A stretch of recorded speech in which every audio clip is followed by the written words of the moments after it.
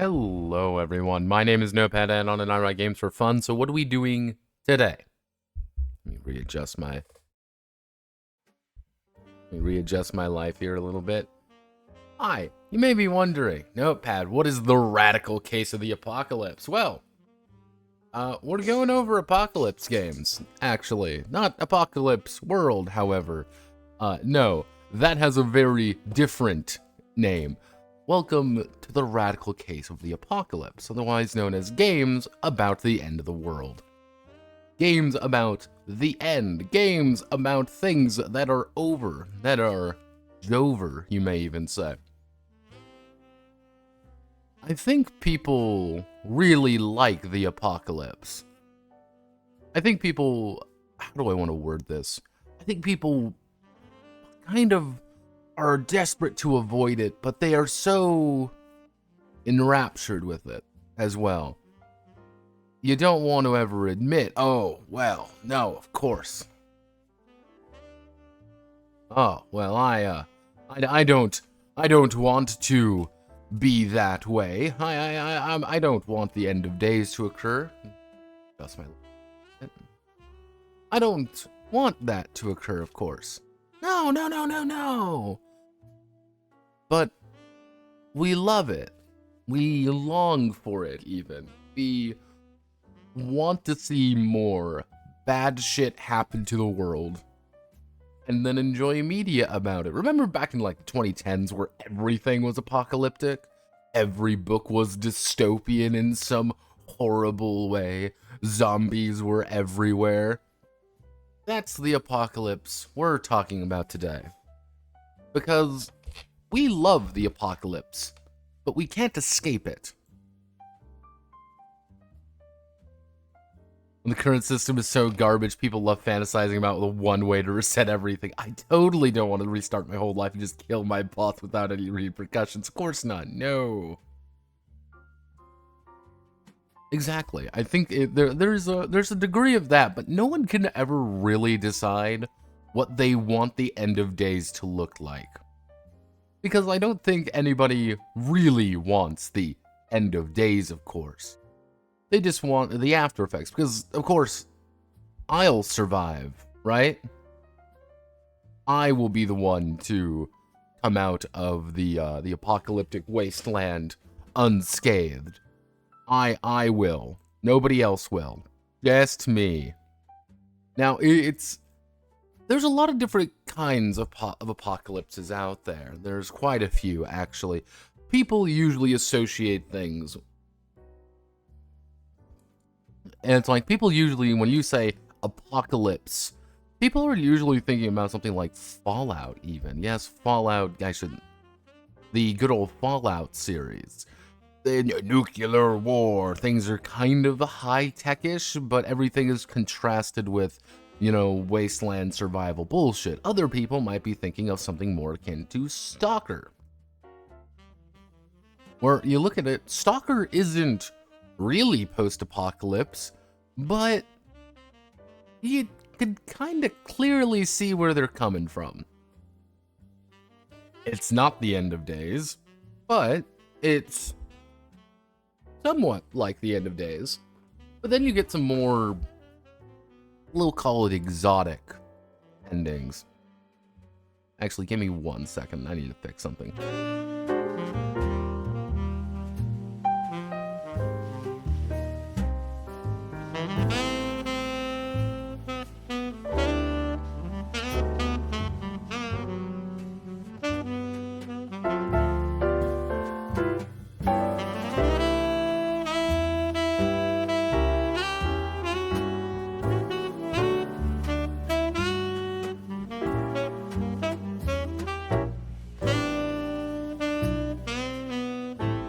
Alright, phone was slightly broken, so I need to fix it. But yes, there's a couple different varieties of apocalypses out there, because, again, nuclear Armageddon is probably the one that everyone knows, but you do have more environmental ones. Welcome to things like Waterworld, for example. Waterworld is incredibly apocalyptic. Everything is on the ocean and everyone is suffering.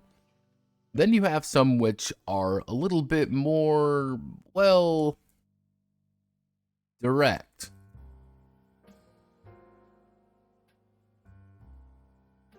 You get some apocalypses that are against something. It's the end of days. Oh no, it's the end of days, everybody. However, it's because giant death robots are here and they've taken over everything and reduced us to ash. We're fighting for survival.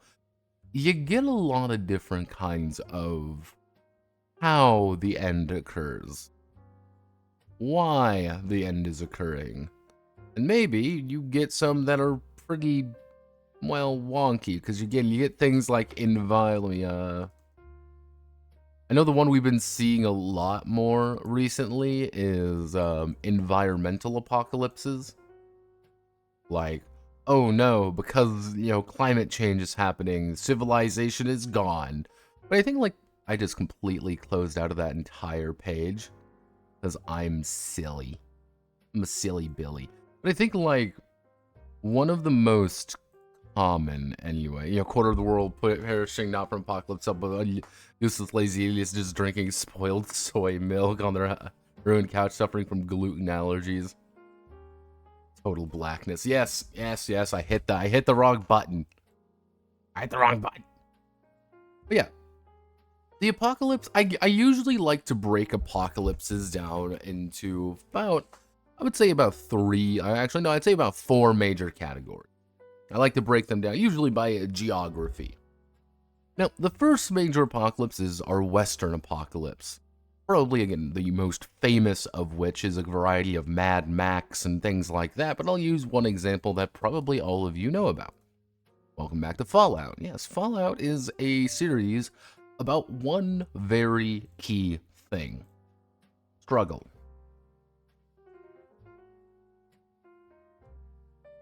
It's kind of the idea of a lot of Western apocalypse. Apocalypse is focusing out, this away, US, Europe, Australia even. A lot of those are about struggle. It's the struggle for the future. It's the struggle between different groups. It's the struggle of how do we survive this. Because you look at things such as Fallout 3. Fallout 3 is fundamentally the struggle between the Brotherhood of Steel, Alliance Pride, and you also have the struggle between the Enclave. Who is going to control the water of life? And it's up to you to determine who gets to survive that. Who succeeds. And the struggle is about the future. Fundamentally speaking, it is about the future. How do you survive in a future where who survives, who lives, who dies, who anything? Fallout, the original world, original Fallout is all about the struggle of you trying to protect your people, your vaults, and all of the wacky shit that kind of evolves from there. Fallout 4, the most recent relevant one, is all about, unsurprisingly, the struggle between four factions all vying for supremacy. Fallout New Vegas. Can you tell me what Fallout New Vegas is about? Yes, that's correct. The struggle to determine the future of New Vegas.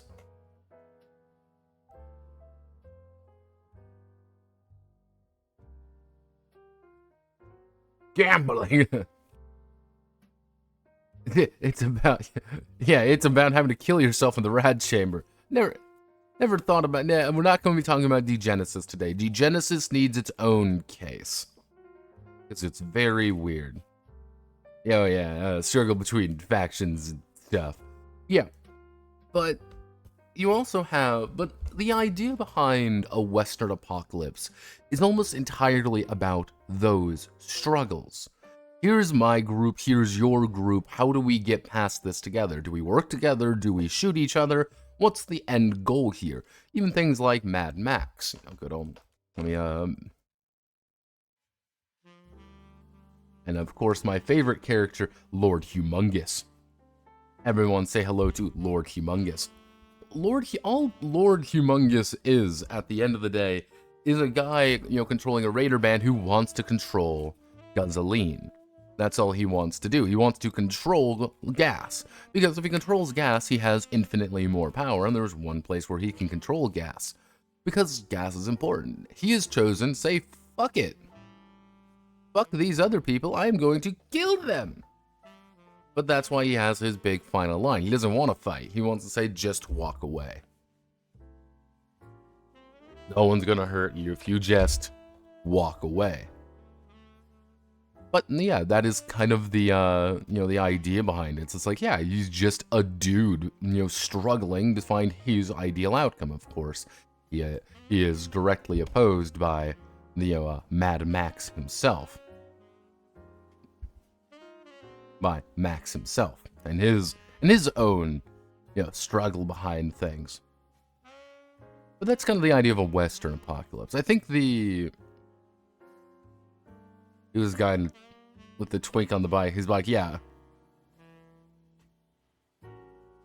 Then we have what I like to refer to as is a Slavic apocalypse. Slavic apocalypses are about one key word, one little thing. It's about hope. Yes, baby, it's about hope, not struggle. Because the entire idea of all of these very Slavic apocalypses, let's bring up one of my Metro 2033. This is, I'm just going to use Metro 23 as a, I'm going to use this one as an example because I feel that it's very appropriate. This is Artyom from the Metro series. I got my issue with the books, but I can explain that in greater detail at a later time. One of the ideas, though, is every single person in the Metro has either completely given up, or they are trying their best to maintain hope. That's kind of the interesting part. He is trying his best to keep fighting forward, because he has to maintain hope. It is the hope for the future. It is the hope that things are going to get better. It is the hope. And that's just Russia in real life, effectively. It's very much like a lot of apocalypses you notice from Slavic countries are very reminiscent of the current situation, especially Metro. Because you get like one of the bigger things here is every character in Metro who gives up, who has lost hope, is either a villain or somebody who is not important, because that's what happens. You give up, you sit down and you say, it's hopeless, and then you stop doing anything. You lose, you die. And that's one of the things when it comes to like Artyom and the way he fights onwards. He has plenty of times to give up and just say, I don't want to fucking deal with it anymore, but he doesn't. He fights forward, he bites and he gnashes and he does his best. But it's a very common thing to give up, and you want to give up. That's kind of the problem with these. Like, you're not really fighting along ideological bounds, you're not struggling for your community or struggling for anything in that. It is... Yeah, it's kind of like that Russian Simpsons cartoon intro that one artist did, the loss of hope. Yeah. It is, you keep biting and gnashing, trying to find a better way, and the world wants to drag you down. That's the apocalypse. The apocalypse isn't, well, I've got my group, and I want to fight your group, because your group is evil and believes in, raiders, psychos versus, it's psychos versus, fascists or whatever. It is, however, a little bit more grim in some aspects, because you can see some that people have just given up completely. Especially in Metro, where you have characters who just sacrifice and don't care anymore because they've lost. It's like, well, we're all gonna die. Who cares? Ha ha ha, hee hee hee. And some of the characters who do, when they realize they are, out of hope, do something very rash. Spoiler warning for 2023, by the way. Actually, for Metro Last Light.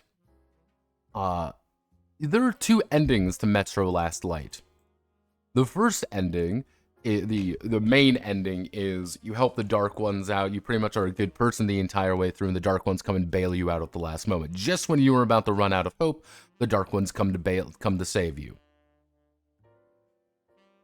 But if you don't do that, Artyom is shot. He is bleeding out. You've lost D6. You've lost the... your foundation. You've fought to the last man. You've killed a countless number of Reds. And you claw your way forward, and you hit a button, and that detonates the entirety of the base. Nobody gets anything, everybody dies, but in your last moment, you pretty much maintain hope for the future. Hit that button, you die, but they don't have access to the chemical weapons. Hierarchy and collectivism also are always weirdly important in Slav fiction. It's kind of like, you can always talk a little bit more about, well, mostly with Slavic fiction, there is some idea of like Soviet nostalgia and things like that, but I think it's kind of the idea of like, well, this doesn't work anymore. We need to try something new. It's not working anymore. What do we do? It's not working anymore. What do we do? And it's just that repeating cycle. And that's why you usually see, like, Metro actually has some of the most fascinating groups in the actual, it's kind of deep lore, but you have things like Satanists trying to dig a hole to hell.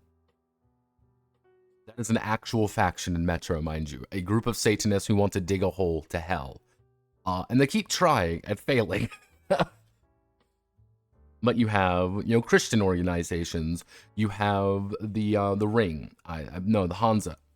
You have the Hansa, which are literally just traitors who control the ring who literally just control the ring of the Metro. Then you have people like the Red Line, who are trying to LARP as communists. You have literal actual fascism. Because literal actual fascists exist. And then you have people like the Rangers, who are like, we are doing our damnedest to keep this entire thing going, and it's a lot harder than you think. But then you get things like Stalker. Again, Stalker really, like, it's hard to say, like, Stalker is a full-on apocalypse, because it's really not. That's a lot of the same idea, because Stalker also, you see this a lot with Stalker. It's the idea of the characters who have given up are the ones who don't venture deeper. They're the really safe guys. They're your basic stalkers, and you realize they don't have a hope for much in the future. They kind of just sit there and wait and, you know, have fun and enjoy life and play guitar. You get the bandits who literally do nothing outside rob and kill people. Like, that's all they do. They just rob and kill people. They have no deeper... They have no deeper idea of what they want to do. But then you get characters, you get factions like Monolith. What is, well, you know, Monolith are people who have been absorbed effectively by the sea consciousness. Fun fact, the sea consciousness is the main antagonist of the first game. You get people like them who have effectively completely given up. They have been indoctrinated by, you know, by the effectively the zone itself, and are fighting tooth and nail to kill everybody because they're all fucking insane. But I think that kind of summarizes a lot of the Slavic apocalypse. That's, we need to keep hope, because the millisecond we stop losing it, it's over. Like, it's we are going to die. We are not going to have a good time. We've lost before we began. Doesn't matter whatever happens, but you've lost it. Like, you lose. However, this does bring me to the Eastern apocalypses. Now, I talk about Eastern apocalypses different from, like, Slavic apocalypses, because there's kind of a different vibe to it. But a strict Eastern, like, I'm talking like Chinese and Japanese mostly, because nobody else really makes much out there, to be honest, when it comes to apocalypse fiction. You get things like one of my personal favorites, Girl's Last Tour. Girl's Last Tour is fundamentally a story about two girls in I wouldn't even call it a half track, really, trying their best to get to the top of a very weird city. Nobody knows really what happened. It's never elaborated on. They never talk about the war that occurred and why no one's there. They do meet other characters, but there's one big thing that happens here. It already happened. That's kind of thing. It's entropy kind of thing. Like, things are coming to an end. The entire story is either ending and we're just kind of seeing the after effects of it, or we are winding down this tale to a final conclusion. Girl's Last Tour is kind of the what I would like to kind of say is like the quintessential version of this, because the two girls, as they climb up the city, and they meet characters, they meet people, but you're slowly getting the sense of things are getting worse. And they never fight anything. They never shoot anybody. They don't engage in combat. They don't fight mutants or whatever. They don't throw grenades and hurt people, or they don't deal with factions or allegiances. They just deal with themselves. And all leading to that final moment. It's very quiet. Less time is better than being a wage slave. It is very quiet.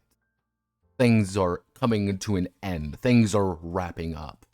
And it's not necessarily a bad thing. That's one thing a lot of these I've noticed over the years. What I notice a lot is it's not a bad thing. It's just the natural thing. Things are coming to a close now. People are fighting against it, but it's kind of that inevitability. It's entropy.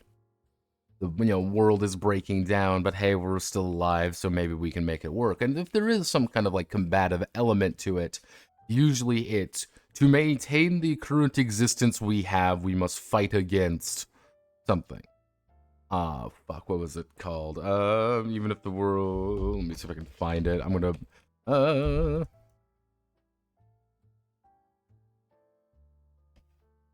Yeah, this one. This is, even if the world is over, it's fun to live. Quite literally, it's just about, 2 girls and their giant ferret monster. I don't know how I would refer to it, yeah, Yakone. As they try to navigate a city that is overrun with a very evil fog. That turns things into monsters and spawns monsters. They know there's no way to fix it. That's not the point, really. They don't want to fix it. They just kind of want to survive it. They want to live. They want to say, hey, we're going to make it out of here alive, and there's nothing wrong with that. And it's kind of the current arc's been kind of weird, but that's kind of the vibe behind it. It's much, we don't really care about the grander future. We care about because our civilization is is somewhat threatened by it.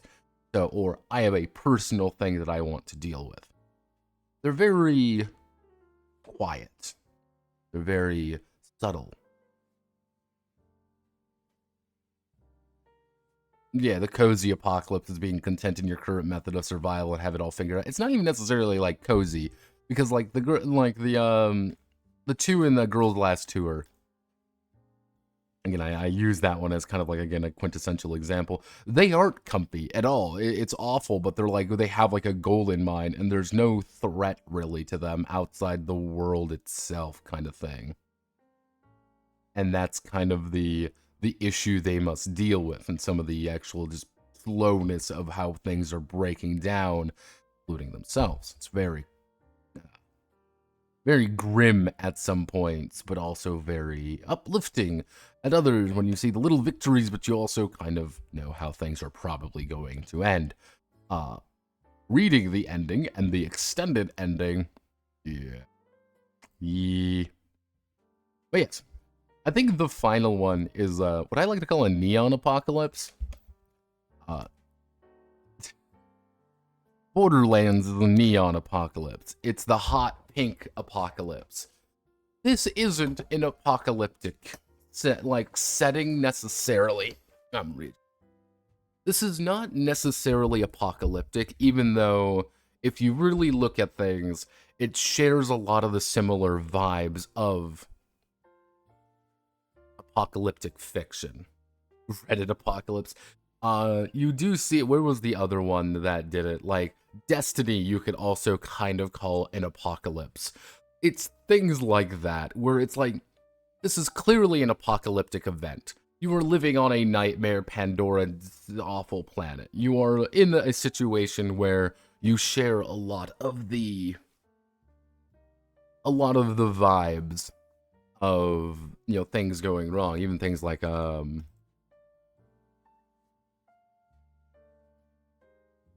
Rage 2, and be like, oh, well, it's just a specific planet. This is an apocalypse story.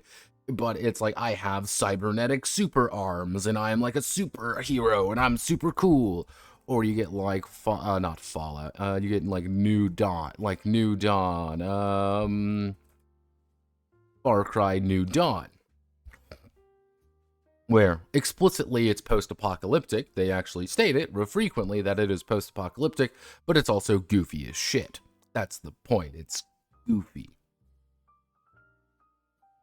It's a little silly at points. It's as apocalyptic as Portland right now. There's civilization thriving everywhere, except in the places that aren't there. You just have to be stubborn and assholes refusing to move somewhere else. Yeah, it's kind of the idea of, not necessarily like, oh, there's civilization elsewhere. No, it's the idea kind of that it's like everything is goofy as shit. And like it's like because we have nuclear, because we've been nuked into oblivion, we have superpowers. And everything is ridiculous and like really overblown and goofy. You could say that Fallout has it, but Fallout explains a lot of its kind of more goofy elements. Then you get things like Far Cry, which is like, oh, 30 years in the future and you're a cybernetic Superman. I'm like, I don't think that's how that works. Damn, Bulletstorm was a game, I tell you. Yeah, that's kind of my explanation of apocalypses. But today we're going to be going over a few different games. And those few different games are all uniquely... I'm not going to call them...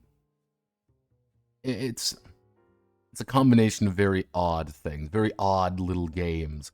But you don't come here for normal things. So there's going to be We Are Abandoned. We Are Abandoned is going to be a little bit unique for a variety of reasons. We're going to be going over RADZ, Apocalypse with Attitude. I will be going over Monsterpunk. Yes, for the first and only time someone will go over Monsterpunk, and it's really tiny ass fucking font. And we're going to be going over High Plains Samurai, which I get to get mad about. And then we get to go over... Come on, load. Apocalyptia. Which all of these are... I always say this, but all of these are interesting in their own ways for a variety of strangeness. So... I will ask you all of you here, all 10 of you. What are we seeing? What are we feeling like? What are we vibing with? Because again, let's go over, We Are Abandoned. RADZ, Apocalypse with Attitude. Also, this is 88 pages. It says 51, it's not 51 pages. We've got Monsterpunk, probably the most odd of naming schemes. We've got High Plains Samurai and Apocalyptia. What are we feeling? I'm seeing a Monsterpunk. I'm seeing RADZ. We got one for Monsterpunk and one for RADZ. What are we seeing here, folks? What are we feeling? What are we feeling in our hearts? Our heart of hearts. While you answer that, I am going to turn on my air because it is very hot.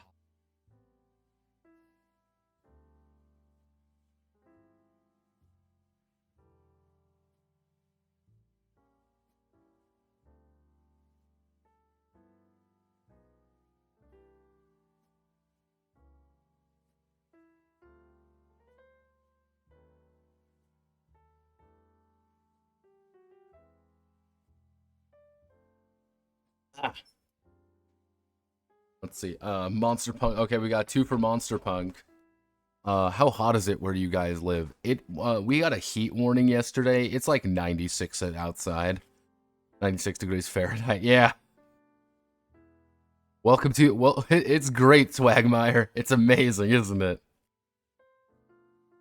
I'm getting 1 for Apocalyptia. Okay, we've got 2 Monsterpunks, 1 Rad, and an Apocalyptia.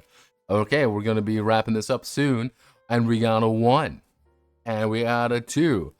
And we got a 3. We got a 4. And we got a 5. Yep, okay, we're going to be doing Monsterpunk first. Okie dokie then. Let's talk about Monsterpunk. Okay, so... What is Monsterpunk? God damn it, go away. It's instinctually trying to get me to go over RADZ. What is Monsterpunk? Well, that's a very confusing question to ask. So, when I say by very tiny font, this is the foreword, and yes, every single piece of font in the game is actually this size. This is an 8.5 by 11 book.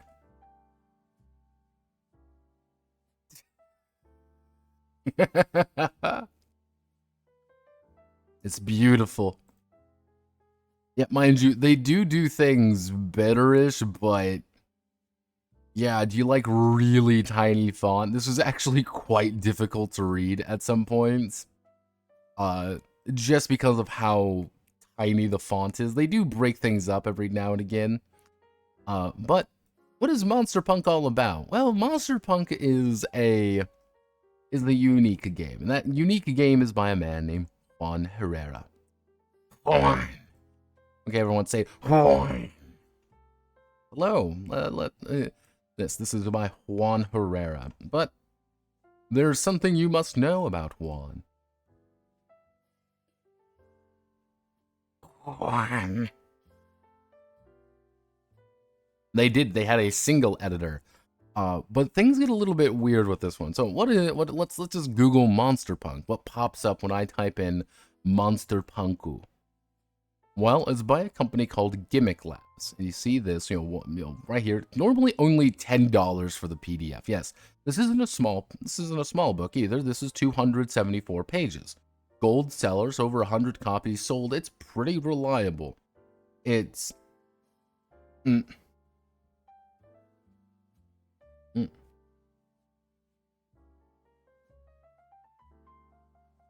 There's quite a few different ideas and beliefs here.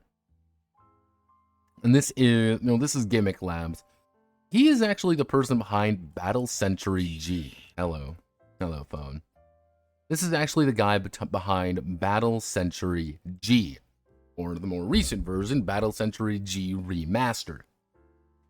This is a game I've actually been meaning to go over for quite a while at this point, and it didn't quite occur to me that it was the same guy.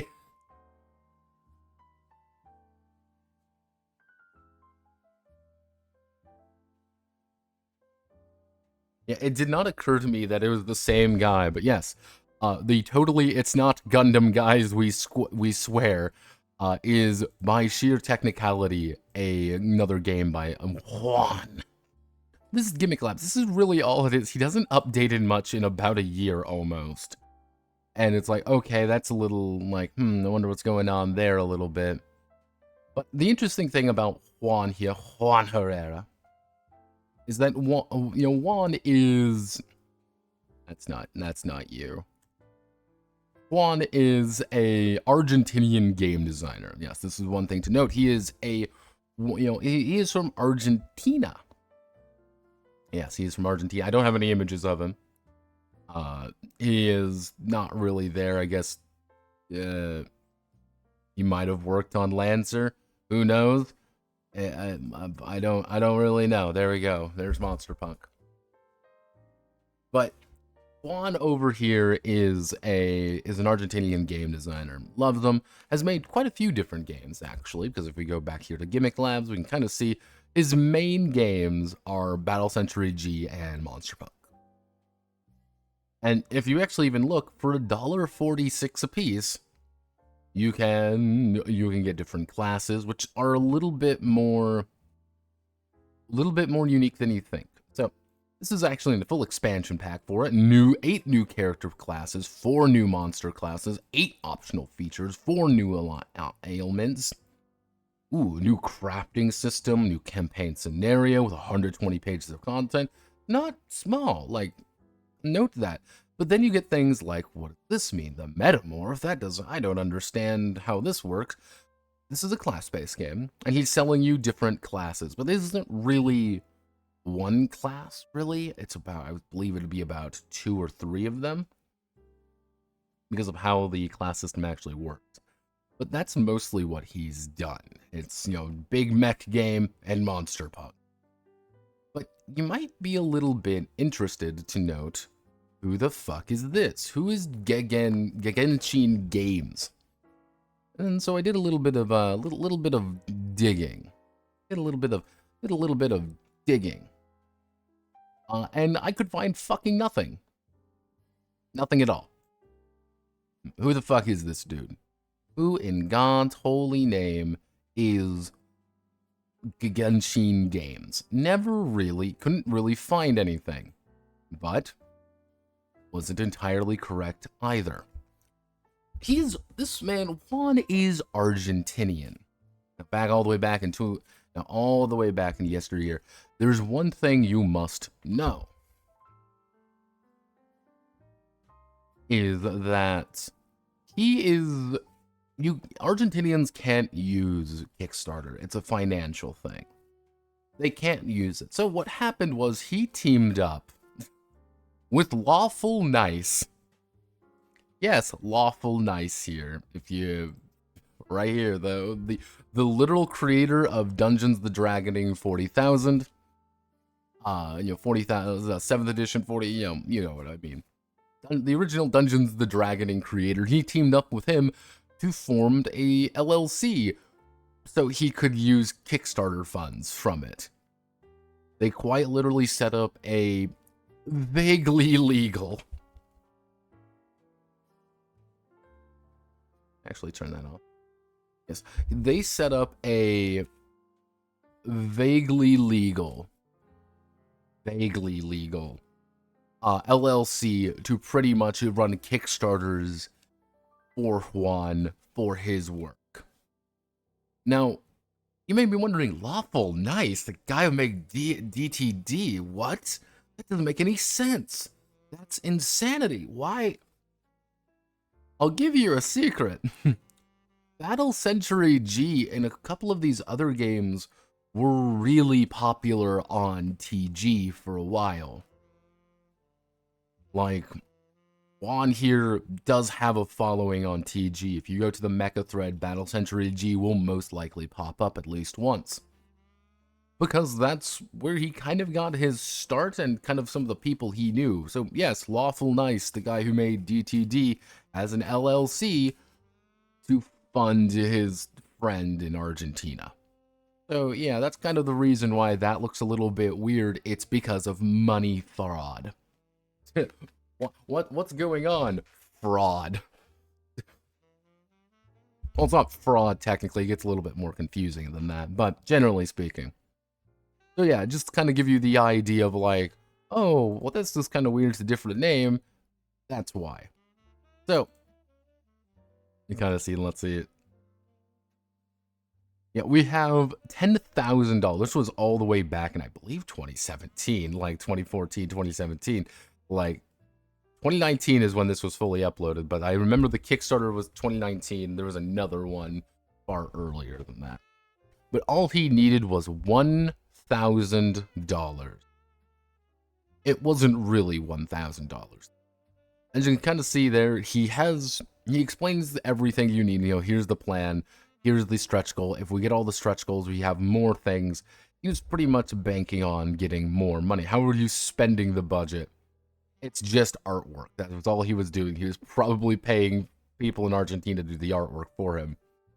You know, how does these work? How does this work? Very run-of-the-mill Kickstarter. The highest one that I saw, that I always like looking at these, were like 8 people put in a bunch of example PCs. That was pretty much it. There was nothing overtly scummy about it. That's kind of one of the funny things about it. There's nothing weird or wacky about it.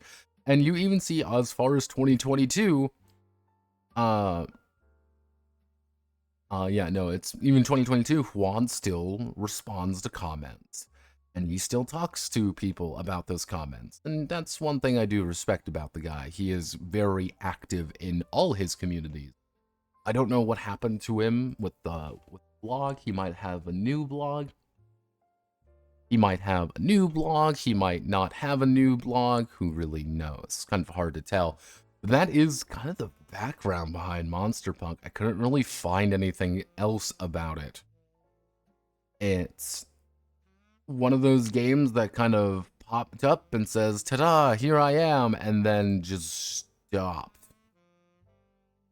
You know, everything here is on, this is itch.io, kind of the same deal. You could still buy everything if you want. It's actually cheaper here a little bit. Actually, no, it wouldn't be cheaper, but you get what I mean.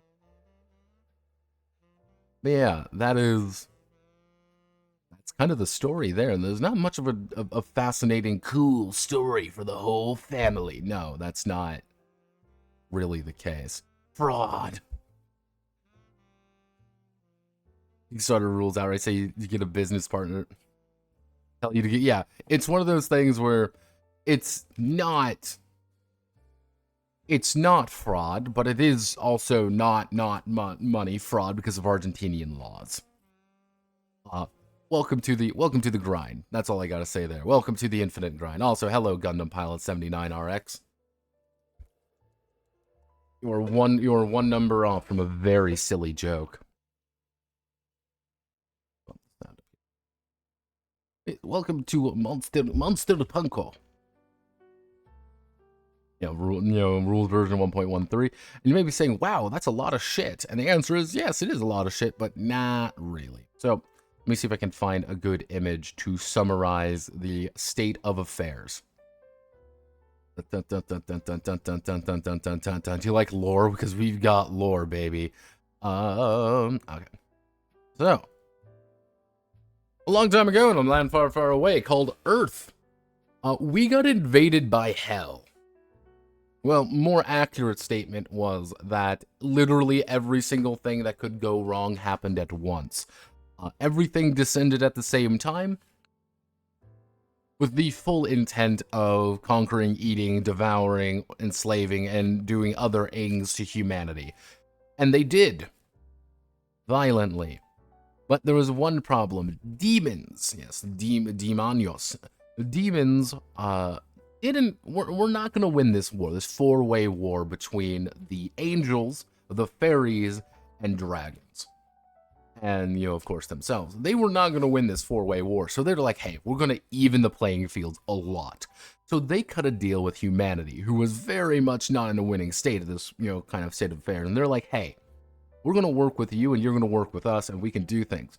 But the problem was, this led to a situation where humanity and demons became a lot more than the sum of their parts. They became the first pact masters, pact binders. I can't remember the full fucking name for them. They became the first people to really get understand pacts. To really get a pact. To understand pacts.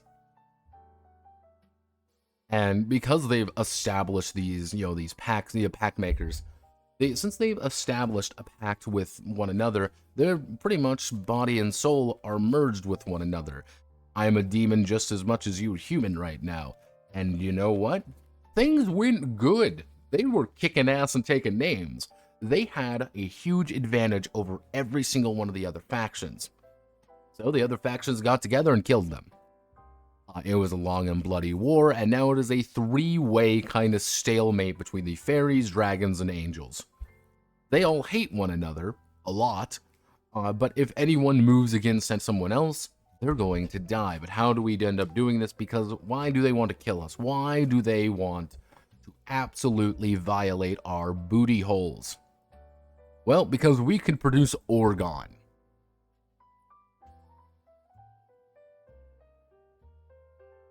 Is it me or some stream sometimes suddenly stops for no reason?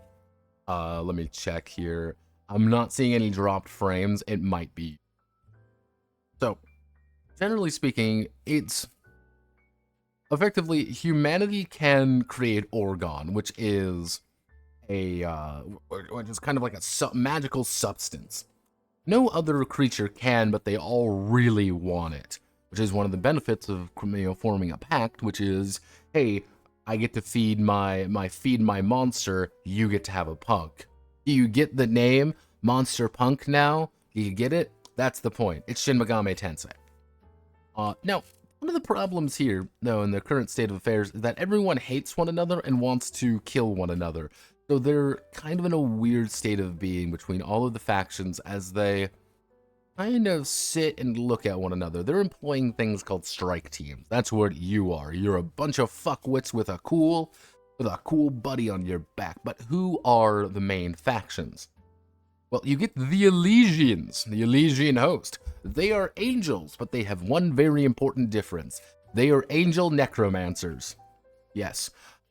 Pretty much their entire thing is that glory and battle and death are all the same shit, and that's what you want to do. When you are an Elysian, you grow up, you go 110%, you die heroically on the field, and then they raise you from the dead as a ghost knight. And you keep fighting. Because necromancy is not a, taboo subject. No, it's very well established. Literally, the angels use necromancers and liches and shit actively, because that's how they fuel themselves. But there's a problem with the Elysians. They can't support themselves. Their economy is entirely reliant on raiding, and there's going to hit a point where, hey, turns out if we just keep attacking people, we're going to all starve to death. So they're kind of in a bad place where they're like, well, we don't really want to cross the line of being bad. However, we also completely understand that there's going to come a point where we're going to have to cross the line. This leads to the fairies, the Arcadians. Arcadians are fairies. They have pretty much master and command of the elements and everything like that. They are by far one of the most technologically adapted, people. They have, taken human arcologies, and they've done their best to create their own little thing. They can create anything they want with the weather, or they can do anything they can, or expand territory, and they have teleportation rings and all these things. There's one problem with the Arcadians. They're ruled by a council of fairies.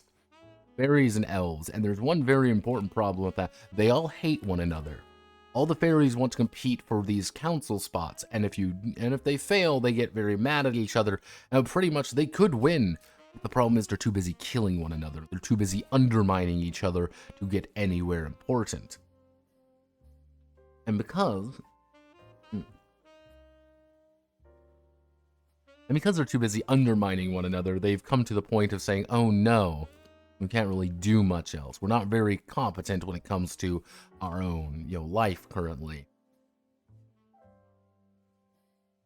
The Gaians, they have the largest amount of territory and are effectively monsters. And I mean that in the most literal sense. Dragons rule, and all the other monsters that you could kind of think about, avians, beastmen, all that kind of shit, also belong to these guys. They're very primal, they're very feral, and they hold humanity in complete contempt. They don't really give a shit about them. To them, we are insects. We are simply part of an ecosystem where they are on top and we are on bottom.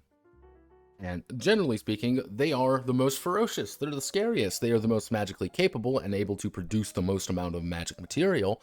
They're just really far behind technologically because they don't think guns are real. That's kind of the issue with them. Now, this is a hive mind arcology because humanity isn't dead. Far from it. We've instead adapted. The hive minds are one of the smallest major factions. However, pretty much everyone is connected to the neural network, and everyone's working together to do their best. The problem being is that if you try to, say, go against the grain, you're usually going to be imprisoned or worse. I love humanity. Then you have the Brotherhood, the Magnesian Brotherhood. Picture a batch of raiding bastards who've done nothing more than want to kill everybody and eat their corpses. Except most of them are half demons. Yes, they are demon worshippers. They are the ones of the old empire.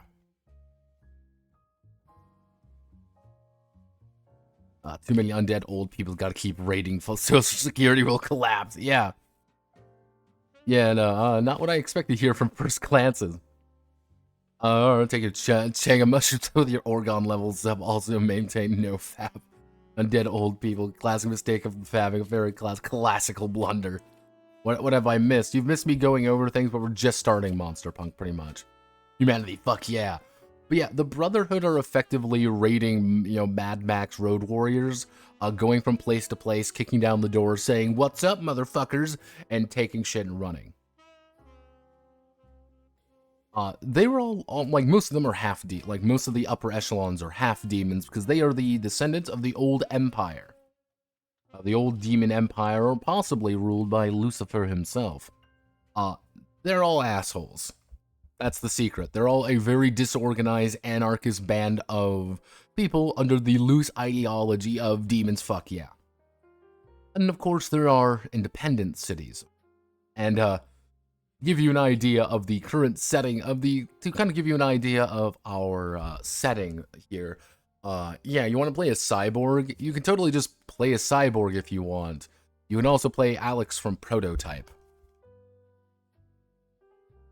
So, yeah, there's quite a bit here, and monsters are very real, and they really hate you. I wonder if I can find some, mind you, this is literally just lore.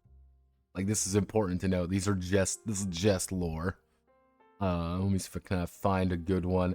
Yeah, like, this is a very possible character type that can look like where you're just in a freak abomination of God.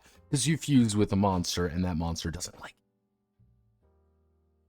But yeah, no, to give you an idea on the table of contents here, the first about 40 pages are quite literally just explaining to you the setting.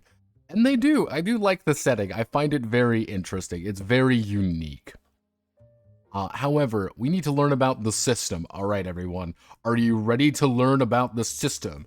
Okay, grab your D10, because this is a D10 game. Let me grab my D10. All right, you want to do something. Rolling this. Roll a 5. You got a success with a twist.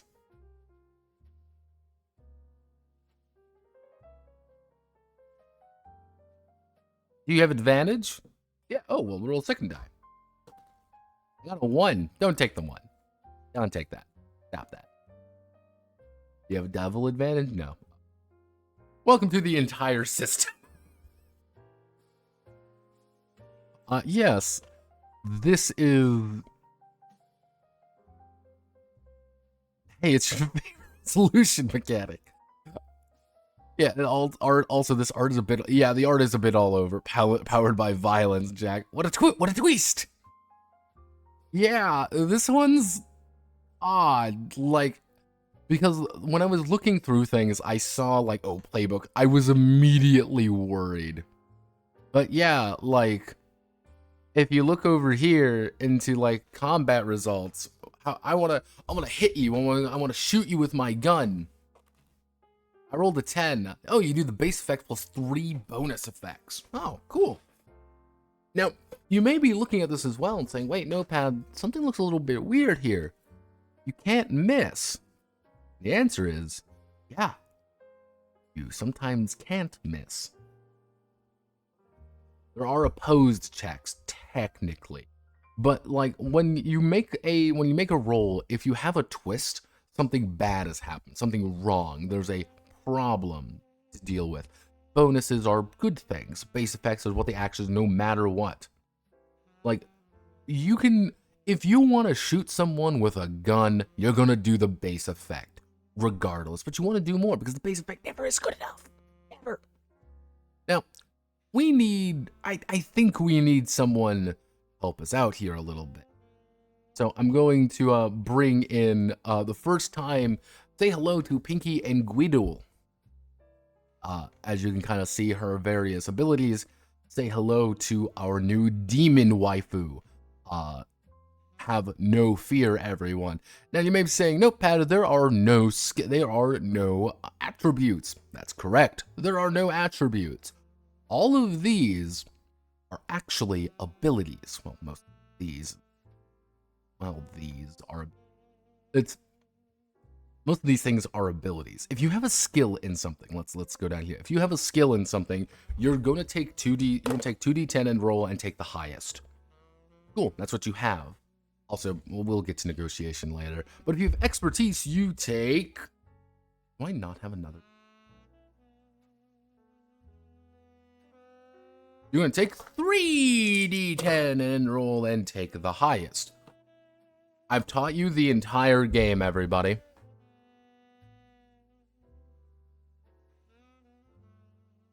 Are you happy? I've taught you the entire game right now. That's all you really need to know. But... Not entirely true, but you kind of see what the idea of like twists are. You lose health, you're losing humanity, you're losing wealth, you lose items, things like that. But if you get a bonus, you recover grit, you recover humanity, things go right for you. Things are good, and you want to know what they say? Swing it. Whatever feels appropriate. Oh, cool. Now, there is an interesting idea when it comes to advantage and disadvantage. You may be like, wow, that's kind of boring. Effectively, what advantage and disadvantage does is, for every advantage, you're going to take an extra die. For every disadvantage, you're going to remove one, but then start adding them back and taking the lowest.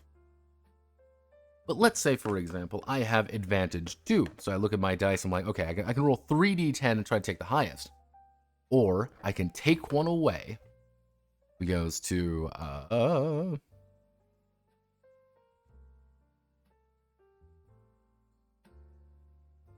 yeah, it's like, oh, okay, so instead of rolling 3 dice, I'm gonna roll 2, but I get a +1. So I roll, and I say, okay, hey, I got a 6 and a 1. I can take that 6 and make it a 7 now, because I traded out 1, which is a better result. Cool. Neat. That's all you need to know. Anything you really need to know, that's it. I've kind of taught you everything you need to know. Most skill tests are pretty simple. If you're trying to do something without a skill, you're actually taking a lot of disadvantages.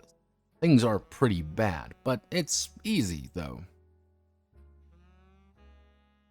But if you're trying to make extended tests, they take a little bit of time to do. That's pretty much it. Even money is technically just making a wealth test. You're not really having money, per se, because everyone's poor. Including a list of twists is a lot more than some of these games do. Yeah. I'm not opposed to the system. I'm not opposed to it. There's some things I'm not like super on board with, but I kind of understand why they're there. But yeah, no, it's like, generally speaking, what you're trying to get across is very simple. Hey, you want to do a group test? You're trying to build something, for example. Hey, I got 3 die. I got a 6, so that means we get 1 + 1 progress. Okay, how much do you have? Well, I rolled a 4. Oh man, I don't have anything. So what do you end up with?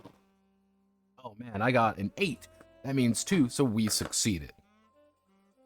Oh, cool. Like we've done it already. That's really what group tests are. Or hey, things go really wrong and you get twists, or you get bad, you get bad progresses or things like that. It happens. It's human. Generally speaking, grit is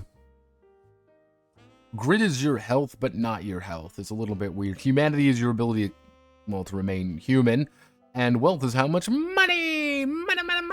They actually have a note about the idea that you don't have a lot of money. You never will have a lot of money. Grit is the best. Kind of summarize the idea is health is your ability to keep up. Grit is the actual damage to your physical body. I've been cut with a sword. Owie zowie, my hit points are going down. My arm is broken. That's grit damage. That's kind of the difference between them. Yeah, but generally speaking, you have the idea of a locked and unlocked item. Locked and volatile, they're technically called.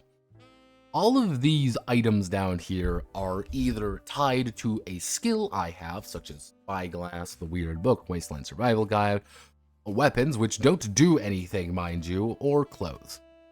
Now, all of these don't do anything, but they're also locked.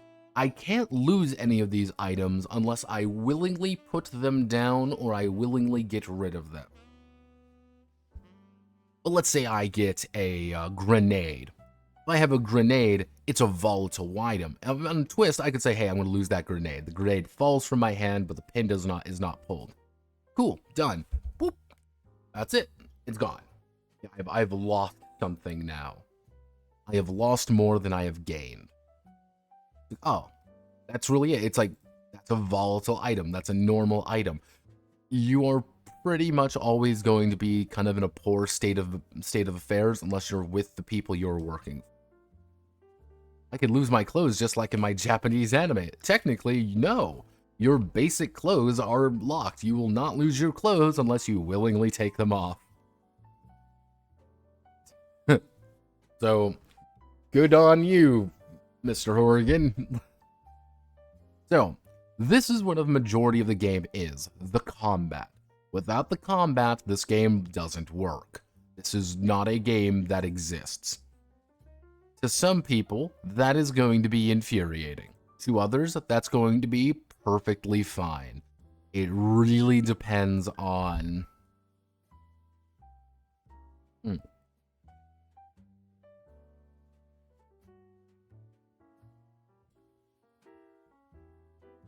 Like,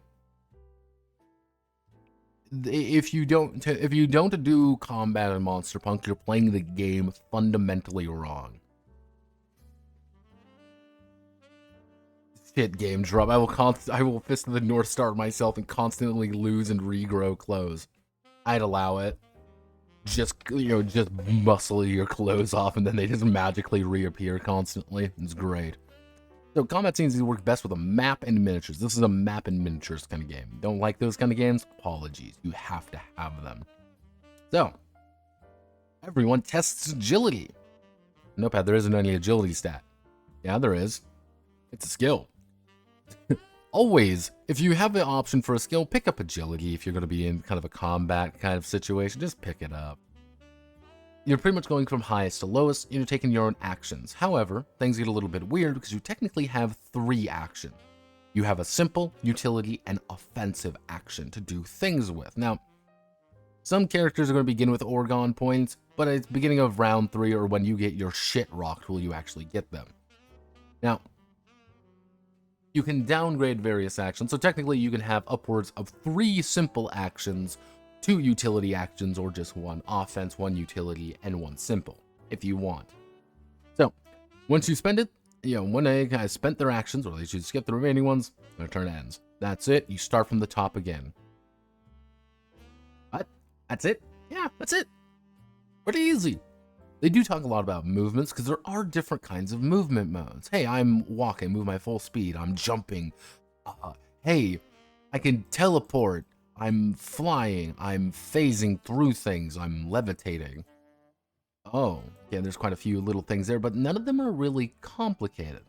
Like phasing. Phasing ignores difficult terrain, characters, and cover, though you can't see what's on the other side, at the cost of 1 movement point per meter. What's a meter? A meter's 1 square. Each square is 1 meter. And the move in the middle of a wall or space occupied by a enemy, you are ejected back the way you came from. Return to the unoccupied space and take 1 damage for each meter pushed back this way. So if you try to phase through a wall and there's a wall at the other side of it that you can't get through fully, you might take a shit ton of damage. Because damage hurts. Damage is pain. Don't take damage. You don't have a lot of health. What classification does the Fist of the North Star fall under? I'd still say it's Eastern. Because everyone's kind of adapted to the way of life. It's literally just because Roja wants to change the balance. That's kind of the idea. You a shock. You what shock? But yeah, no, it's that's kind of the idea behind it. It's just like, yeah, because one guy wants to change the nature of the fight where things are changing. So you can fly. Nothing's really complicated. There's just a lot of stuff, which is going to be a reoccurring theme. It's, hey, what's the terrain look like? If you're in difficult terrain, it's 2 movement points. How much movement do you think you have? Now, a predator is supposed to be relatively fast. I have 4 movements. To kind of give you an idea of the amount of movement you have. But there's also a lot of move tech. These are your abilities. You can move very quickly. You can flash step. You can do things to get to where you need to go. Is there extreme terrain? Well, this is pretty lethal, and you don't want to be there because if you do, you will die. Cover. Effectively, if you are in cover, you can't get affected by various AoE effects, which are very potent. However, if you try to, put up, various, generally speak, I hate to break it to you all, but you want to end a turn behind cover because cover is good. But yeah, there's a lot of things to say, hey,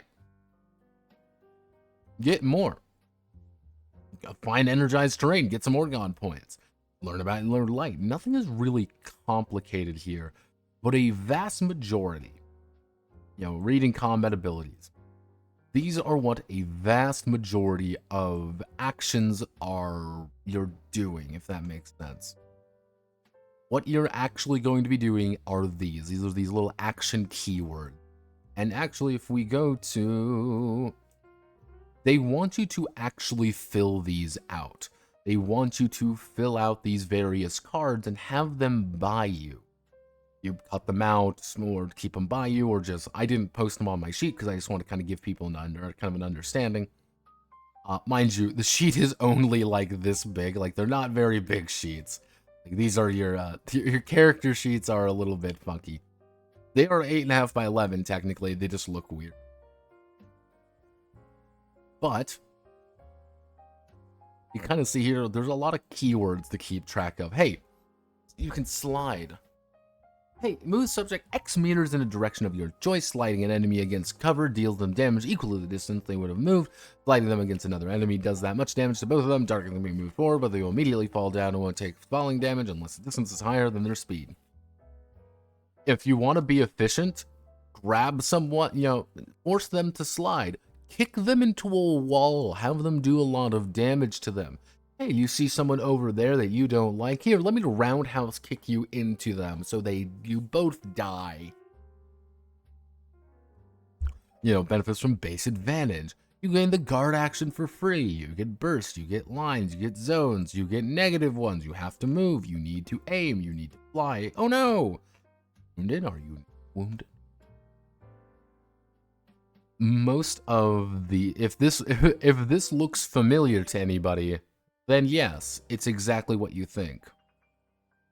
These do have a little bit... these do share some similarities to other tactics, quote-unquote, games. And if you've played any of those kind of tactics games before, you kind of know how this works. What's a line? What's a burst? What's that? They do say, oh, you can use a hex grid for it. Don't use a hex grid for it. Just don't. Don't do it. Don't hurt yourself this way. But yeah, it's like, how does cover work? Cover is either going to be half or full cover. And it is not damage reduction. It is instead disadvantage to hit. So it's like, hey, this guy is in half cover. He's in full cover. 3 doesn't have any cover, but he's unaware of it. But 4 does have full cover. Generally speaking, you want to get into cover not necessarily for, I want to reduce damage. It's, I don't want to get fucking hit. Because they're following the same rules you are. So say hello to the Succubus Queen. Very interesting tattoo you have there, ma'am. As you can see. Zubas.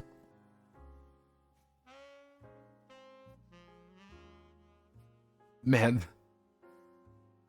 the chibi art looks weird seeing the cut chicken legs. Yeah, the chibi art kind of threw me for a loop as well when I first saw it. And I was like, alright. And there are quite a few different conditions that you can go on to. Like, oh, you're silenced, you're cursed, you're blinded, you're this, you're that, you're this, you're that. And it's like, oh no. Because technically, you can't even tell the HP immediately.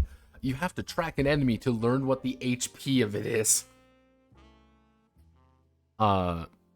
It's like, hey, are you marked? Cool. Hey, are you tracking? If you're tracking, you can learn the HP of enemies. So, yeah, be that guy and just learn all the HPs of enemies. So you're like, oh, yeah, they all have 15 HP or whatever. Then you've got various conditions over here. You got fear, you've got rage. Like, there's a lot of stuff here that's kind of organized a little bit weird, as you can kind of see the layout of this page. This isn't exactly how it would look, but to kind of give you an idea behind it, like, it looks a little bit funky to me anyway, but that's just me.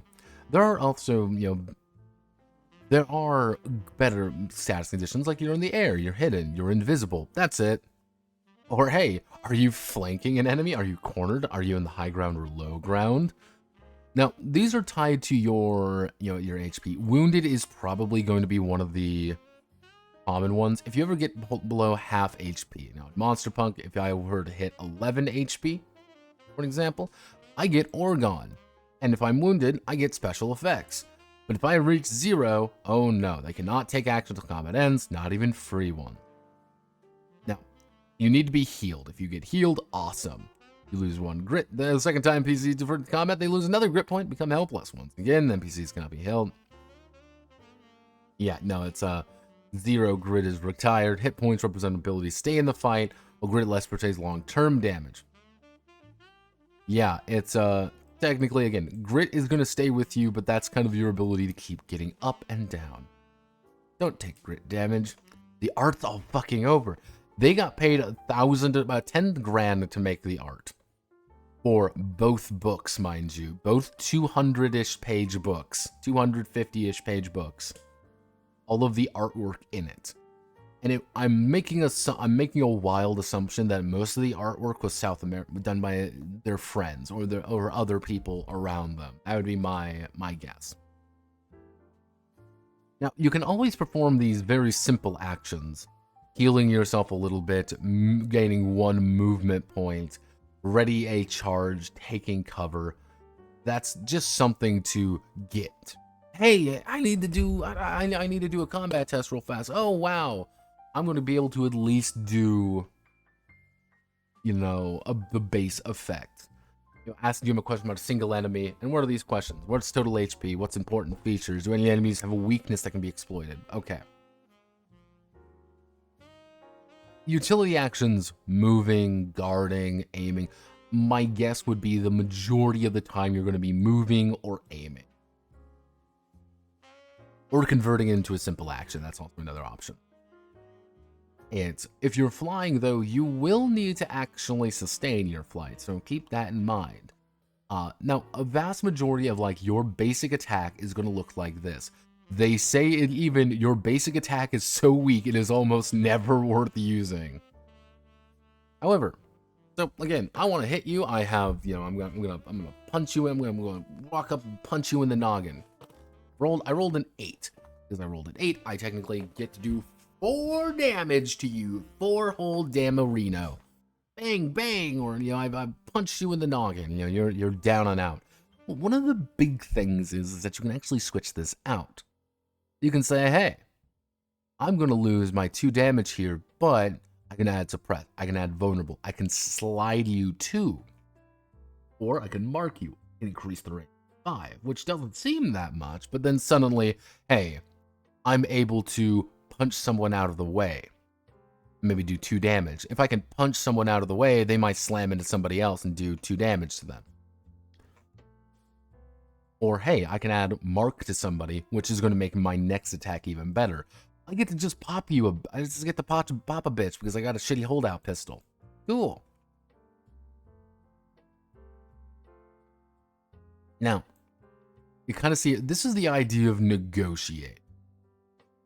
Now, what you need to do is, depending on the negotiation, you're going to be making an attempt to do something. You know, it's like, whatever is the case, you can do 2 damage to someone by trying to negotiate. So, for example, Pinky here is trained in intimidation. That's what she's good at. She's good at intimidating people.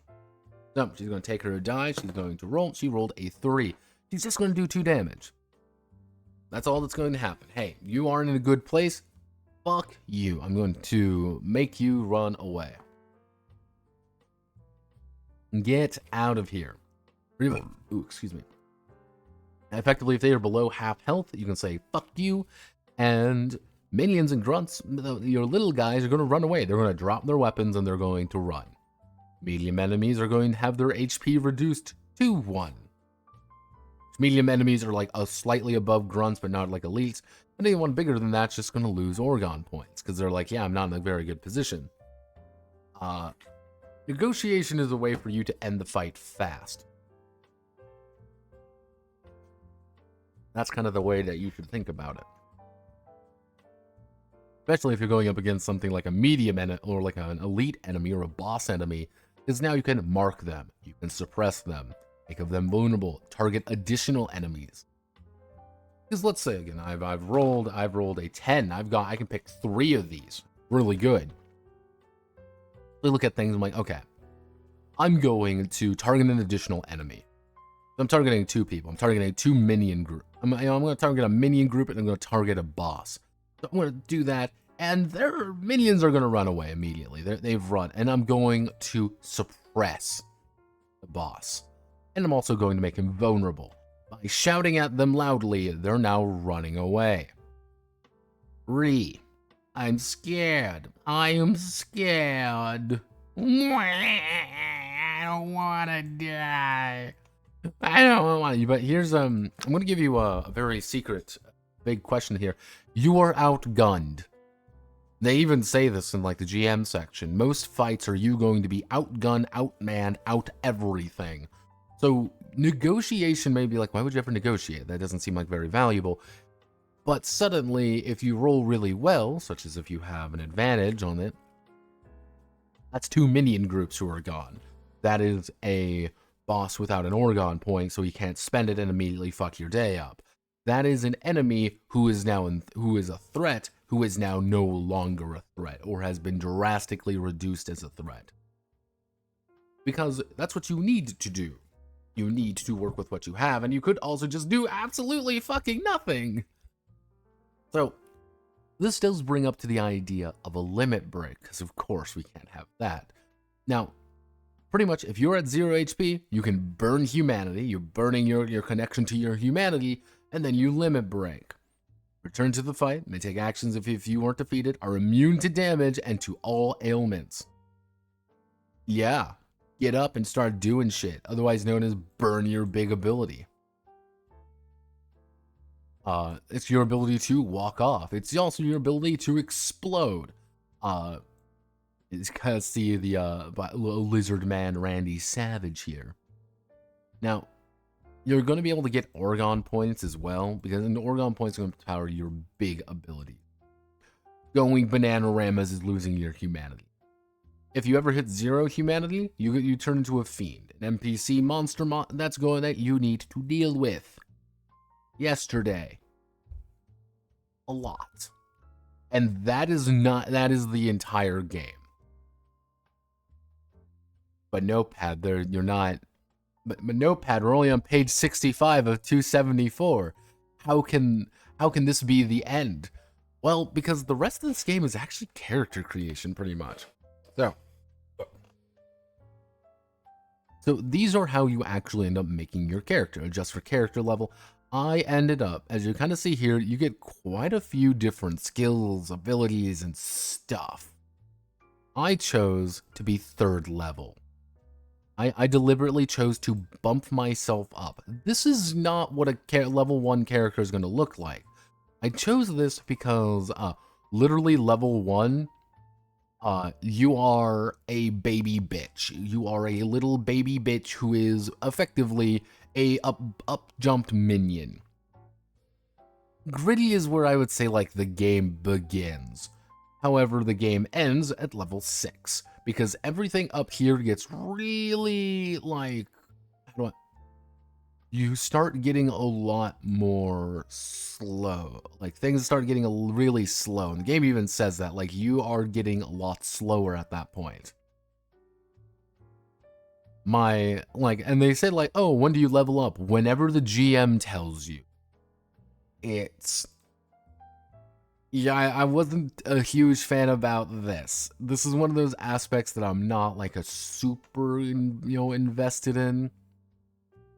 Because it's like, oh, well, you get to start having fun at level 3, because that's when you start getting a lot more toys to play with. But then you're like, oh, well, don't go up to Champion or Messiah, because if you go up to Champion and Messiah, you're just going to start getting more and more, like, too much stuff then. So it's like, oh, okay, that's kind of weird. That's fine. That's cool. So, these are character classes. There are 4 kinds of character classes: hybrids, riders, solos, and summoners. So, these are your class types, but there's a secret. This isn't also it, is you have your roles of assault, control, healers, and tanks.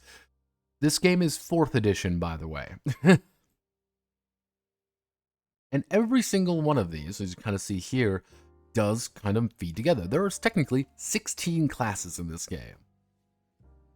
And all of them do something different. So let's just go down to also, these are Oregon points, which allows you to use limit tech.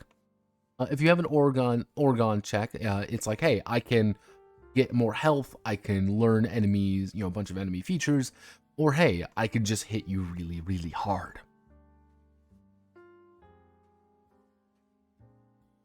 Some things have cooldowns, some things don't. Or, oh, here's some basic and advanced techs or offensive actions, but sometimes they're not offensive actions. It's very odd.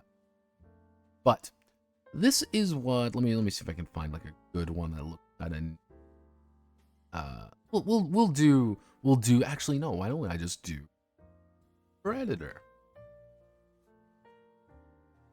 Now, again, to give you an idea, these are all just classes.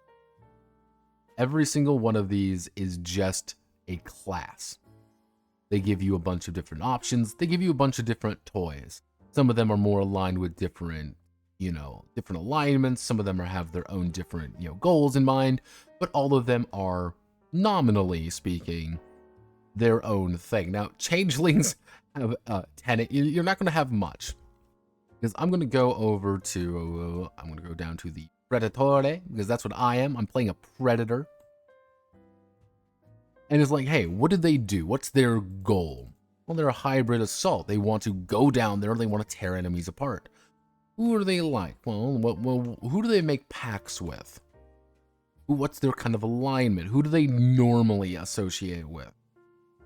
However, what skills do they kind of focus on? And you kind of see here it's Alex from Prototype. You like Alex from Prototype? I like Alex from Prototype. But then you start getting these. Now, this is a level 1 character is going. So, you're going to end up with 1 trick tech, 1 support tech, 1 basic tech, 1 advanced tech, and 1 limit tech. Then you're going to start with a feature. Then your monster, which is very different because that's a completely different category, are going to give you 1 trick, 1 support, 1 basic tech. Now, your monster is also going to give you one of their features. And because you are a half monster, you can't summon or unsummon them, but you can also speak to the monster inside of your head. Now, what does this mean? That means you can't really, fucking Pokeball your friend out. That's very different. That's something you cannot do. However, let's go up to the Mentalist class. Now, what are the solo controls? Augmented with a Neurojack that are, Mentalists are usually curious or want to learn other secrets. It's a magic tech lattice that wraps around the user's brain. Once installed, it can not be removed. Unfortunately, procedure to implant the Neurojack is highly dangerous.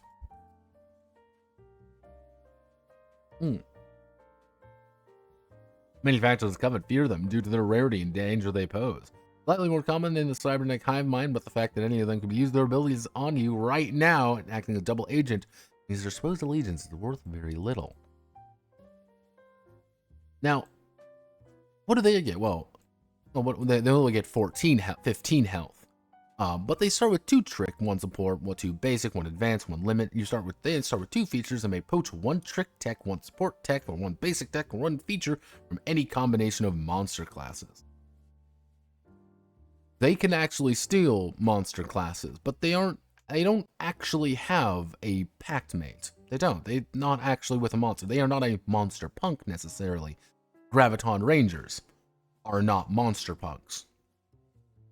They're just guys with tech.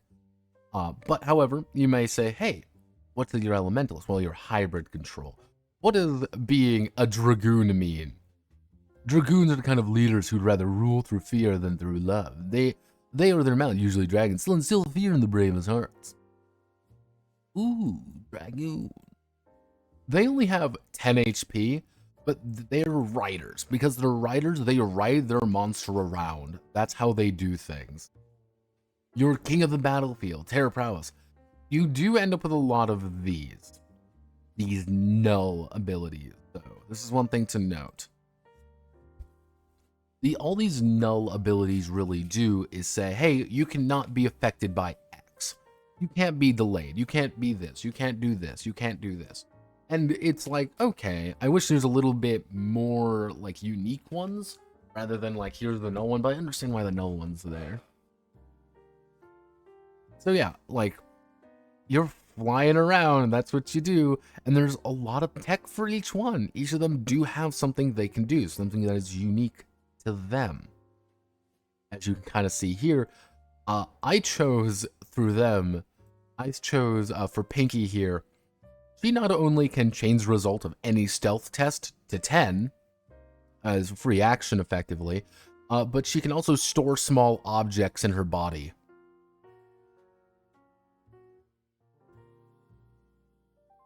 Yeah.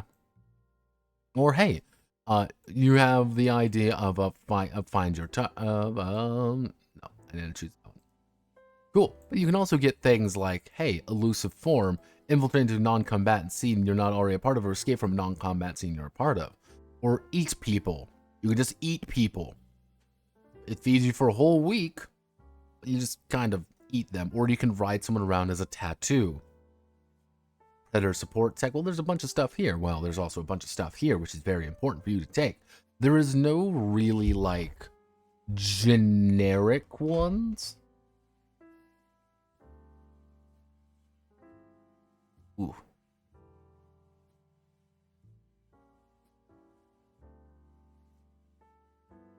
Mm. Mm. There's no, like, generic tech, if that makes sense. It's like basic attack and stuff. So you always want to take stuff from here. So it might say like, wow, this is really overwhelming. Oh my god, there's so many options. I don't know what I'm doing. Oh no! It's like you have 3. What do you mean I have 3? You have 3 support techs that you can pick at and you won't get any more till level 10. And it's like, oh, like you get 3 of these fucker things, and there's 4 of them here. You get how many? You get like 4 fucking basic tech by level 10. Choose which ones you want. You're never going to have an insane number of abilities. You're never going to have an insane number of skills. That's not the point. It's what do I have and how can I use them? As you can kind of see here, which ones did I end up picking? As you can kind of see here, I chose a few options to kind of give people an idea. So, hey, blood in the water. I can track all targets in a burst. I burst out, and suddenly every single enemy around me is tracked. I know their health. I know where they're going. They cannot hide from me. I'm a fucking scary person. That's what I wanted to do with her. And like, she can, her entire thing is finding the problem and hunting it down. That's what she does. Now, but I could have also chosen, hey, in pursuit, attack one combatant that is visible or was visible at some point during combat, then move. For my utility action, I'm saying, you are the person I want to kill, and they're like, oh no.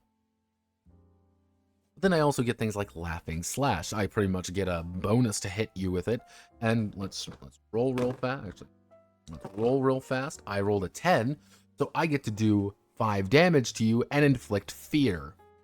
Slash fear. I don't want to die. I don't want to die. I'm a little bitch. I don't want to die. Sorry. That's just a basic ability for you. That's just something that happens, and it's very easy to do a good chunk of damage. Because think about it, 5 damage is a quarter of my health. And 5 damage to somebody with 10 HP is half their health. Damage is very set in this game, but it's not as explosive as you would think it is. Damage never really exceeds anything over about 5 or 6, traditionally. And remember, regardless of if I even roll, I could have rolled a 1 there, and I would have still done 2 damage and inflict fear upon you. Or hey, here's get over here. Damage 1, slice the target up to 6 meters until it is adjacent to you. Where, hey, you can quite literally, I can grab someone from behind cover. If I'm successful, I grab them from cover and just fucking slam them into cover. Or just slam them out of it. being like, hey, you're by me now, and now you're completely out of cover. You're completely in a bad spot because I've found you and I'm hunting you down. Oh, hey, I can target 2 people and start bashing their fucking skulls in. Hey, I'm going to do slide 1. I'm going to hit you and slide you across the map. I'm going to slam you 2 together. But then you get some more advanced stuff, more complicated ideas, more dangerous, such as Hunter's Pounce. Damage 4. If you're by me, I'm going to say, okay, I'm going to do 5. I've jumped on you. I have to move, so I'm going to move up to you. I'm going to smack you in the face. You're slowed now. You're tracked now, and I've done 4 damage to you. But if I rolled a 10 there, that's 4, 6, 8, 10 damage. That is possibly lethal damage. But you're also slowed and tracked, and everything else I could have done anything else I really wanted to. One of the ones is, this is a limit tech. If I get an Orgon, I can do Bloodbath in a burst, which has a possibility of doing 15 damage to everybody around me. Guess which one I took. Yeah, but you can do quite a few different ones. You also end up with, ones that's kind of built different. All I'm saying, raptors are hilarious. Give me 1 second. I have to turn my air off now because it's too cold now. Welcome to my infinite nightmare. It's great.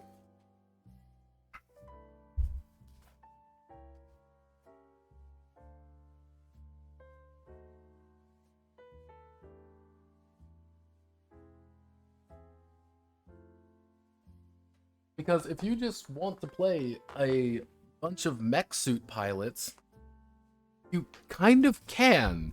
Because that's all Raptor suits do. You're just a bunch of mech pilots. That's your secret. You jump around and you start blasting fuckers.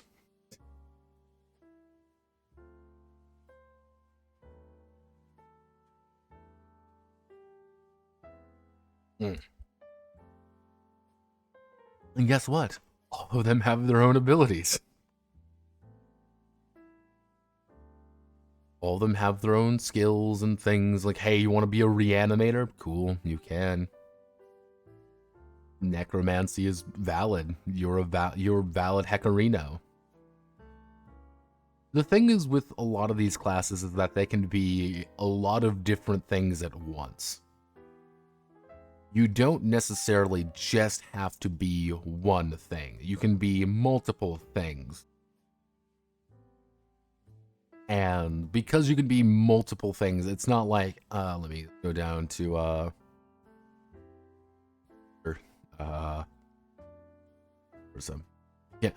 if you want to be a Tulpamancer, which definitely isn't a stat, which is not a stand user.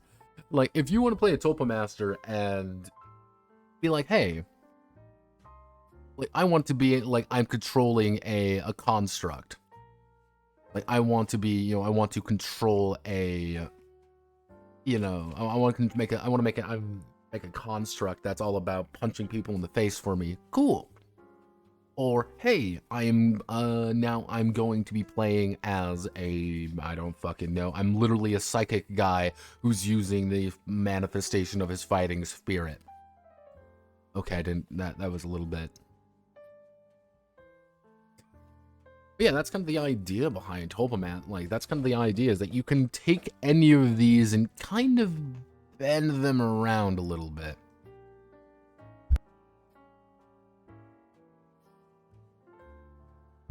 And every single one of them does feel like they do something different. And I do enjoy that. I enjoy the fact that all of them do feel different. But mind you, this is important to note, all of them are acting the same, though. Which is kind of weird to say, but it's kind of the... It's like, you might be a siren, but because you're a healer, you're going to have similar abilities from other people. Hey, you have this. Because, this is, the Reaper is a assault rider, you don't have a lot of, you don't have a lot of HP, but you're still going to do damage pretty consistently. That's the gimmick. It's, if you're fine with that, cool. You might like that. You might find that enjoyable. Other people are going to be like, well, it's had 16 classes, but there's pretty much 4 different varieties of them. That might kind of be like, eh. But yeah, this is your monster. Oh boy, your monster. Now, solo, with all the classes except solos, make a pact with a monster to form the following 12 classes. Now, I didn't have to worry about it, actually. I didn't have to worry about it because I don't really need to. The monsters inside of me. Now, all of these do something to some degree. And if you're a writer, you actually are writing around on it. Hey, I've formed a pact with a giant fucking lizard and I ride my lizard around. Some of these things are, not very strong. Oh, Jesus. Some of them aren't very strong, but they usually get a bunch of different abilities to compensate that, or they get a bunch of different bonus health.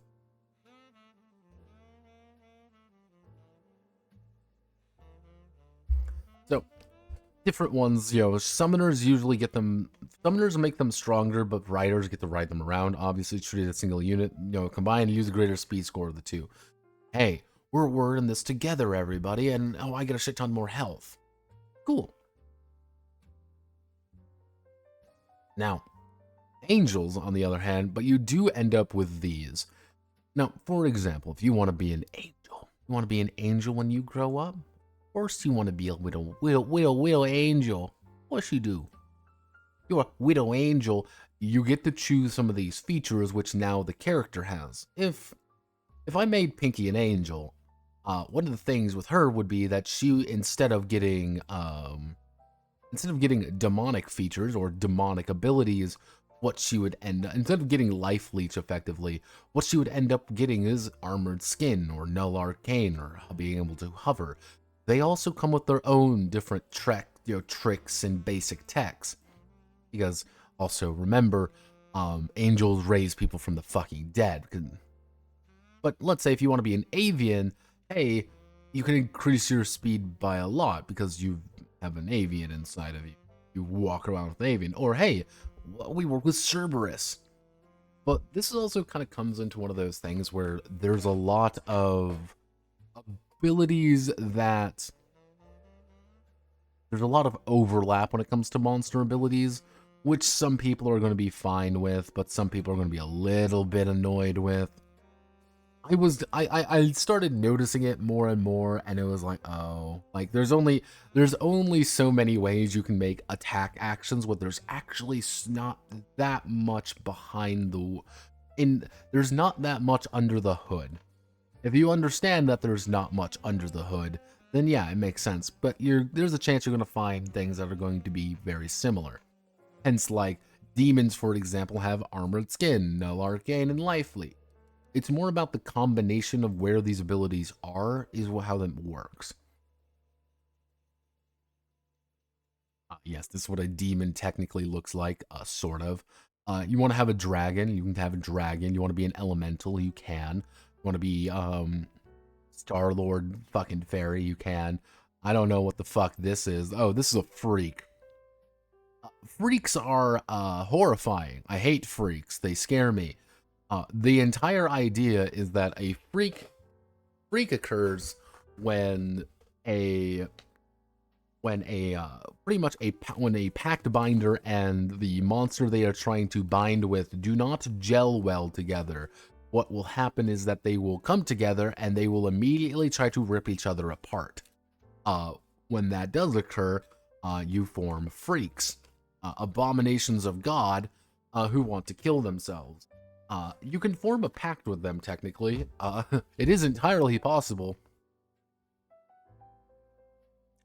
If you really want, you totally can.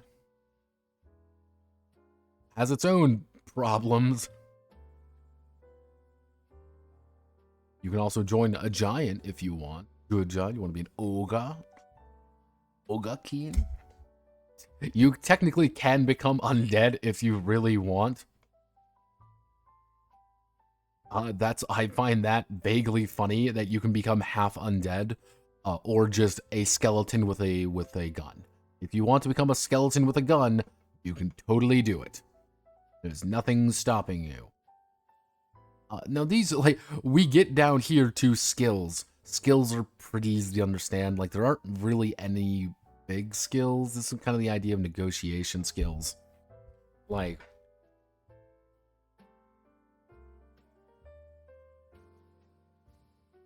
one of the ideas behind the negotiation skills is that they give a lot of bonuses and problems and, you know, things along with them.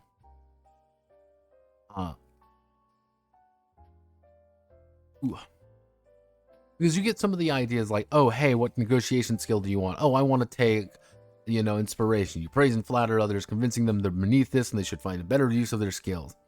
By even more fiercely temporarily tiring themselves out as a negotiation bonus, you may deal 1/3 of the target's current HP and damage. If you do so, they're an elite or boss NPC. They gain 1 Orgon point. You can actually give them, like, you don't want to be nice with your, you know, your bribery skills. Or you want to change things with, hey, or you can just be annoying and quip at them.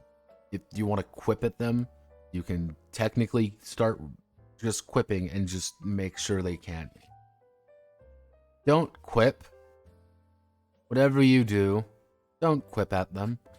You can become Spider-Man. If you want to become Spider-Man, you can in this game. Put that thing out of its misery. That's what they do. That's literally what it is. It's great. Oh, I'm getting a phone call. Give me one moment.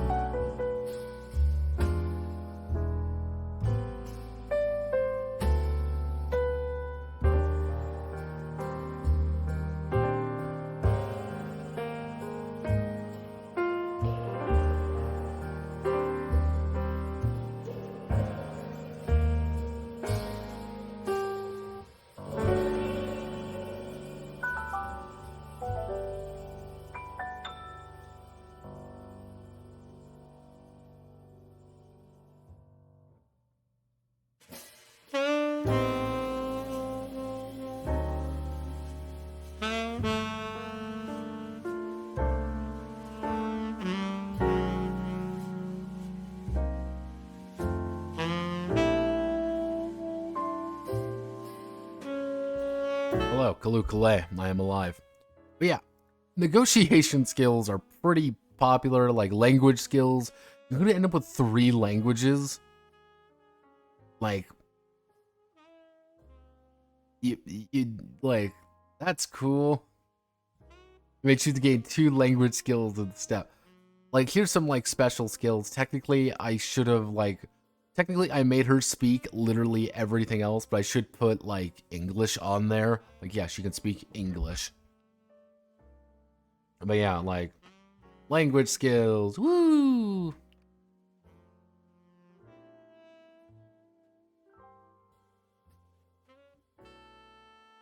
But you kind of see this, like, equipment doesn't really do much.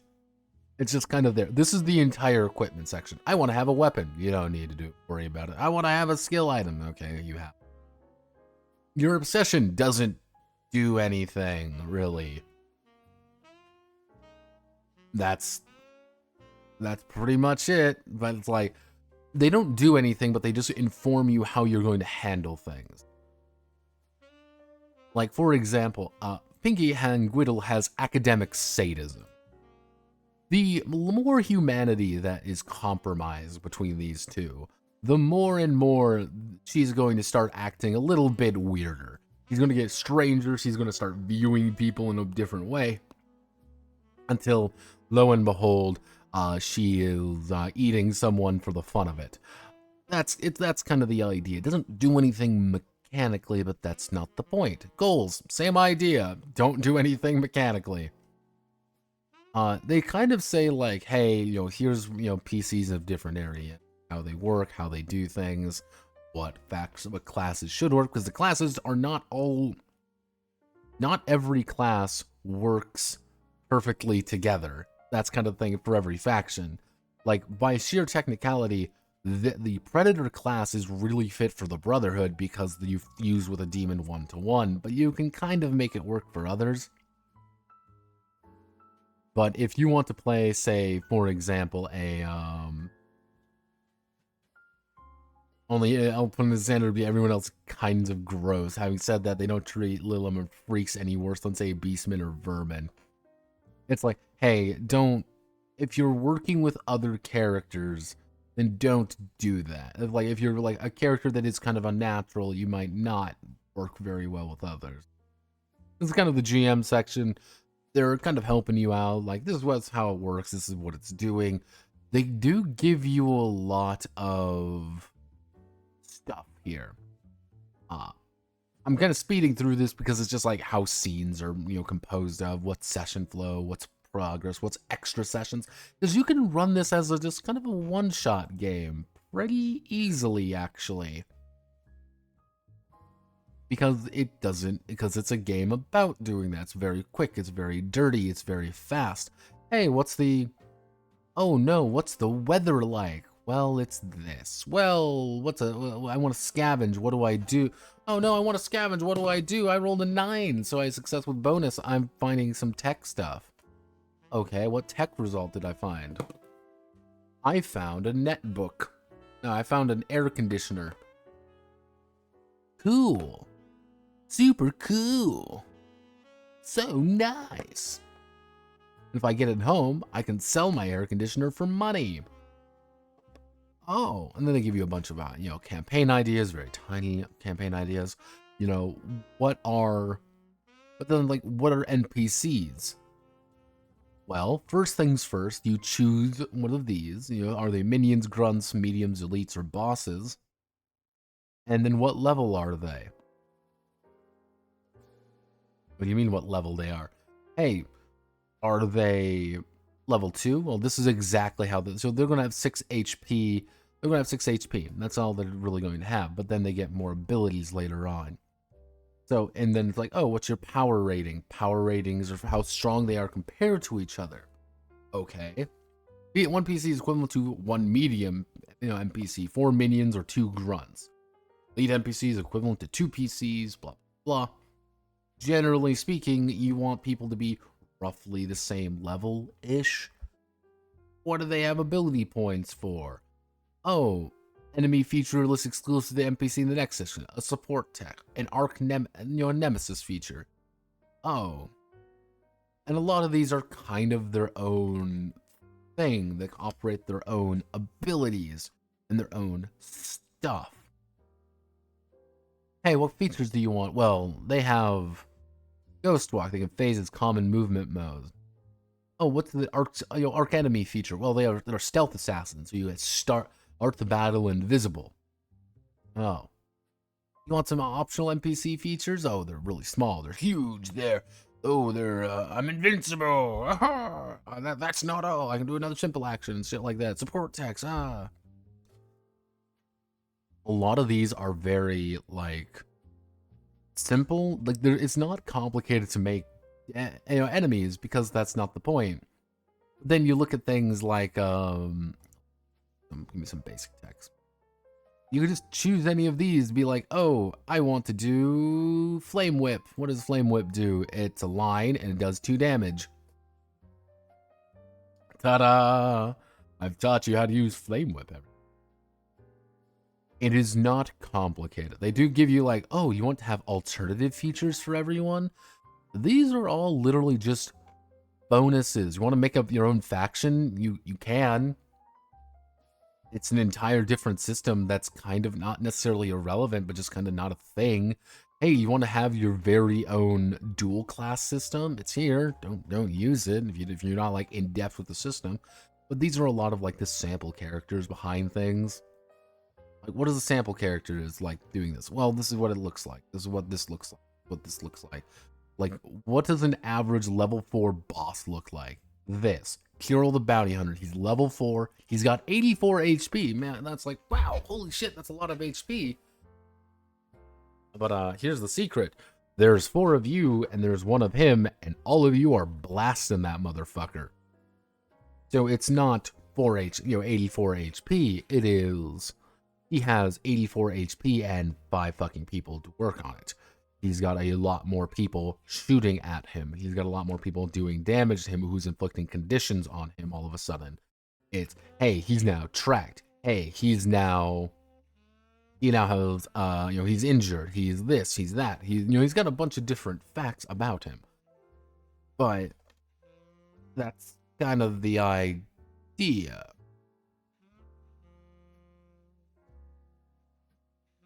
I wish there was kind of like a more overt like enemy guide, like here's a section of enemies. I understand why there isn't, but that's just me. And that is Monsterpunk. I like Monsterpunk.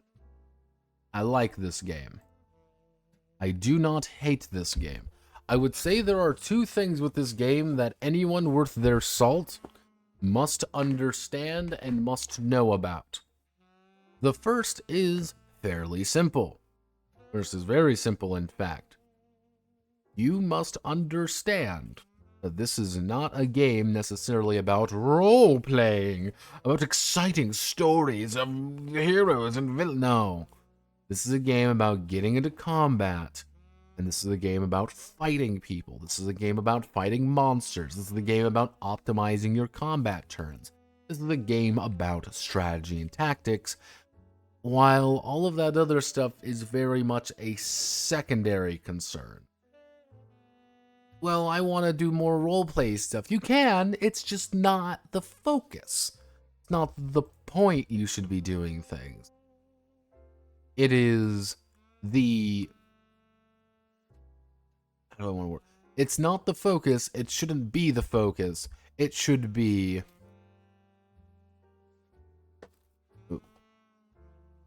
It should be a benefit. It should be a bonus that you're role-playing in this setting.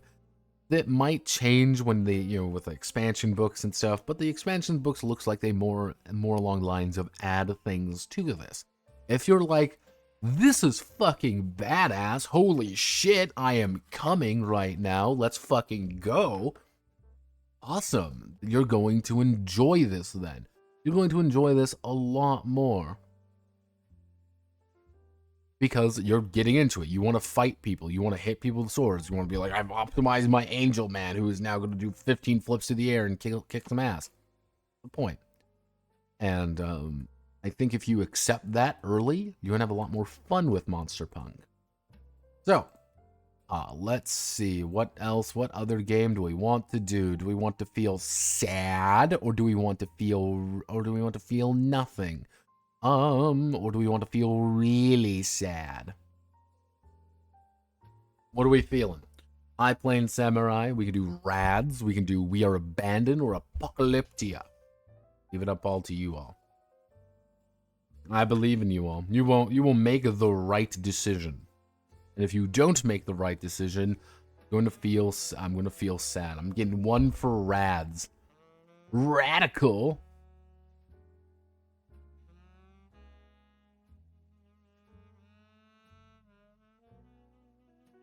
I'm feeling pretty radical.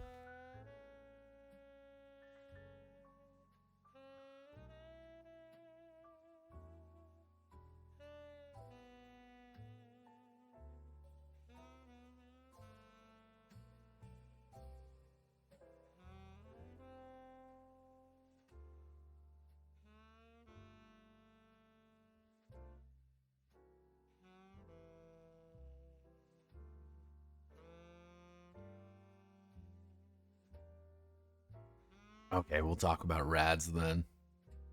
So, RADZ. Apocalypse with attitude. RADZ. Rad. RADZ. I'm going to need some help for this one. Team, I'm going to need some help for this one. That's why I am bringing in Jaster to help us out with this a little bit. Now, Jaster, my man, is an interesting duck. But don't worry, I got his approval. It's literally him. So, RADZ is actually written by a few people, most notably Todd Downing. All of these other people, irrelevant. You may say, what do you mean irrelevant? They are just irrelevant. So, we're going to bring up Todd Downing. Todd Downing. Todd Downing, TTRPG. Now, this is Todd himself. This is what Todd does. You go here, he's a book guy. He likes his books. Airship Daedalus series about airships. The Aegis Tale or AEGIS Tales. Primordial Soup Kitchen. Calico Kids. The Calico Kids mixtape. The Parish. Sakura.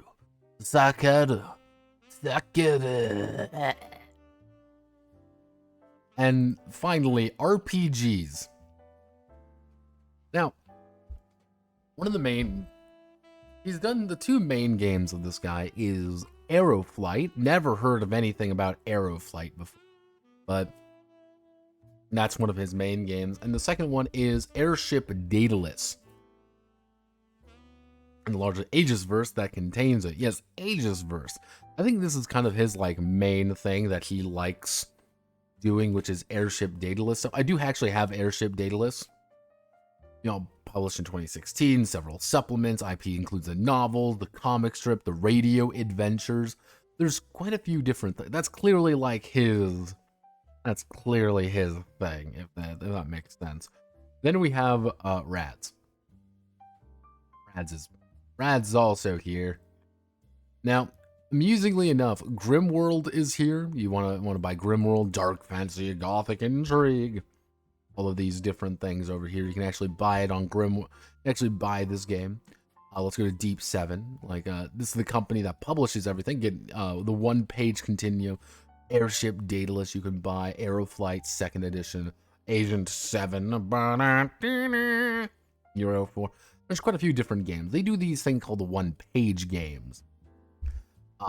Hours of movie, low investment of time and money. They're very cheap, simple games. None of them are very large. They're never supposed to be very large. They're very simple to understand. RADZ, though, is gone. What's happening? But well, RADZ has to be on here, right? That'd be ridiculous if it... Oh. Well, RADZ isn't here. What's going on? RADZ is gone. What could possibly be going on? RADZ is... You can't get RADZ really anymore. You kind of see right here. It used to be on Drive-Thru RPG, but then Drive-Thru RPG got rid of it for some reason. Aegis. RADZ got sued for Grey Knights as a character. Got sued for using Grey Knights TM as a character. No, that was just me. We'll talk about the law dogs and stuff. One of the odd things about it, I know why it got removed, but I find it funny. Now it says like, oh, publication date 2010. That's wrong. By the way, this actually came out in 2007. This game is actually from 2007. Now, Todd has done a lot of different things. Again, that's his... He also did technically Red Dwarf, the role-playing game. So yeah, if you ever want to play Red Dwarf, the role-playing game, you totally can. That's just what they do. Hey, you want to do light games? Here's all the light games. Here are expanded games. Again, you kind of see here there's more and more by this just one guy. I don't know if they signed a deal with him or this is just his game. Like, it's one of those things, like, I don't know if this is his company or this is... Yeah. I think this is just his company more than anything. It's a little bit weird when it comes to... It gets a little bit shaky at it. But yeah, no, this is one of those games that kind of popped up out of nowhere, and I can't find anything about it, but I looked a little bit deeper into it. That's what we do here. We experiment, we look around, we understand.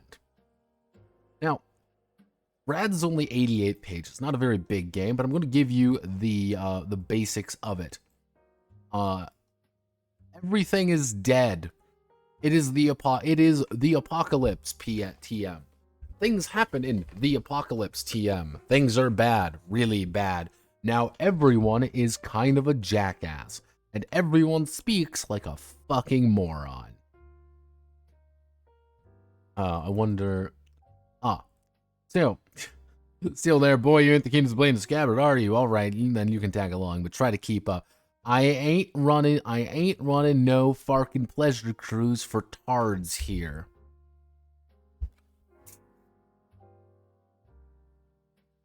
"2007 was a different time, everyone. They refer to pretty much every character as a tard. They're tards. In this climate, calling anyone that is a little bit offensive. And when I say that, like, this is, like, not like, oh, this is just maybe this one time and it's just slang or something by this particular character. No. Like, that's just legitimately, you know, derogatory epithet like slowness or ineptitude. Yeah, legitimately, like, they keep using tard for everything. That's just the term they use for people is tards. But pretty much the world has been divided into a variety of different factions, which are in turn ethnic groups. Yeah, we're going to Limp Bizkit Golden Age. Damn straight, baby. Pretty much, we've hit a point that, you know, we're kind of divided along social boundaries and faction boundaries. Now, shit's fucked, but we do have brains. These are one of the factions. This is kind of one of the major factions. The brains are genetically engineered clones that are pretty much the only last thing of old humanity left. They're a bunch of weirdos, though. Very strange people. The flags, on the other hand, are pretty much humanity 2.0. Except everything has been based around US military culture. 100%. Very much, ooh, rah, fuck you, let's go. And a lot of people, they are probably the most organized, but they are also like, we're just going to go to war because we can. They do work together, though, and they do fight together quite actively. The gleaners are your dwarves. Gleaners are people who have mutated over the years to become really good at fixing things. Amazing those folks. If anything got a hold of scrap trade, it's them. If you want something, any fucking thing at all, go see a gleaner. If you can't find it, he'll spot weld you one in no time. About the only thing that can't replicate is a woman, but then again, gleaner wenches are so willing to bargain for that kind of time wasting. Be assured, Tard, gleaner whores don't need no pimp. If in the reason ain't plain enough, maybe you need to find first out how easy it is to snap a Tard's collarbone with gleaner thighs.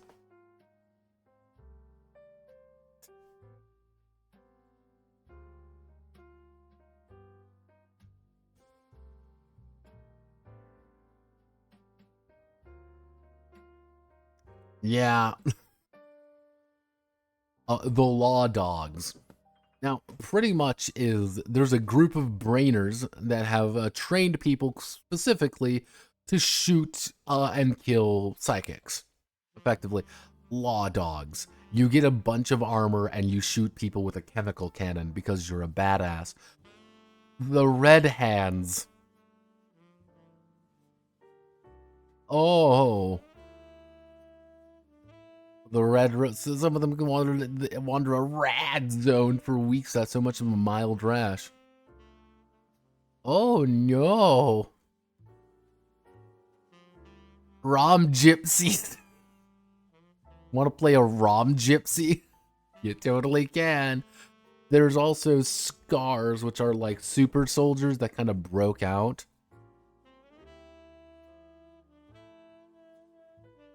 Yeah, like the sprawlers are your like the most these are like your standard like humanity pretty much. Like that's kind of the idea. Like the sprawlers are your most common type of person. Trogs are weird underground slave monsters, slaver monsters that everybody hates, but we keep around because they're funny. Vaulters are just people from the vaults. Lunch meat, man in the can, backpacks. Effectively, yeah, like the entire idea is that all of the factions want to find vaults because they can find people in them. It's like, oh hey, have the Trogs managed to like kick you their way through? Oh, they'll just take everybody in the vault as slaves. Yeah, the sprawlers, well, congratulations, you're now working. Everyone else will try to like recruit you to their cause or teach you how to like survive things.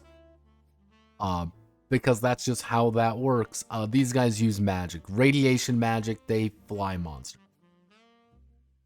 Yeah. It's...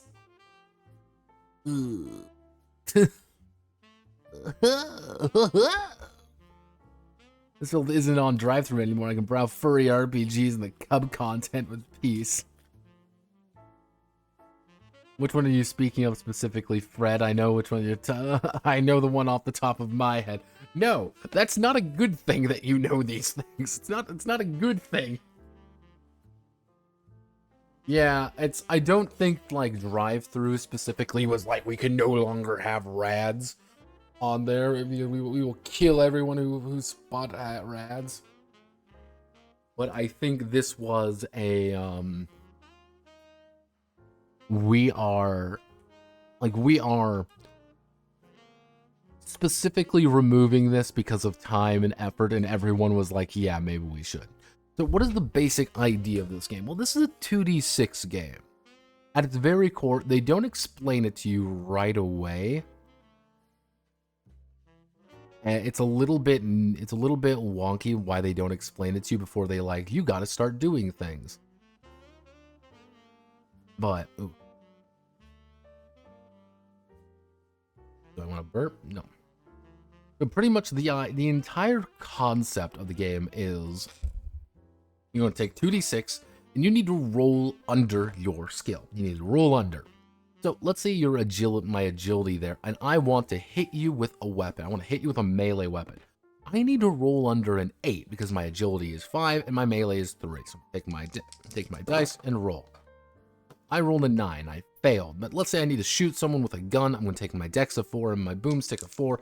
I rolled a 7. I succeed by 1.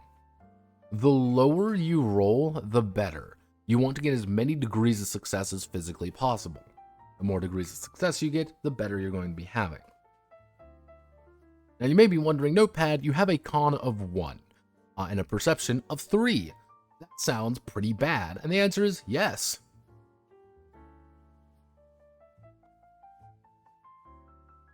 Technically, my best skills are cool and resist, because those are my highest. Simply because I have a 6 in will, 3 cool, and 3 resist. You are not, like, the stats are never going to go exceedingly high, and you need to get, like, very little, like, all the little bonuses you can to try to build up as much as you physically can. Because you get things like over here, like, this is actually an advantage to hit with. That's your weapon attribute, like how good you are at hitting with it. So it's like, yeah, you need to get as many advantages as you can, but you can't get too many because double 6s still count as a failure. So generally speaking, you should be aiming for about 7. Like 7's a really good number, but you're only going to get 25 points to distribute among a lot of these skills. If you're not playing a whiz kid, you don't need to worry about rad level.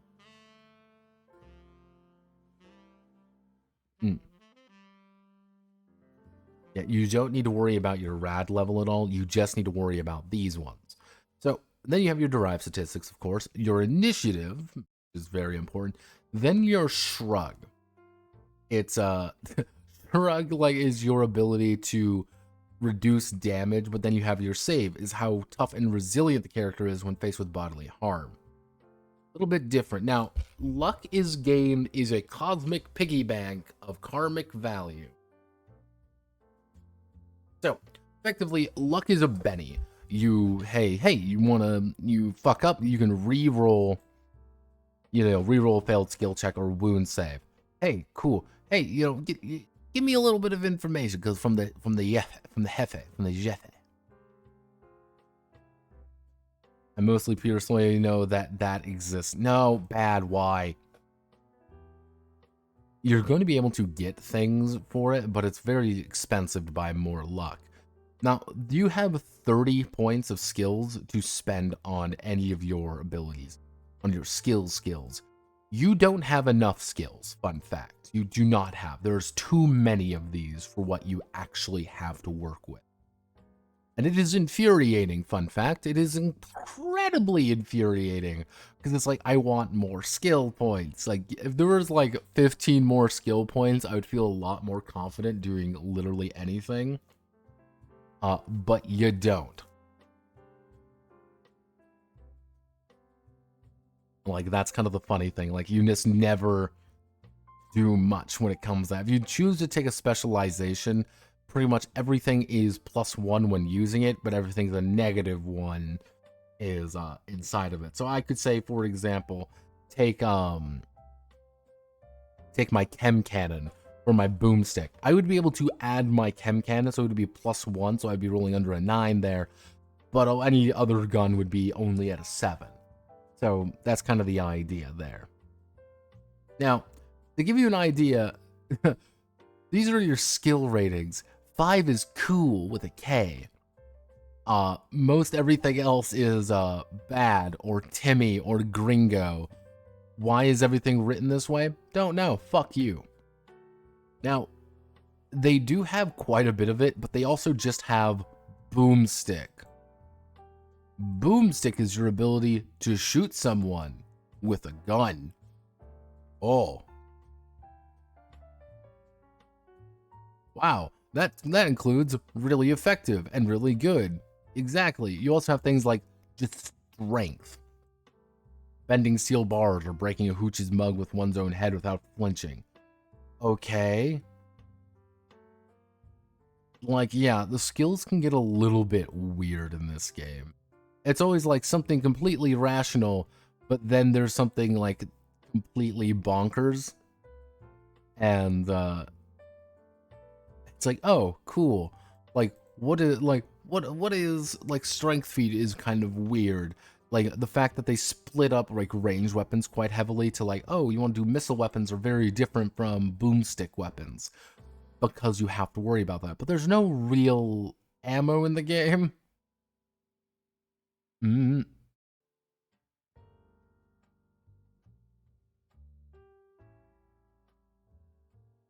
Of cool skills, getting back to the year 2000.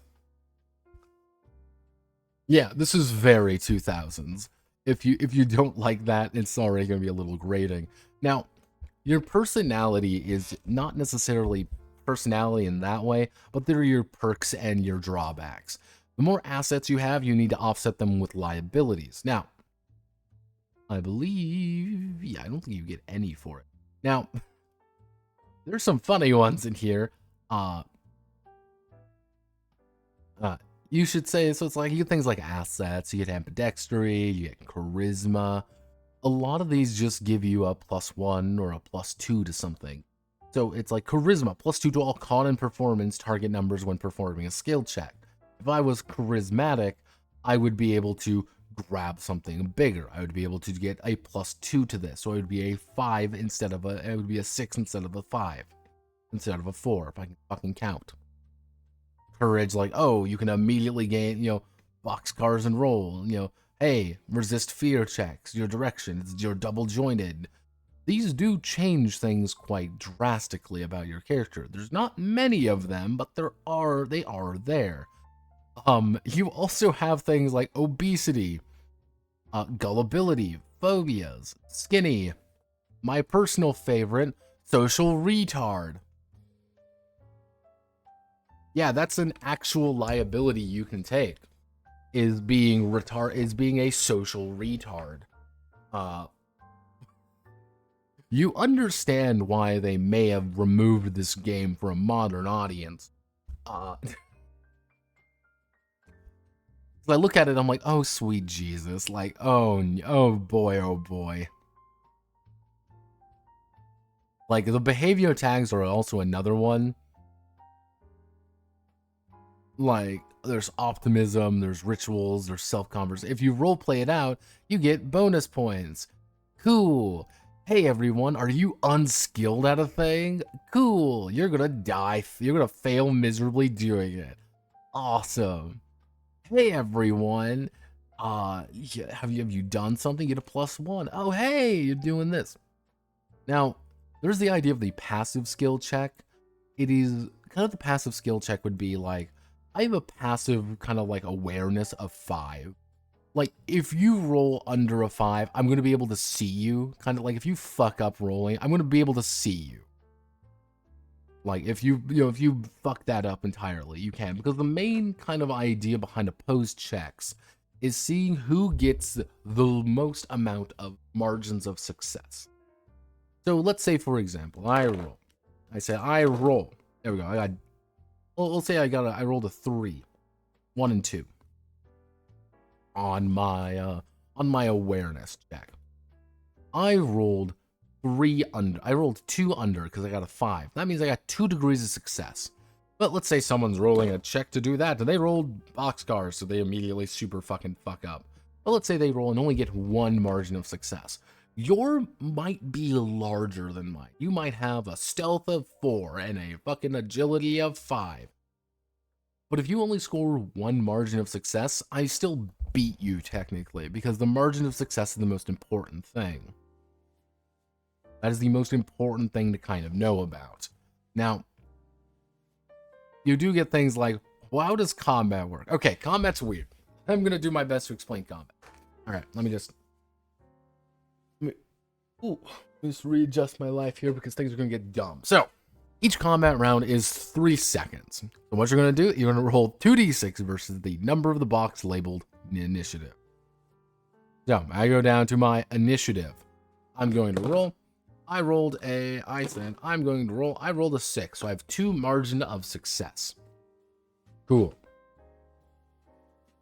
Then, what you're going to do, you're going to declare the total number of intended actions on your turn during the first pass. Each subsequent action beyond the first, character applies -3 to the target number. Zow. So what this effectively means is that at the beginning of the round, everyone's going to declare what they're doing.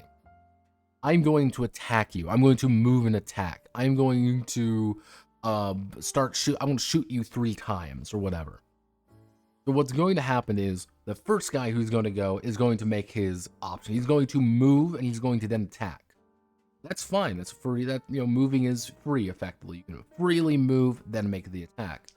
But if someone says, oh, I want to shoot 3 times, well, he's going to make his check. He's failed the first time. He's got a -3 on it, so he needs to make a fucking 3. Failed that one, and then he has to do a 1, and he fucked that up too. You get a stacking penalty the more actions you end up taking. And then you do it again. Yeah, as you kind of see, it's like anything you do, do you want to make a skill check? Do you want to dodge? Do you want to fall prone? Do you want to do this? Do you want to draw a weapon? If you fail your initiative, you're actually going last. If you critically succeed, you're always going to go first. That's pretty much it.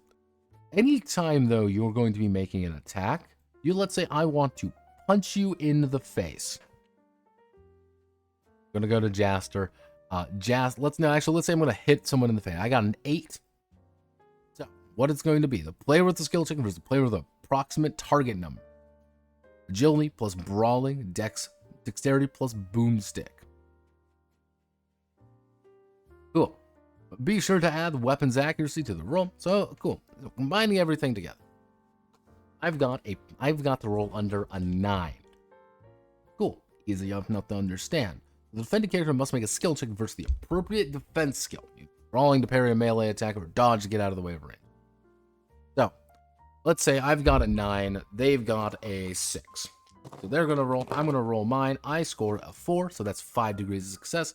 And let's say they've got a 5. Let's say they've got a 5, and they rolled a 8. They're gonna take full damage from that. They failed. I've got a margin of success of 5. So easy enough to understand. Must make a skill check versus that. Character with the highest margin of success is the winner, and has landed a hit or avoided getting hit.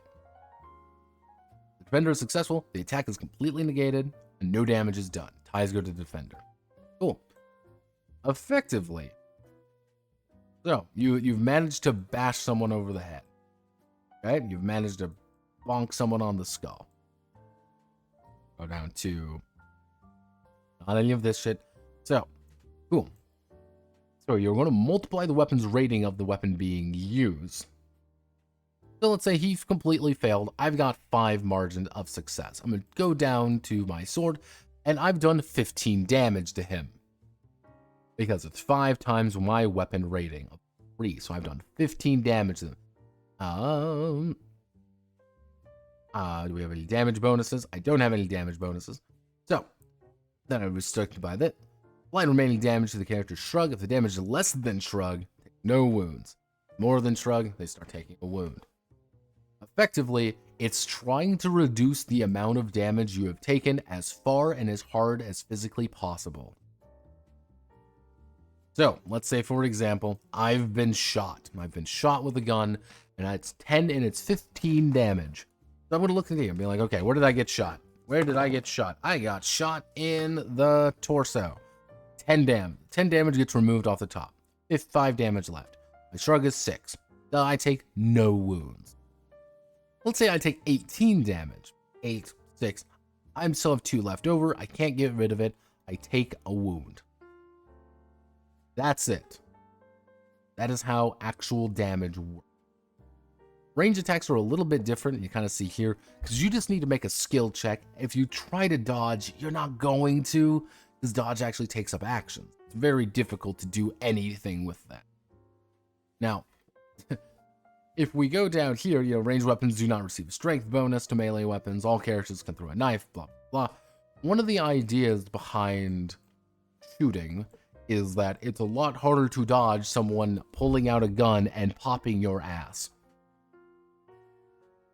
When someone pulls out a Glock and, pops you in the head, you're not going to have a lot of fun. But one of the big things is it's harder to get that explosive damage in. Kind of see here with Jaster, the revolver doesn't really have any bonus damage being applied to it. But let's say I roll a 6. If I go up here, I rolled under 2 degrees of success. That's only 8. But if you only have 4 armor, 4 damage, and then your shrug is 3, I wounded you. But if I go over that too far, ooh boy, I've done more damage. I've done more. I love doing more damage.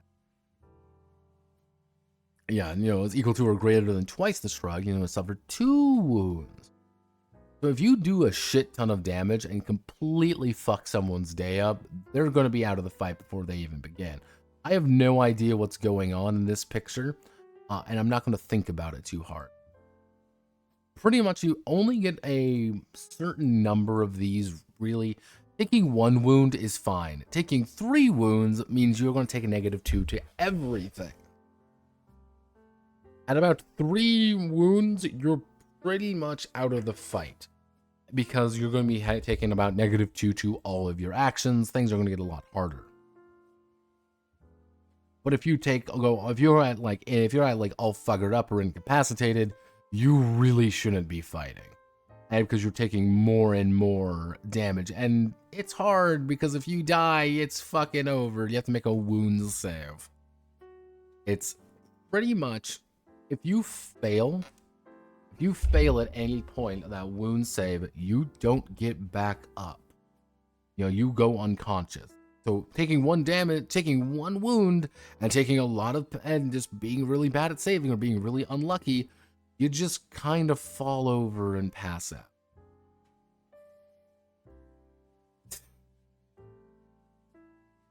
So yeah, it is entirely possible. If your wound save just isn't very good, you just won't get back up.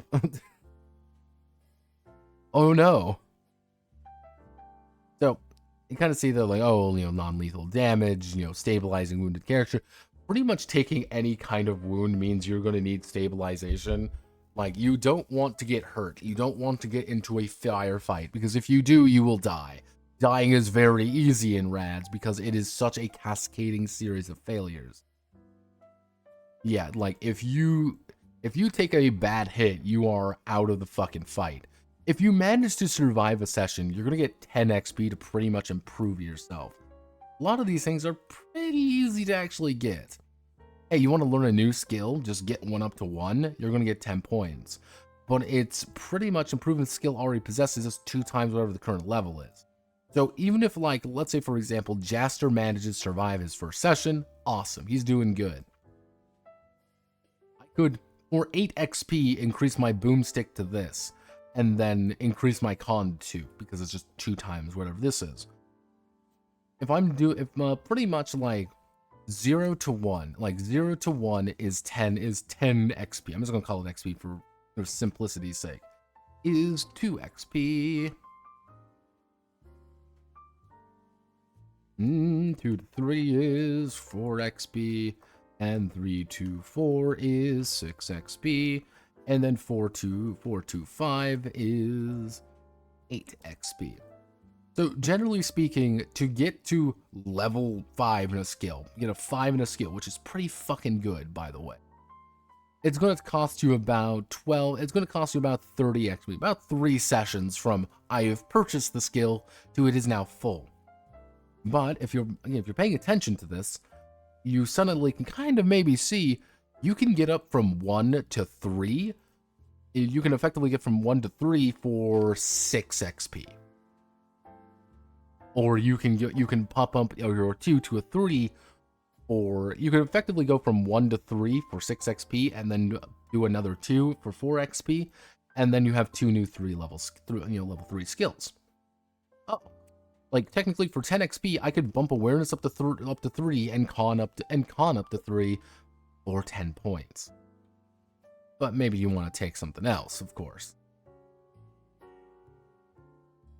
Mostly because when it comes to stats, it's whatever the current stat is times 10.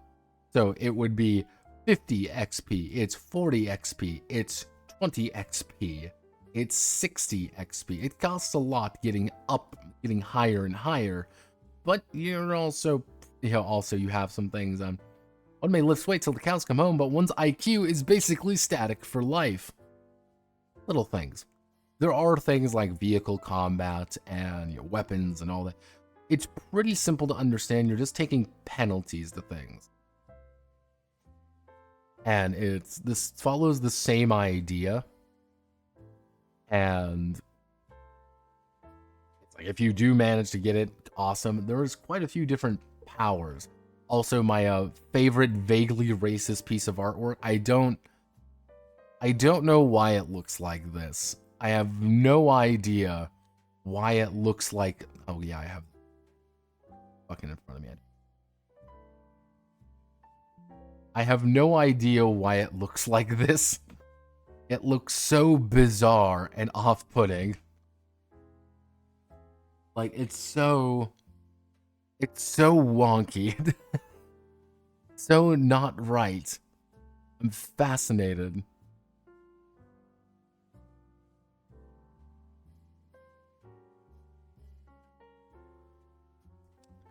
And Yeah, you get a lot of like skill, but these are like what your spells are pretty much. Like what's the difficulty? It's 1. Make a check and things occur.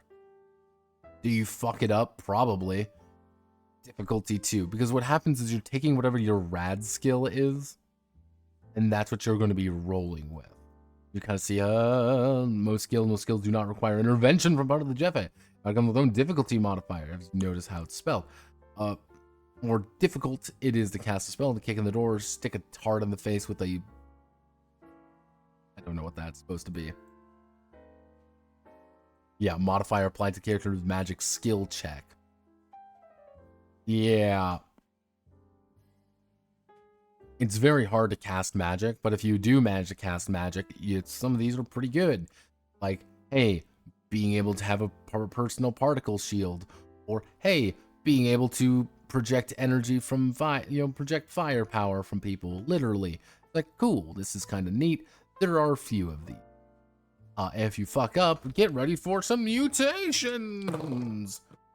Let's see, so we rolled a 7-9, we rolled a 9, immunocompromised. Cool. If you get any bad ones, you do get something back, and then we have a variety of animals. You want to shoot a Grendel, you want to shoot a Millipede, Rhinodillos. You can fight Rhinodillos if you want in this game. Do you have Rhinodillos? Didn't think so. This is what I mean by, like, armor is, like, really bad, because it's, like, 2, 3, or 4. As a law dog, you get armor 10, which pretty much makes you an invincible nightmare creature. Yeah, like, you are, at 10, you are, ooh, like, at 10, you are quite literally almost impossible to kill. Like, you are very difficult to hit. But then you get like, oh, you want to do hi-fi armor. That's what you can even maybe get it, and it's horrifically expensive. But the problem is you don't get any bonus skills. You just get a really good armor and can survive things. Various weapons. None of them are really too exciting. The only one that really is like, oh, this is kind of a cool weapon. Things like crossbow pistols, but not really. You can do a buggy. You want to have a buggy. You want to have a rover, bikes, gyrocopters. Yeah. Most of these are, yeah, most of them are kind of boring. The rest of this is mostly just lore. You really want to be specific. A lot of these are lore. You want to fight Jack's Wig Splitter? Cool. Here's all... Consume all skills are at 6. Skullmonger, formerly Law Dog. Look at all his cool items, because he's a cool dude. Because do you see how cool he is? He's on the cover. Cool. Want to do Colonel J. Diesel? Look how cool he is. Awesome. Look, he's so cool. Let's fight T-Bone. Woo! Assume all skills at 4. You don't get that for you. You suck. Nobody likes you. New man. Freaky ass cult led by a freaky ass dude wielding powers like nobody business. Cheddar Bob. Hello everyone. Let's talk to Cheddar Bob. Back Alley Jack. Sodom. Greco Jim. And all a bunch of other fucking people. There's a lot of like these assumed like, oh, everyone's skills are better than you in just about every capacity. Because these are all the cool characters. You aren't cool. Hey, you want to find a flag scout? Literally all of their skills are minimum at 4. Oh. What, do you want to do a red hand trader? Oh, all their skills are at 4. Yours aren't, mind you. Because you suck.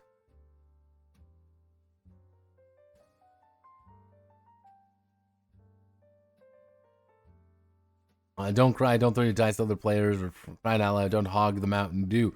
I have news, you get Scrubble and Yamash needs you, and sooner you're back in the game, the better. Think of it as respawning with a new costume. You can die very easily in this game. Very easily. Too easily, some may say. And because of, like...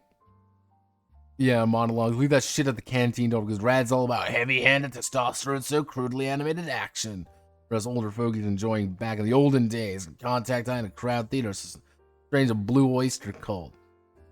Yeah, there's a problem, go fix it.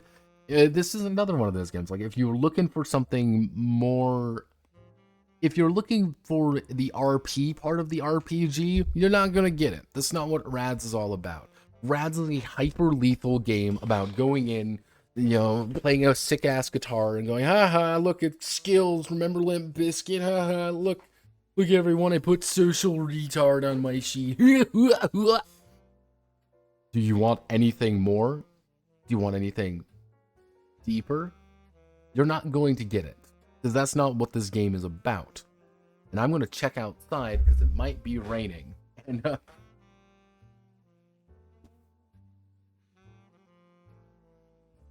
fucking pouring.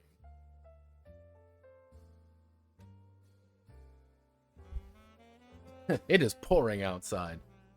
So that's good. Then I'm like, why did it get so cool all of a sudden? Because it's pouring. Yeah, no, that's RADZ. Like, I am not a fan of RADZ, because RADZ is like, haha, look at it, it's so much fun being like a bunch of disposable fuckwits, but it's just like, I get it, but on the other hand, it's like, you can survive by just playing a law dog and just never dying. Because, guess what? You're an immortal god because you have 10 armor for free. Like, oh, well, you don't have really good skills. Who fucking cares?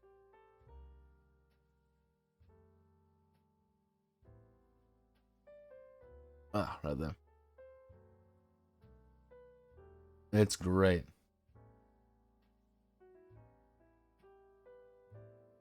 Ooh. Ooh.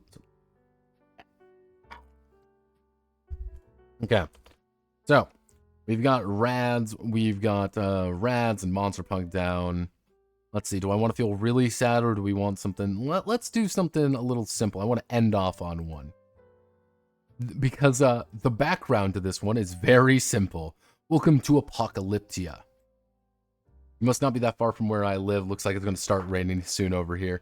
Yeah, no, it's rain. The thing is, it's been so fucking humid around here that it's like, it'll be really hot, really awful, and then it'll just pour for like 20 minutes, and then it'll be over. It's great. Damn, are you saying that the game that lets you be social retarded is all style, no substance? I don't believe you. Like, it's not even style. Like, that's kind of the thing that's like, oh. Like, it's not, it's like, you can't even say like, oh, well, there's a lot of style to this, because it's just literally just roll d6 and fail, because the game, like, encourages you to fail miserably at everything you do. It's like, oh. Like, if there was, like, if it was very stylish, like, oh, hey, you always are going to have, like, a 2 in every stat or whatever, and then you just kind of wing it because you're badasses or whatever, and that's the entire point, cool. But you're not. Everyone else is cooler than you, you're going to die, and then everyone's going to laugh, and it's going to be like, ah, ha, ha, look, I'm a dumbass. Like, oh, that's... Choo-choo-choo. Give me 1 second.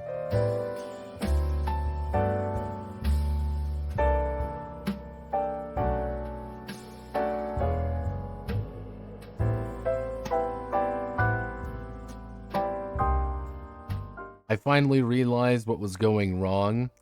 I realized that the reason I was fading in and out of existence temporarily is because I set the wrong trigger for the model. And because of that, it was appearing as if I was fading into non-existence every time I, quote, blinked. I cannot stop it from making me blink. I don't blink. I don't have eyes. This eye patch does nothing. Really? Yeah. Oh, goodness.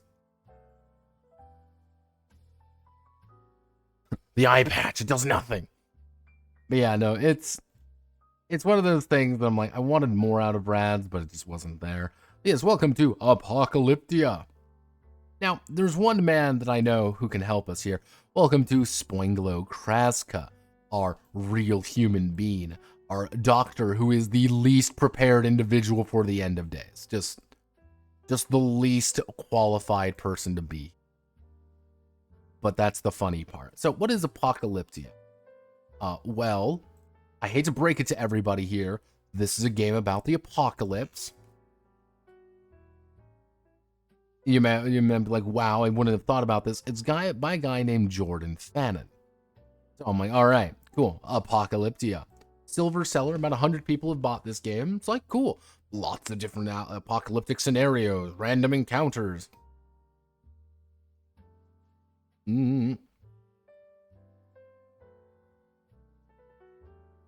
Yeah.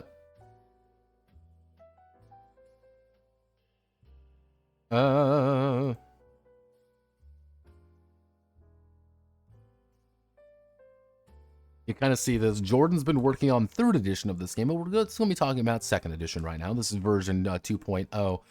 You might see on this, it says 1st edition. It is the right version. I think I just wrote it in wrong. Now let's go to the web. Oh, well, that's not good. So let's look up Jordan Fannin. Like, Jordan Fannin has to be.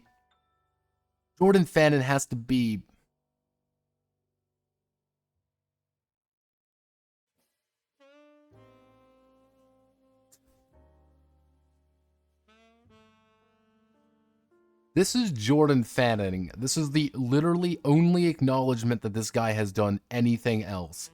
Was sign a fucking open D&D thing. Apocalyptia Publishing has done nothing else. Like, is this even... No, that's like a fucking... It's not... I have found nothing on this guy. There is nothing else on this guy. Like, I'm like, oh, okay, so maybe he's written some things before. No, he's written Apocalyptia. That's what he's written. He's written Apocalyptia. Okay, I mean, he's got to have... Maybe he's got something on the website. No. Well, obviously, let's go to the Wayback Machine. He's got to have a website there, right? Yes, he does. He does, in fact, have a website. Let's get Wayback Machine loading up.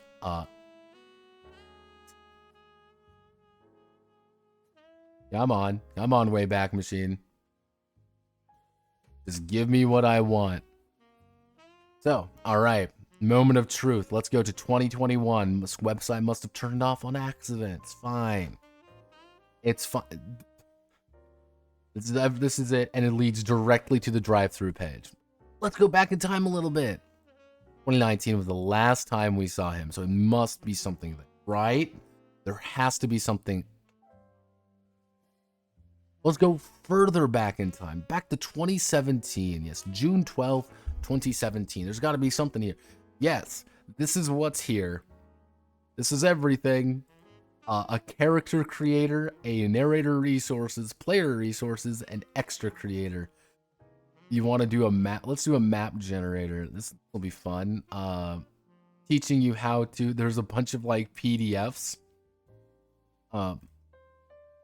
Like this is like half the game here, and if you want to learn how to play the game, this is all you need to do. It's literally just excerpts from it. So I mean. Let's just make an extra. There we go. Let's just hit them. Wow, everyone. Let's see. Just randomize things. Cool. Look, everyone. Let's hit next. Randomize their skill points a little bit. Oh, wow. Look, everyone. Cool. Properties. Oh, wow. Look at them. Super cool. They're pretty sane, but they're also a little bit bonkers. Ooh. Let's just roll armor, roll a range weapon, roll some ammunition, roll some melee weapon. All right, so they're dog shit. They're terrible. What starting gear do you have? Oh, cool. Neat. Let's make it a PDF. Cool, everyone. Do you want to use Adam? Here's literally Adam. Not saved correctly, but it's here's Adam, everybody. Ta-da! We did it! Don't know why it's like that. That's it. There's nothing else here. Because I was thinking about it. I was like, there's gotta be something else going on here. Because, like, you can do this. Like, let's say I want to... Here's Asia, for example. Asia's completely fucking bonkers at this point. But here's the thing. Like, this is all of the, you know, all of her abilities. Let's just... There we go. Here's Freddy. Freddy looks pretty normal. Go, Freddy. Woo! Fritzster, the Fredinator. That's just a random character that you can just start over.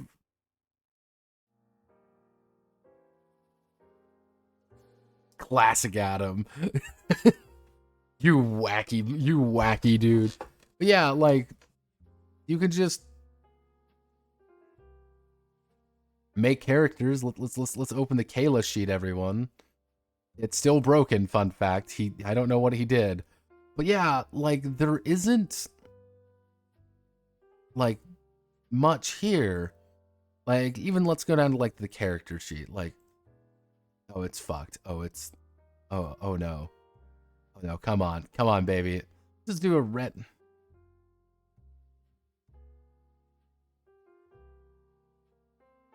Let's just do we'll do 22. We'll do male. We'll do male. We'll do 6'1", weight 110, skin fair, hair none. Cool. It's just broken. Like, this is just character created. Come on. I want to make a character. It's so broken. So over, boys. But yeah, this is all it is from 2017, and Apocalyptia 2.0, though, came out in 2017. I don't know what happened to Jordan. I don't know if Jordan is secretly this genius who this underappreciated genius that has been working on a plethora of different games. I have no idea. He's just a guy that exists who made a thing right here, right now, for everyone involved. So, to honor this man, we're gonna go over his game. And this is Apocalyptia. Now, Apocalyptia is what I would like to most casually refer to as a game about game. There is no... Almost every single part of this game is just entirely about, like, how best to make an apocalypse. This is a toolbox. It's important to know. There is no, like, setting. This isn't Monsterpunk. This is not Monsterpunk with a setting. This is not RADZ with its own setting. This is just you are in apocalypse, figure it out. What's the plan? We're gonna shoot the thing. What do we do? What are we doing? Doing something. Every single thing you do is just about doing something. Vaguely in the apocalypse. Can I make this do Fallout? No. Can I make it do Mad Max? Yes. Can I make it, I'm trying to think of a really specific post-apocalypse. Can I make it Borderlands? No. Can I make it Stalker? Yeah. Like, that's kind of one of those things. It's like very, I wouldn't call it generic, but I would call it very, it knows exactly what it is, and it is very little else. Like, here's all the modifier references. And so, the basic idea of the game is going to be a D6 plus whatever, plus your trait, instinct, or a skill, plus the modifiers equaling the result. I need to make an agility check. I rolled a 5, I rolled a 9, I succeed. I need to shoot someone with my gun. Rolled a 3 plus 4 equals 7, I hit. I need to drive. I rolled a 5 plus a 1. I got a 6. I need to tame an animal. I rolled a 4. Everything is based off this 3, 6, 9, 12 number, really. So it's like, hey, I need to do something average. I rolled a 2, I have a 4, I got a 6, I succeed. Most things are pretty easy. Most things are pretty average. Like, you don't need to worry about most things too hard. But it does stack up. Like, you do need skills. You do need abilities to be more successful. But you do actually get them. Which is nice. I do like it. Some things are just auto successes. If you help one another, hey, you can roll both and get more. You can get re-rolls. If you fail, well, you deal with it. Because one of the big ideas, though, is that 6s actually explode. This is a fairly important mechanic, actually. Because it's like, all right, I don't got something. I'm trying to get away. I need to hit a 12. This is impossible. Oh, no, I rolled a 6. Hell yeah. I got a 6 and a 2. I got an 8 plus my 1. I've got a 9. I'm, Tokyo drifting away.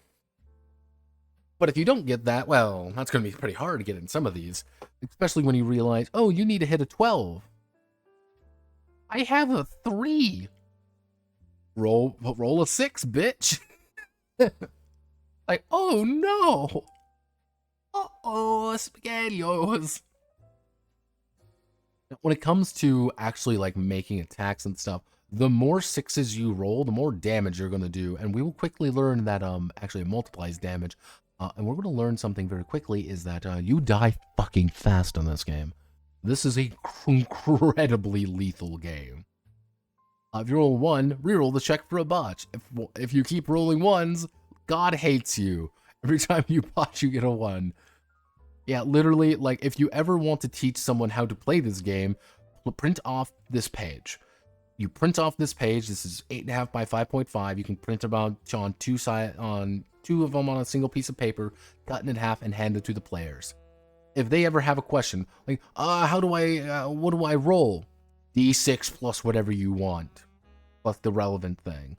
So this is how we make a character. So decide on the description. Now, you can have 12 or 2d6 plus 6 points. I went with 12. I went with a little, like, literally a point below average. And these are what my skills ended up looking like. 4, 4, 2, 2. The idea was making Spoinglow his trick shot hero, like he was in the supernatural not supernatural case, in the bounty hunter video, but I opted against it because I rolled the dog shit when it came to his weapons, because again, he's the least qualified individual to be in an apocalypse. Now, these are your 4 traits. Each trait is also, mind you, going to be an instinct. These are fundamentally the exact same. They will always be the same, but certain things may augment your instincts, but may not augment your attributes, or vice versa. So, let's just say, oh no, I have a stealth of 4. So I can roll d6, I got a 3, I rolled a 7. Cool. On my stealth. This isn't agility, it's my stealth. It's not range, it's that. This is worded a little bit weird. I understand completely why it is worded the way that it makes complete sense. These are different. Because if you notice, you don't have a strength attribute. You have a constitution, which athletics is a subdividing of your strength. Being smart means you're perceptive. Being agile means you're stealthy. Having a nice demeanor means you're good at socializing. And you're like, yeah, I guess that would be the same. So instead of having to worry about more, they just made it equal. And none of these are going to be very high, mind you. They don't need to be very high. Now, skill-wise, you're going to actually get skill points based on your brain attribute. I'm usually not a huge fan of these kinds of systems, because the problem, like, to me anyway, the problem here is that it places a extreme value on certain attributes. Having high brains means you're going to be better at most things. being smarter does make you better at everything, pretty much. They kind of balance it a little bit, but still not my favorite thing in the world. I wish it was like, you can either get brains times 6 or a flat amount. That would be my thing. You just get a flat amount of skill points, and you can divide it on. But because pretty much the balancing factor is the maximum skill rating is equal to the skill's parent. So it's like, hey, my agility is 4, so I can't put 5 points into range. But since my con is 2, I can't put, 3 points into melee. That's kind of the balancing factor. Like, characters who may not be smart may have higher attributes elsewhere, so they can bump up their skills higher. They just don't have enough. They don't have as much, which, again, your 1 point of brains down is 6 points. Which is a little painful for me anyway. That's just a little like, ooh. So you're always like, that's kind of weird for me. That's a personal thing, though. I know some people like it, some people don't. It's dealing how fragile characters are. It may not be that big of a deal. Now, your properties are a little bit weird. There's a lot of derived attributes. I'm going to explain each of them. Psych is your ability to resist going fucking bananas. Okay, it's your D bananas, margin. Now, as you see here, my psych, I am 2 points away from Crazy Town. The way this kind of word is a little bit weird, but yes, I am 2 points away from going absolutely crazy. If I had really high demeanor, then I would be closer to being sane, and it's easier for me to resist going insane if my sanity is high. If I'm, if my sanity is good, it is easier for me to resist losing more sanity. In this case, I'm actually at a pretty bad state of affairs. I am in a place where it is very easy for me to go crazier. Speed is how far you can move. There's no map involved, everything is yards, but we're also dealing with firearms here, so bear that in mind. Experience points. Yes, you do get actual starting experience points based on your brains as well. Again, another thing I'm not a huge fan of. You can't buy attributes or anything like that. You're going to be spending those on traits. Your damage mod, kind of melee, for me, I have a -1 on my melee modifier, damage modifier. Like, I have, I should not be in melee, because I'm a weak little noodle boy. Luck is your ability to reroll things. You kind of see here, another very valuable thing for demeanor. Demeanor maxing is valid. It's valid to put anything up high, it just means brains are just better to put up high. Threshold is your ability to not die immediately, very important. And these are your defenses. This is what they need to beat to hit you. This doesn't seem like a lot until you realize, hey, wait a second. If your melee is low, you can get hit on if they roll a 2 or higher. If they roll a 3 or higher, reflex is kind of like your safety net. Like, most everything can be used reflex-wise. But these are tied to skills. Which, again, hey, wait a second, my brains is super high, so I get more skill points, so I get better defenses, so I get to survive longer. But none of these are very high. Like, Spoinglow can die in a single hit. He can get shot immediately, go down and die. Very easily, in fact. Now, you also end up with all your health here. Health is head, armor, and legs. It's just equal to your constitution. Your torso is your constitution times 2. Again, because my boy Spoinglow is a fucking noodle, he has 2 HP. Very easy to die. And you can also see here that most weapons are going to do 2 damage. 2, maybe 3 damage. If he gets hit anywhere, if he gets shot anywhere, he's probably gonna go down. Very easily, in fact. So, don't get shot. Step 1, don't get shot. You also have pain. Pain is inflicted with literally any weapon except blunt weapons. if you get hit with if I pull out a gun and I shoot you point blank and I deal damage to you, your armor does not block it. You're going to get pain equal to how much damage I did to you. So if I did 4 damage to you, you have a -4 to all of your action. And that's kind of one of those things, like, you shoot, someone's going down. It's gonna hurt, but ammo is also, surprising no one, incredibly valuable. Ammo is effectively like almost like a currency in some regard, because it's that valuable. Buy your abilities, and then you're actually going to be rolling for your gear. So let's roll for some gear, shall we? 1, we got a motorcycle helmet. Roll for our melee weapon, we got a baseball bat, and we ended up with a Browning Able. There we go. Those are 3 weapons of our choice on the master gear list. Okay, point of luck to get random items listed below. How much luck do we have? Oh, let's say we have 2 demeanor. Let's roll, everybody.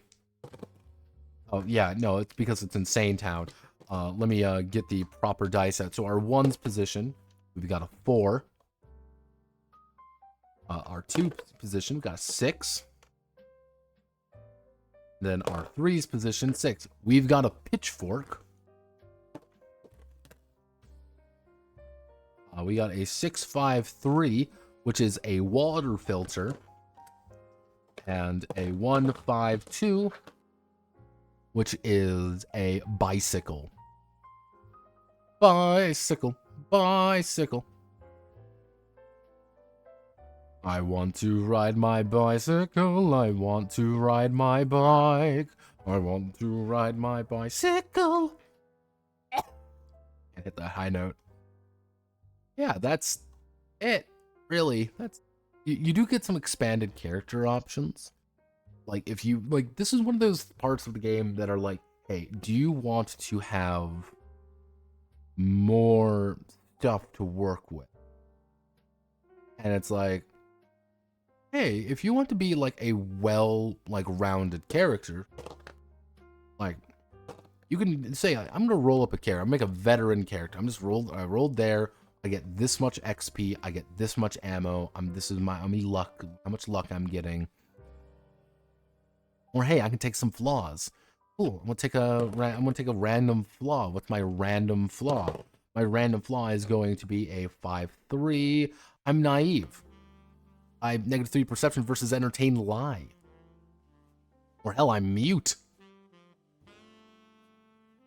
I'm sexist. I'm racist. He's literally me. Paranoid, like, I'm just paranoid of people, because comrades are actually fairly important. I have addiction. I have a bad back. Like, there's quite a few different things. Or like, hey, you want to have some different history seeds. What's your profession? I chose not to do any of the side stuff. And it could be like, okay, so like, what's my profession? 3-1. I'm a football player. I have range throw, and I start with athletic pads. Cool, but you can be anything from riding instructors to surgeons. Say, hey, fucking, I'm a convict. Yeah, I got a few different things. Or I'm a cop. I have a fucking Glock. Cool. I like there's stuff here that you can clearly work with. And some characters are just belligerently insane. Other characters have a little bit more going for them. Unlike me, who's just a unfortunate little cretin man. Yeah, they do also lead out every single thing you could want. They do talk about it. They talk like, so, see where things are. What's this constitution look like? This is what everything constitution could do. Here's what your athletics is. Here's what your carry weight. Here's your demeanor. Here's this. Here's how many comrades you end up. At least a month to make a comrade. Also consider you a comrade. Only comrades get bonus from demeanor skills. Comrades should be listed in priority on your in order of priority to your character. Loading 6, get comrades luck points. Hey, psych. But you can also get various skills. Now, these skills also have their own abilities to kind of tie it with. So let's go down to what is our best one is medicine. Mediciano. Medicine is, hey, first aid, stop bleeding. Bandages, first aid kit, or EMT bag, take 1 minute. Or oh no, difficulty 12, psych. Give +1 psych for 1 person a day. Surgery, oh.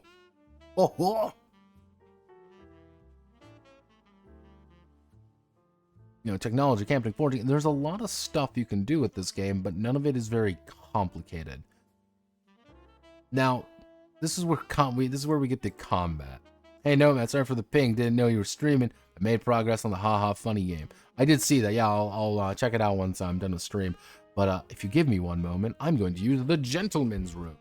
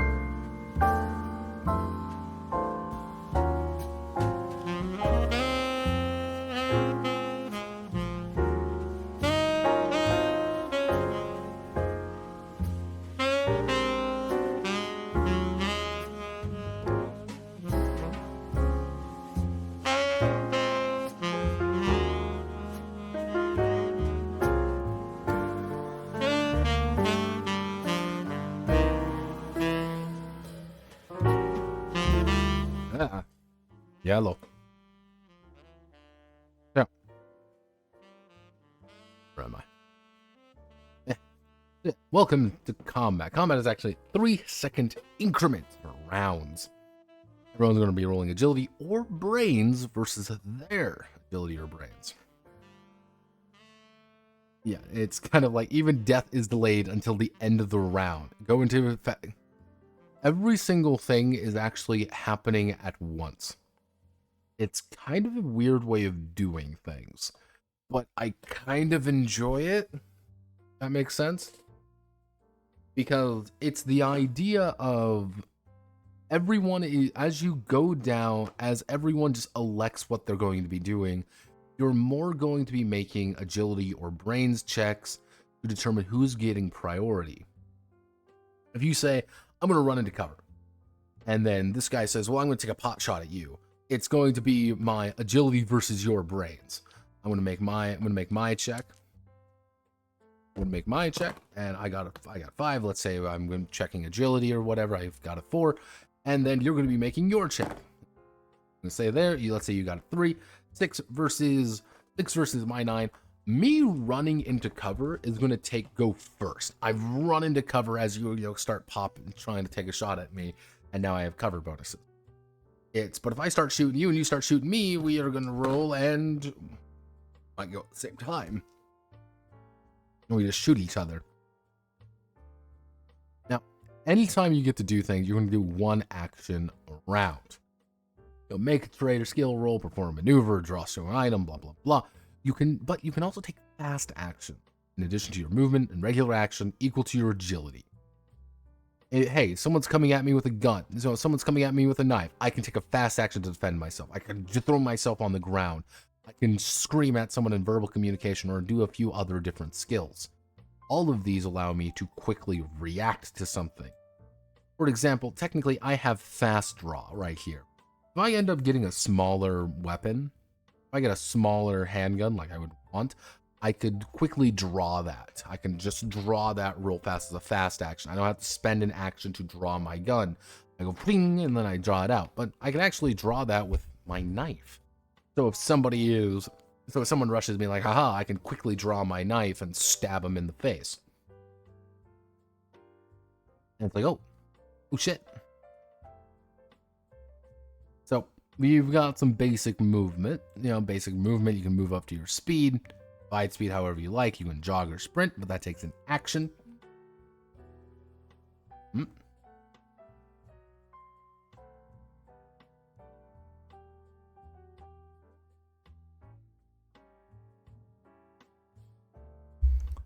So, generally speaking, attacking, you're going to be making a melee or ranged check effectively against their defense.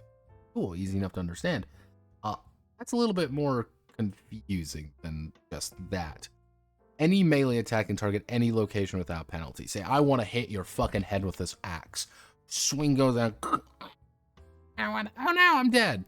Ranged attacks, though, are going to be hitting torso by default, called shots, random location rolls, or alternate target option for any range attack.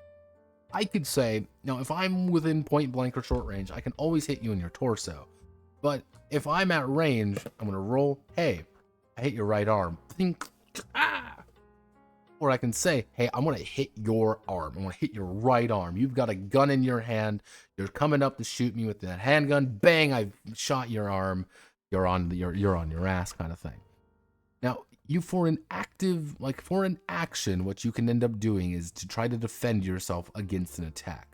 Block by rolling with your melee, or dodge with your acrobatics. Be aware, for each attack after the first you defend against, defense roll is penalized by -3. Defense is pretty bad. Your reflex is your passive defense score. A roll is made. So, let's say, for example, someone is coming at me with a knife. Oh no. I'm going to try to block the blow. Take my d6. I rolled a 1. They have to now beat my 3. Oh no. I need to dodge. Rolled a 5, 3. I have an 8 now. You have to beat my 8.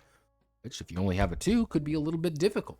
It might be hard because it's just a d6 roll. Regardless of what happens, though, you will always have to beat my 5. Or my reflex. You will always have to beat that. Which is not hard at all, such as my range of 4. That means I'm really good at range combat. If you're completely unaware, as long as I don't botch, I'm gonna hit you. Like, I'm going to hit you in the face with this gun, so don't just sit there, please. Don't just sit there and hang out and, do a little happy day. You're gonna die violently, and we'll all make fun of you. So, most things are destroyed at negative health. Armor's going to block it. However, any damage that is blocked, your AR is going to go down because of it. Because it turns everything into blunt damage. You're still getting hurt with armor. You're still getting hurt pretty actively with armor, in fact. And you can go down because you've just taken a lot of blunt damage. You go down, you're not doing hot, you're kind of coughing. It's like you've been shot in the chest, your body armor manages to soak it, but not really much. But you can also make it ablative. If it goes through your armor, if I take 3 damage through my winter coat, for example, it's my winter coat's destroyed and I've, got my arm blown off or something. My arm is now disabled. I can't use it. Anything that is not blunt was going to start causing bleeding. Total damage, try to stop bleeding naturally. You're going to take more damage, and you're going to, again, lose HP in your arm, or you're going to lose access to your arm because you're just stopped, it doesn't work anymore. Now, attack 2 damage to HP, weapons damage plus damage bonuses. Attack roll explodes. Oh no! Modified by Constitution. Head damage can stun. Arm damage can make you drop anything. Leg damage inflicts -1 speed per damage.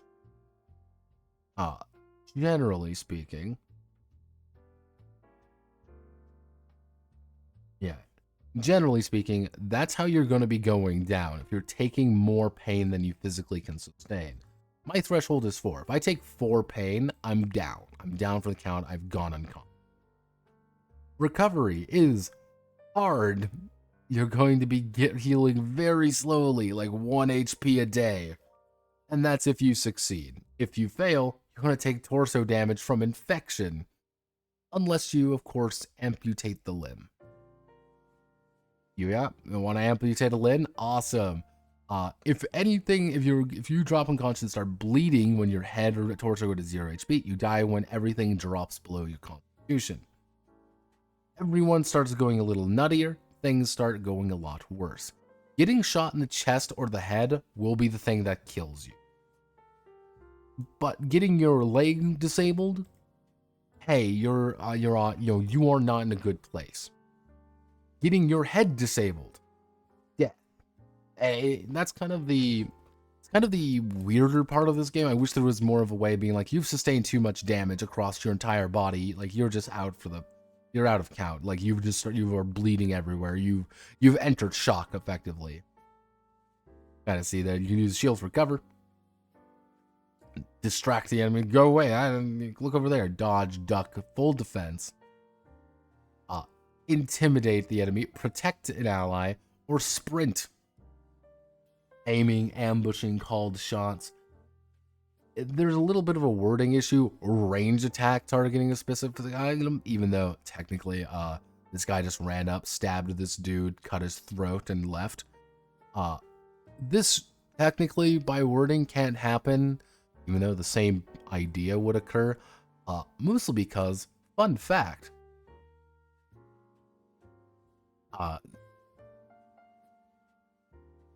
if you manage to sneak up on someone and just ambush them, melee attacks are pre-called shots. So it's like, hey, I want to hit your head with my knife, and you have no armor on your head, and you have no way to defend yourself. So I'm going to just swing at you with my knife that does 2 damage, usually minimum, and then stab you in the skull with it. Yeah.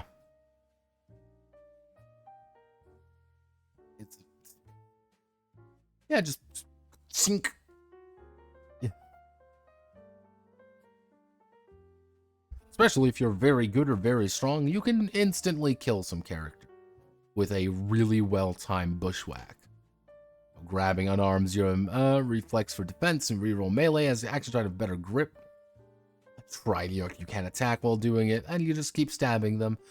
Weapons do have things such as auto fire, which does increase it by a lot for 3 times damage, but you're burning a lot of bullets you don't have. Hey, you have a chopping weapon plus damage. Hey, what is this? Pretty much cover X's DR. So if you are behind, let's say for example, concrete, you have 6 DR. You're really not going to be taking any damage unless you're getting hit by something really fucking heavy. If you're getting hit by a fucking 50 cal, then yeah, that ain't gonna last very long. But taking, riot shield damage is like, yeah, going under full auto is gonna hurt like hell. But go under full auto. Various needs, reflexes, unarmed, abilities. Abilities are where you're gonna be spending your abilities are where you're gonna be spending your XP mostly, starting XP. These do grant you a variety of different bonuses. The best ones are right down here. More torso, which you can really only get if you are at starting anyway, if you have 4 brains. Second chance, self-improvement, quick recovery, pilot license, flurry attacks. It's, as you can kind of see here, there's quite a few different abilities for you to work with. These the ones that are like only 3, you're like, oh well, that doesn't seem very valuable. These ones at level 3 are also the ones that are pretty reliable. Hey, target like pack mentality. Work with your buddies and start blasting people. Precise attack. Make a good start making those called shots. hey, I don't want to, like, that guy isn't the best trained. We have a beat on him. I'm going to just take a pot shot at him on his fucking head and blow his head off. And you're like, oh. So instead of a -3, you're just dealing with a -2 now, which if you're doing good, you can just go plink and this, some guy is now laying on the ground with his brain, painting the sidewalk. Various kinds of armor, as you kind of see here, there's like front mass, it's camo. Some of these are better than others. My fucking boy here, Spoinglow, decided to roll a winter coat instead of a real piece of armor. And winter coats don't do anything. They're just cold resistant. Cool. You couldn't choose anything else? Couldn't choose, I don't know, literally any other kind of armor? Why don't you have something cool, like, I don't know, anything? Literally anything. Maybe like an interceptor jacket, or maybe some athletic pads. Coveralls, maybe? Firefighter suit. Like, firefighter suits just really good, by the way. You're going a little bit slower, but hey, you're fire resistant, you're cold resistant, and you have a mask. You have a -1 perception, but just take the helmet off, man.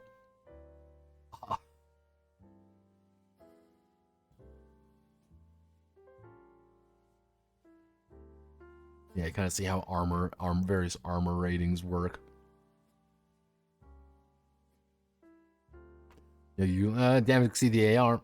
Yeah, so like wearing a tank suit pretty much makes you pretty damn good with things. Damage is never excessive unless you crit, unless you start rolling those 6s, and then you start doing some big ass damage. Because like, let's say for example, like the machete does 3 damage normally. 3 damage is going to go through me pretty easily. One good machete hit and I'm pretty much down. However, if you're wearing maybe like some, I don't know, an actual armor, if you're wearing actual armor, machete chop isn't really going to do too much for you. That's like, oh, well, that isn't very valuable. That's why you go for the head. I want to make a called shot against your fucking skull. Tonk. Well, let's say you have a ranged weapon. Well, these don't seem very well. These don't look very well. Well, you have rapid fire. 3 range attacks per round at -1 each. And all damage is just calculated at the end regardless, so you've taken 3 shots right to the chest. Oh, hey. Cool. Oh, you've got auto. Hey, you've got full fucking auto? Cool. Let me check what do we got auto? Oh yeah, Mach 10. Yeah. Course, you can just do 12 damage and just light someone up because you have a 45. Awesome. It's great. Where's the Henry Golden Boy? I've got a fucking lever axe. That's physically painful. Physically painful. It's a 20 fucking 2. It's some very common, like, FMJ. They've got quite a few different kind of ammos, bombs, drugs. Hey, everybody, you want to... Hey, kids, you want to take sedatives? Hey, you want to take sodium pentanol? You can. You want to just get fucking drunk? You totally can and should. Various kinds of documents to help boost your abilities. Modify will study for at least an hour a day. Yeah, hey. Home security. SAS survival guide. Like, yeah, read the book.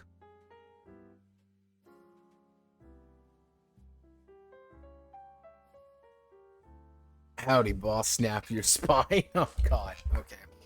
I need to. Ooh. Ooh.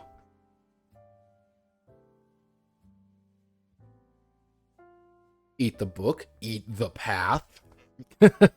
Oh, God. But yeah, no. Various equipments. Like, candy helps you restore luck. Chemicals, like, just do drugs. Lighting. Marbles. Yeah, you want to be fucking Kevin McAllister? Just buy some marbles. put it in an area, and then they have to make an agility 12 check, or they're gonna fall prone.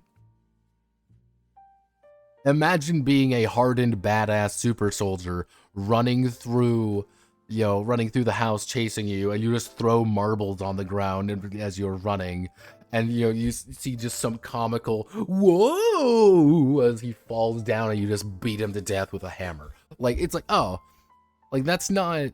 I feel like there's something slightly incorrect about this.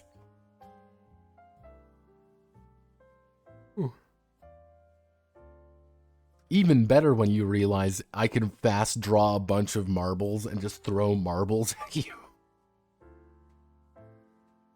Have no fear, it's me, and it's marble time. Good old roll, and you see plenty of cars kind of going around as well, and learning how to handle them. Vehicle combat, there's quite a few different vehicle combat. Then the rest of this game really is about the idea of living and surviving and preparing and getting ready to live in this world. What breaks your psyche down? What gives you bonuses? Do you have a pet? Yeah. Hey, completing a long mission. Cool. Just taking a bath, man. But then you get things like psychotic breaks. What happens when you have a psychotic break? You're losing your fucking marbles. Things go wrong. People have to try to stop you. Only your comrades can stop you, though. People who care about you can stop you from losing your mind. Uwu pelts you with 200 glass marbles. No, it did not. Yeah, various like, oh boy, here's dust storms, or hey, you want some acid rain? Cool. Acid rain, climate, regions, continental U.S. is default setting. Randomly pick. Just where are we, everyone? Let's roll the dice. We are in 2-2. Welcome. Oh God, we're already in hell. We're in California. Various Molotovs. What happens when you starve to death? This is one of the very few games where smallpox is a very real issue. Hey, you have cholera. What's your base look like? How do you build up your base? Then they kind of go over some of like what settlements are looking like. How do people buy things? What is the settlement like, and who are they run by? Because there's quite a few different, as you kind of see,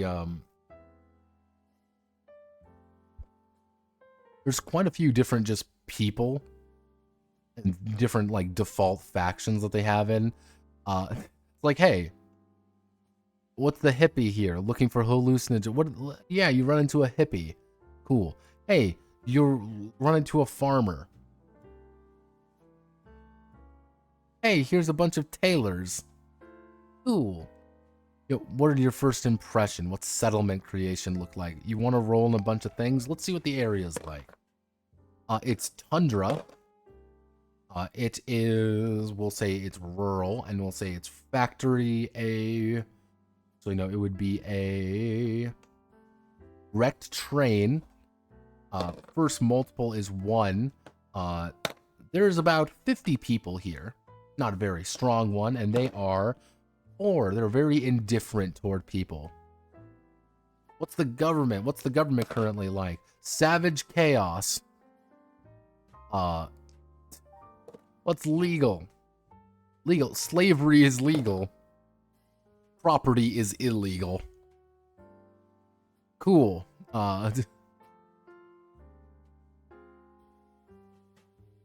What kind of resources do they have? Well, let's see. D6, they have 4. They have 80 ones for each major resource. What features do they have? What factions are they aligned or against?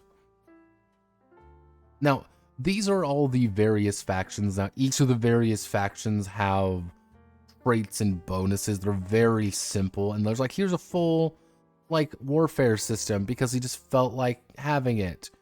The Amazons are all like fighting women. That they like try to like maintain houses. There's literally just the Aryan Brotherhood that show up. They take over prisons, bandits, barbarians. Like, you can kind of slot these guys into anything, which I like. I like the fact that, again, it's like, yeah, here's a militia fort. What do we do with a militia fort? We just slot it in.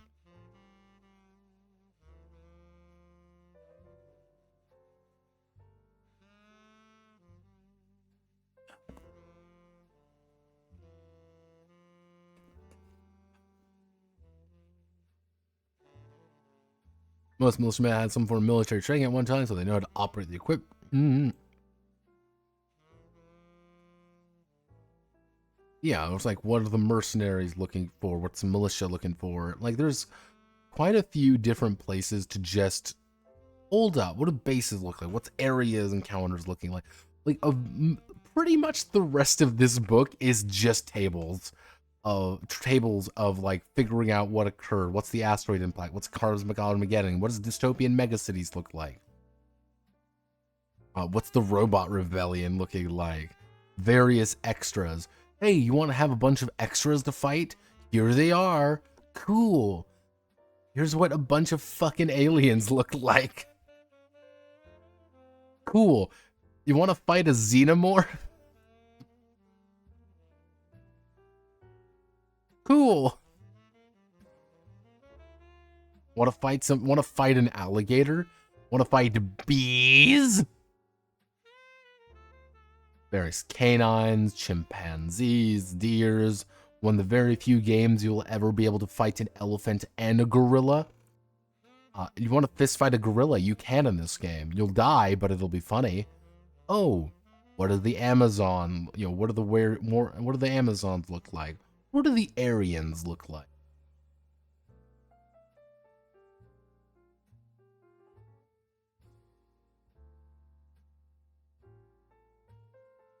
I love fighting bees. Yeah, you want to fight a bunch of bees? Go for it. Nothing is going to stop you from fighting a ton of bees. Have no fear. You can also fight children. Finally, the ability to fight children.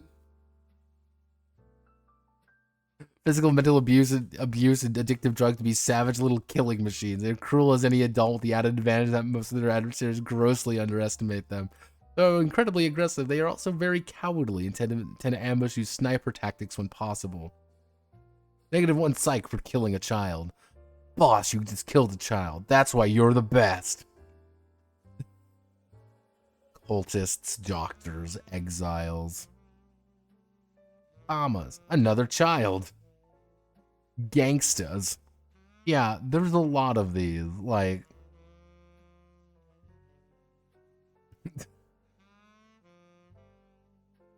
It's Judge, Junkies, Mercs, Nomad. Like, there's a lot of stuff in this game. That's the thing you have to remember. There are stuff, and all of those things are like, hey, you want to fight a dragon? Yeah, you can try to fight a dragon if you want. I wouldn't recommend it. They literally have plus 100 melee.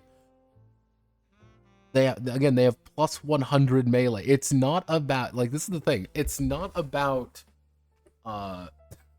hitting them. You can always hit them.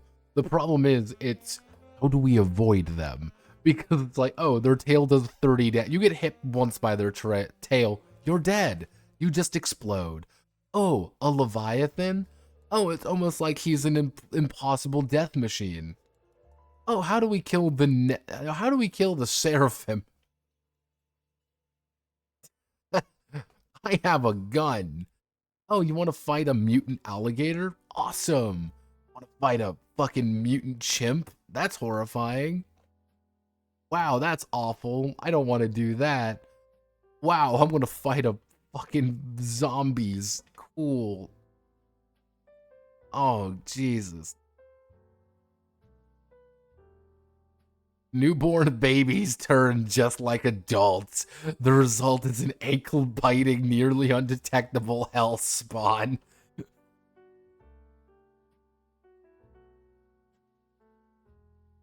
Yeah, Leaper's mommy.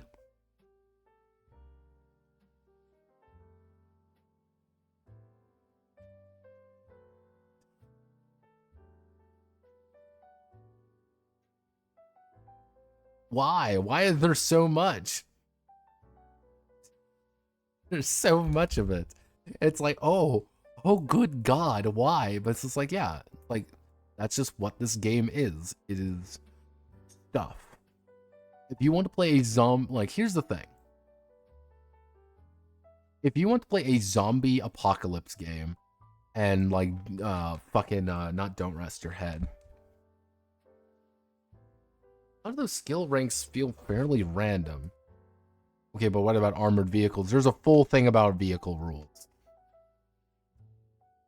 Like, skill ranks don't seem too random, generally speaking. It's like Transformed Gorilla are really good at acrobatics and leadership and have 5 melee.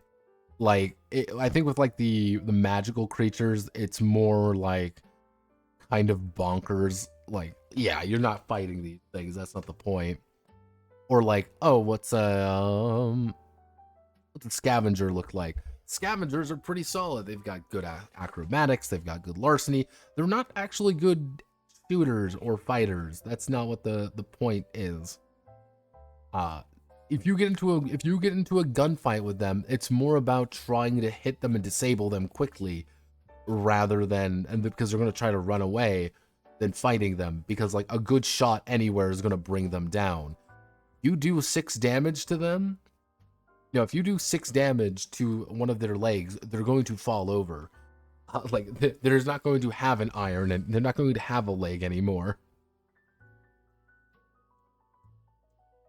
Yeah, it feels, they look a little random, but they're really not too random, because again, you get things like acrobatics are just valuable. Have any? Where's the zombarinos? Give me the zombarinos, baby. Let me just know a standard walker. Like, walkers aren't dangerous. Like, that's the thing. They're not dangerous. They just have a lot of health. And what do you do with that? Well, you hit them, because they're not hard to hit. They're very easy to hit, actually. The only problem is that, you know, there's a lot of them, and they take damage. They take 2-3 shots to go down. So, you know, doing any of that is bad. You don't want to do any of that, especially when it comes to things like getting bit. Or, hey, you want to get them away. You want to pop them 2-3 times. You know, going on. Yeah, that's so there's a little bit of logic to things.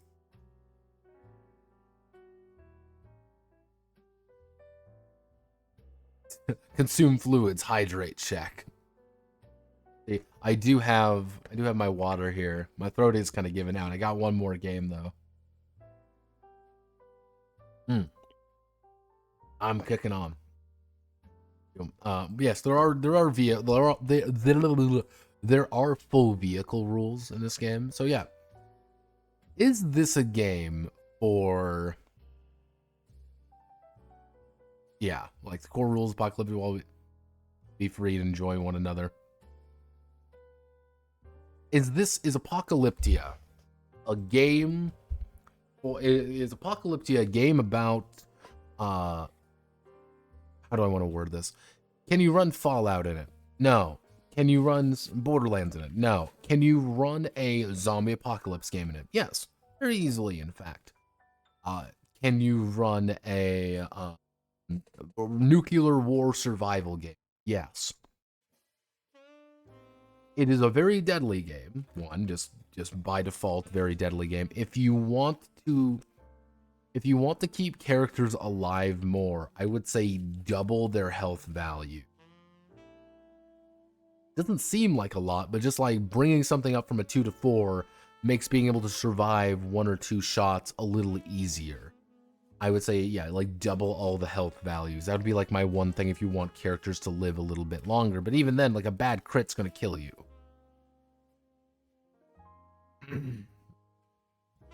I think one of the big things with this game, is that if you want something reliable and simple and quick and dirty, it works. And it's something that you can kind of adapt anything to it. You want to add a new kind of gun, it takes 5 seconds to make. You kind of compare the caliber more than anything. You want to add in a new way to, maybe like a new maneuver.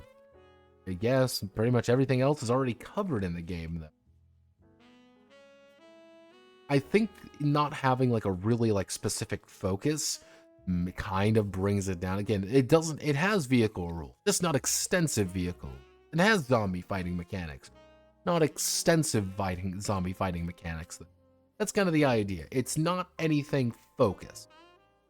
It's not a particular apocalypse. It is not a broad scope apocalypse. It's just as much Twilight 2000 as it is The Walking Dead. But it's also just as much Twilight 2000 as it is The Walking Dead without any of the baggage behind it. If you're looking for an apocalypse game, Apocalyptia does its job. It's free, it's easy to learn. It is something that you can manage very quickly. I didn't really delve too deeply into like, well, this is how vehicles or whatever. No, not really, but it all uses that D6 plus a number that will never go higher than 7. You will never add anything higher than 7 or 8. And if you are adding something higher than 7 or 8, it's because you have min-maxed it. So, yeah. Apocalyptia is an interesting game. I do quite enjoy it. This does lead me to our final game, because yes, we actually had one last game. Technically, we have 2 games, but this is going to be the last major game. Actually, or we can do the small one. No, we'll do the small one first. This is We Are Abandoned. There are no we do not actually have any characters for this one, because I can't. This game is free. This game is free. You can download it right now. I believe we've talked about the... I believe we've talked about the designer before. Not. Begone, Jordan. I don't need you. Yeah, right here. I believe we've talked about Mutant Chiron before. No, we have not talked about Mutant Chiron. Yeah, this is by Mutant Chiron Games. They do stuff. That's kind of like one of their things. They do things. I haven't really found anything too exciting. I think they did one thing I remember them talking about. DM's Guild. Okay, that might be where I'm seeing it. Yeah, it's not exact. They don't really have too much. Most of it is shit like this. Like very light games, Gumshoe, Dead for the Living. Very, very easy to understand, very basic games. That's not bad. But We Are Abandoned is a game about trying to get out of the ruined city. It could be legitimately anything at any point in time. All that matters is that it is a ruined city and you need to get out of it. But what is this game? It's a free-form game with a narrative framework. Yeah, I think this is one of those games I've had for so long, I kind of just want to like talk about it. So, the game is divided into 3 acts. Every player character is going to be doing something. 3 acts, and in all acts, player characters learn something about themselves, progress toward the end. Each player character should only be developed in these 2 ways per act. So, you're going to pick one character development, or you're going to engage in a conflict. Those are your 2 ways to do things. So, if you're bringing in character elements, everyone's bringing in blank slates, effectively. You don't even know who you are, really. You don't know who you are, what you are, or maybe even how you're doing things. You don't know. What you're doing most of anything is you're going to be choosing from these columns.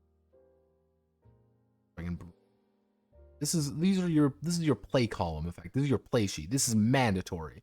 Now, you may be saying, hey, let's for act, develop your character with 1 entry. So you and your few others wake in a deserted bunker, your memory is gone. Those are covered in grind, ash, and dirt. You find a bunker's exit. You see the ruined city.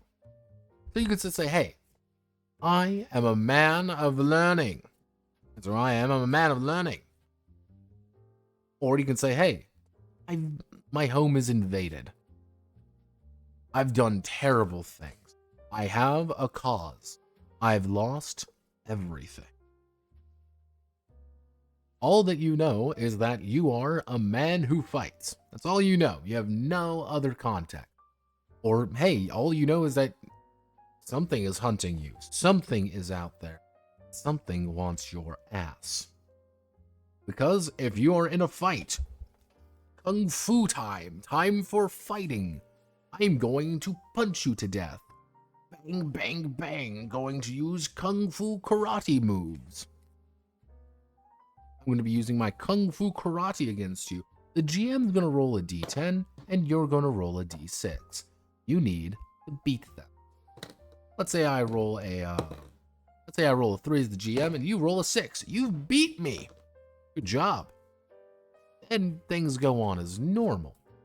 If the GM beats the player, congratulations. You know, if the GM beats the player, you fail. You're going to take suffering.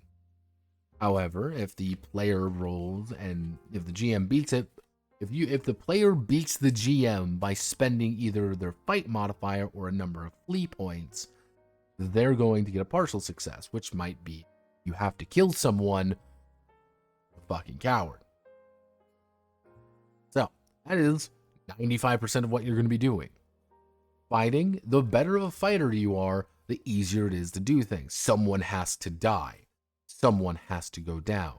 The social encounter gone wrong, an accident turning on travel, and so on. No NPC's present, the PC is hurt instead and gets D6 suffering. Oh no, there's an NPC. He's super helpful. We really like him, and we're trying to fight past our survival. We managed to get out, but we've abandoned the NPC behind us, and he is condemned to die. Hey, we're talking with someone here. Things kind of get a little bit heated. I roll and we succeed, and we roll and dun dun dun dun dun dun dun. Oh man, I fail, but I do. If I add my modifier, I do succeed. I fucking stab him in the throat. Bad things happen. Things escalate.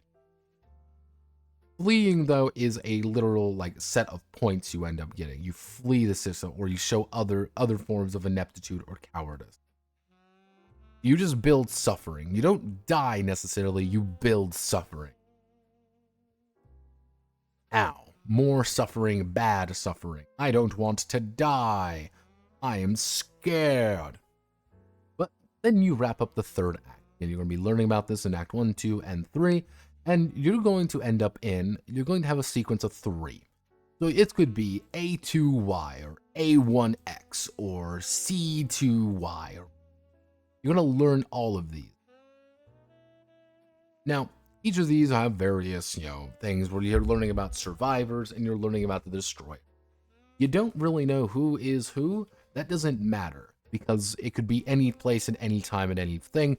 Generally speaking, though, it is a modernish city in a modernish time for modernish reasons, vaguely.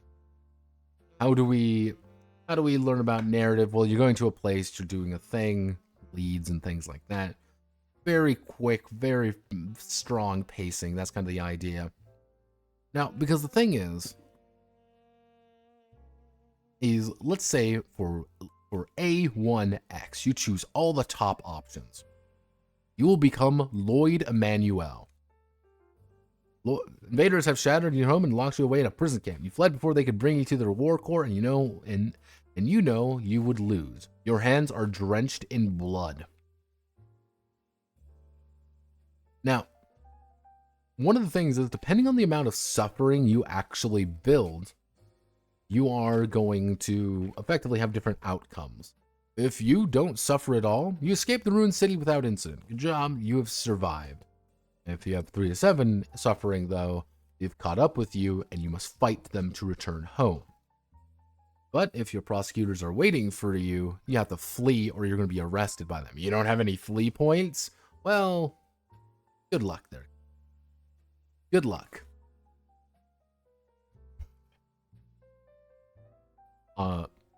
Some of them are a little, some of them are, how do I want to word it? Some of them are a little bit more esoteric. Some of them are a little bit more grandiose. Because you get things such as Cooper. Cooper can't leave. There's no hope for whatever you do with him. You end up with things like must. Place to fight among the stories. You must fight and kill one of the other PCs to earn it. Like, you can end up attacking one of the other PCs in the end. Or, hey, this is your exile. Hey, this is this. Couple, like, of these friendlier ones. I don't want to really show it off because I don't want to, like, spoil it, quote unquote. We Are Abandoned, kind of a little game. Not really like, ooh, boy, time for exciting content. No, it's the one, it's a little, like, very short, little experimental thingy. But our final game is going to be High Plains Samurai, a game I would like to recall a massive disappointment in all forms. I'm so fucking mad. You have no fucking idea. I am so fucking mad at this game. I'm just fucking sad, boys. Because I look at this and I'm like, damn, this looks cool. But then I read it and then I'm like, damn, this sucks. So who did High Plains Samurai? So let's do a little bit of digging. High Plains Samurai is technically from a company called Broken Ruler Games. Over here, Broken Ruler Games. Broken Rule, breaking all of the rules. They have done not anything that no one's really. I posted about it and being like, hey, does anyone know what they've done? No, it's done by Tom Crapper. Probably Tom Craper, but that you're sorry, Mr. Crapper, that's your name. They're mostly known for Kill Shot. Like, that's like one of their big games, but Todd Crapper hasn't really done too much that I was being able to see.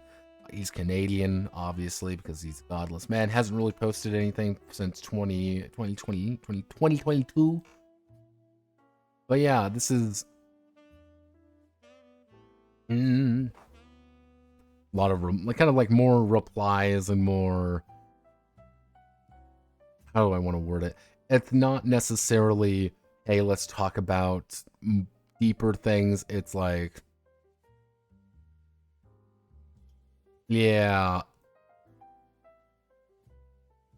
One thing I did realize, this is actually one thing very interesting I realized about a lot of, bring up Broken Ruler Games. There we go, Broken Ruler Games. One thing I noticed about Broken Ruler a lot is, actually, hello, Pandora Total Destruction. We want to find Todd. Hello, Todd. Is that he worked a lot on AGQ, Accessible Gaming Quarterly, which I found to be very interesting. And this is Jacob Wood, Jacob Wood. We've talked about Accessible Games Quarterly before. This is a kind of like a magazine thing. I don't really know how you would refer to it as, but these are pretty much a series of articles and series of things about learning how to help people out with various accommodations to help them with, help gamers with disabilities improve experience at the table, help educate non-disabled gamers about the issues these players face.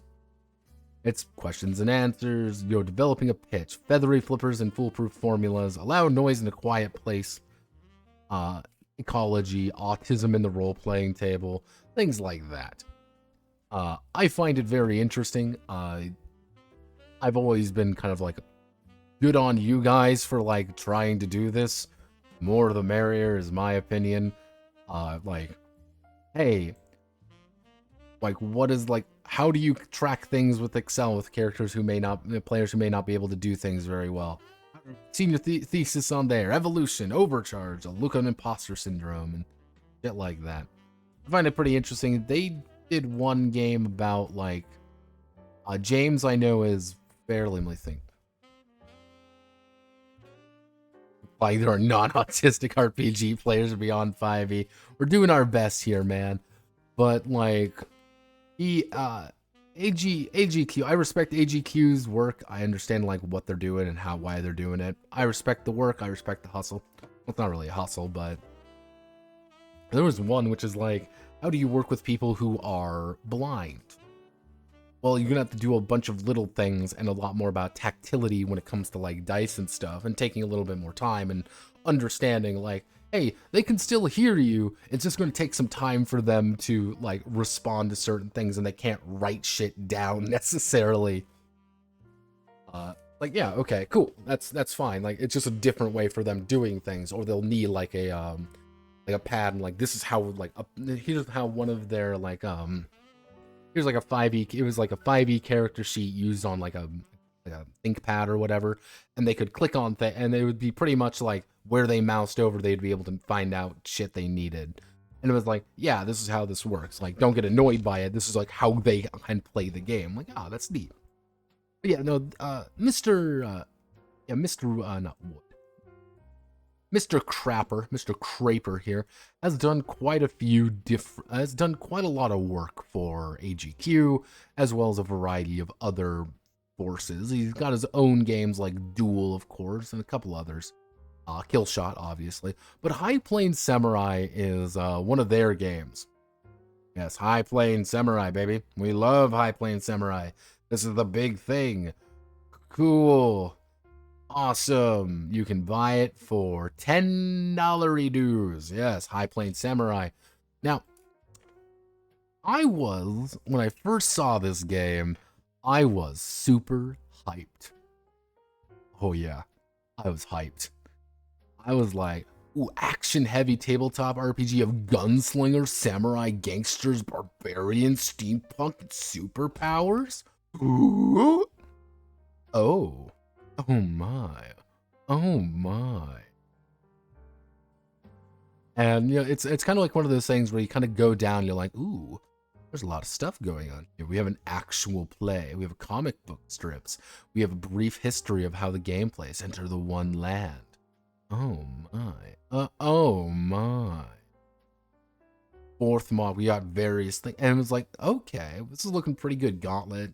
Yeah, it's like, how do we make things accessible? I was like, cool. Like, this seems pretty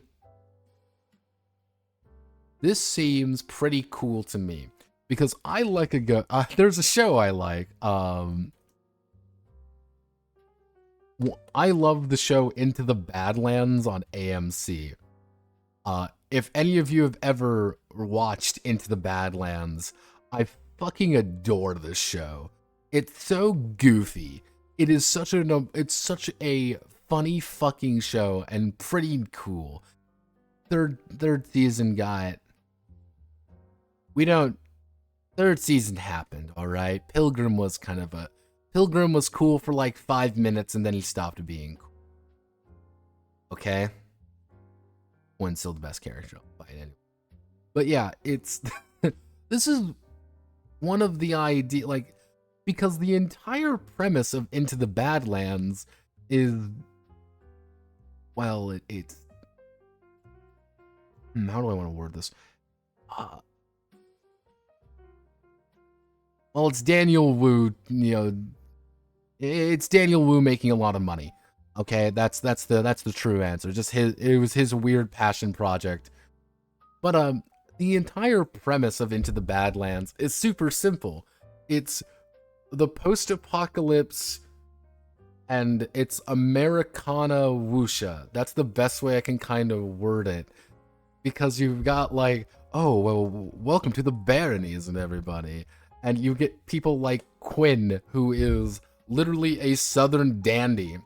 A fucking southern dandy going about his daily life. But he also is accompanied by like an army of people called Clippers, who are like professional bodyguard assassins that he just has in an army. Because that's just how they operate. But he's a southern dandy, but brings out a fucking sword to stab somebody with because guns are outlaw. Guns don't exist. It was awesome. Quinn is the best character because he's just a living badass. I'm going to nerd out about Into the Badlands now because I don't get to nerd out about this thing. They introduced more plot points, like Beji. Hi, Beji. Hey, it's that show. Haven't heard that name in a year. I fucking love Into the Badlands. Season 3 happened and it was bad. Okay, it was bad. The stupid plot line with Pilgrim was like a religious cult leader guy was dumb. It didn't work because everyone got superpowers and it was stupid. Because that's a big plot point where everyone gets superpowers. Season 1 and 2 were Kino. But like, one of the things with it was, I was like, oh, this is clearly going to be very inspired by Into the Badlands. Very, like, in that same vein. And I'm like, cool. I'm fucking in. They're gonna do their own thing with it. I like the idea. It fits really well together. Super cool. I'm ready to fucking go.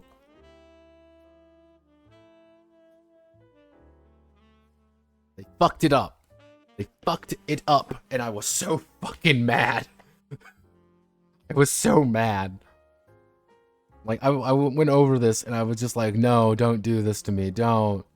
No. Now. And that just kept happening, and then it kept happening, and then it kept happening, and then I just felt miserable by the end of it.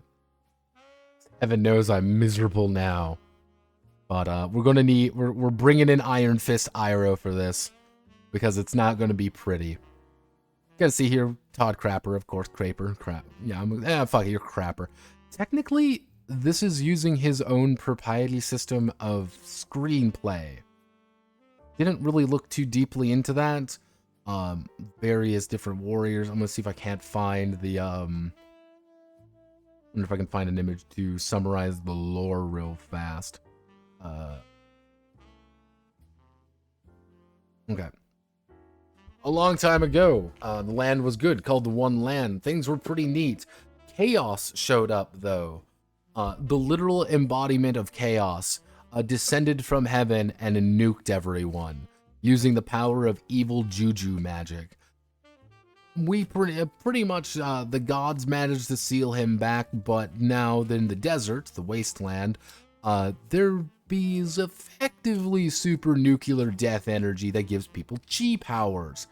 The structure of society has been uprooted, and people are now struggling against one another as effectively cowboy, samurai, ninja, assassin, ninja, magic warriors. Got that? Cool. Yes. So it is very post-apocalyptic, but kind of integrates a few different things at once. And this is very, how do I want to word this? Everything I just told you is real. It's not like it's secretly a thing for nuclear war. No. It is quite literally the embodiment of chaos showed up and we needed to kill him, so we did. Shattered cities of the wild desert. Serenity Falls is Cowboy Town. This is Wusha Town. Monsoon is Terrible Town. Kartep is Scary Town. Rust is Magitech Town. The Waste is Nightmare Town. And technically, there is a gigantic armored train traveling through the desert at all times. So Abaddon, are we talking about Thousand Suns? And then he fucked up everything. The end. So it sets things up for the first about 30 pages. And I was like, all right, we are gaming. A little bit weird, but all right, we are gaming.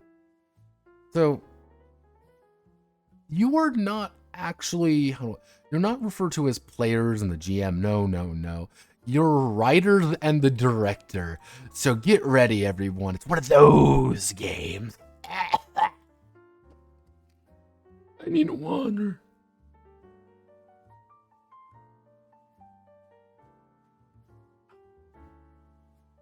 delicious water.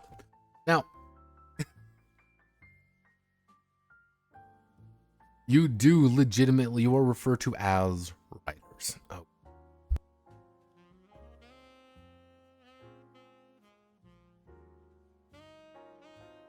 Ugh. So, writers all lead one lead character, but so we're going to try to do our best. So, players and their characters, lead characters, support characters. You can effectively, everyone's going to play a lead character, but you may get support character. They don't have as many toys as lead characters, but they're usually a little bit different in their own way. The director, however, has major, supporting, and extra characters, as well as their own lead characters, which are like villains. And we'll get to why that is the case. Now, this is how we want to do the format. How do we want to tell the stories? What kind of combat do we want? Do we want technology? What's the rating? What's key initiatives? What's the duration? So a 4-hour session, they were expecting to be 3 to 4 scenes.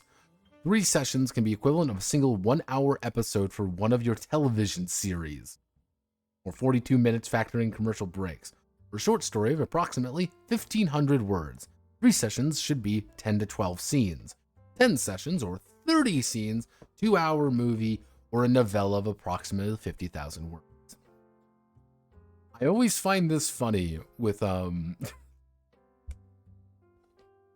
of these games, especially reading a lot of Japanese ones, where it's like, yes, we expect you to have 10 sessions for a 2-hour movie, and or you can do 3 sessions for an hour-long episode of a television series, short story.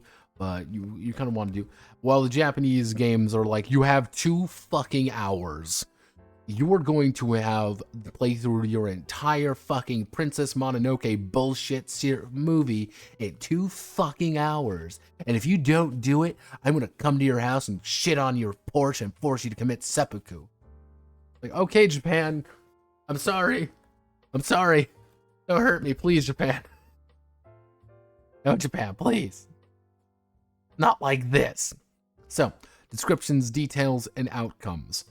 This is where things somewhat lost me, and I was like, oh no. Now, there is a game called Wushu. Have anyone ever heard of Wushu before? This is the time where you type in chat saying yes or no.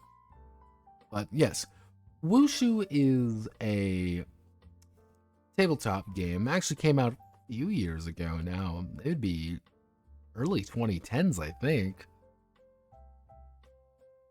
Yeah, I believe it would be early 2010s. Thinking correctly? Might even be older than that. Wushu's been around forever. But the core concept behind Wushu is that you're actually building dice for your dice pool by giving descriptions. High Plains Samurai is the same way. You're doing things using descriptions, complete renditions told from a particular character's view. They are the turns. Everything is broken, each description is broken down into details, individual sentences presiding specific effort.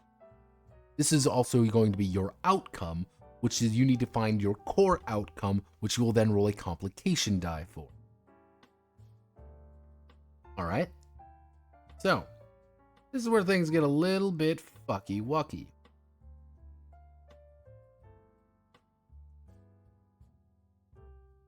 Right.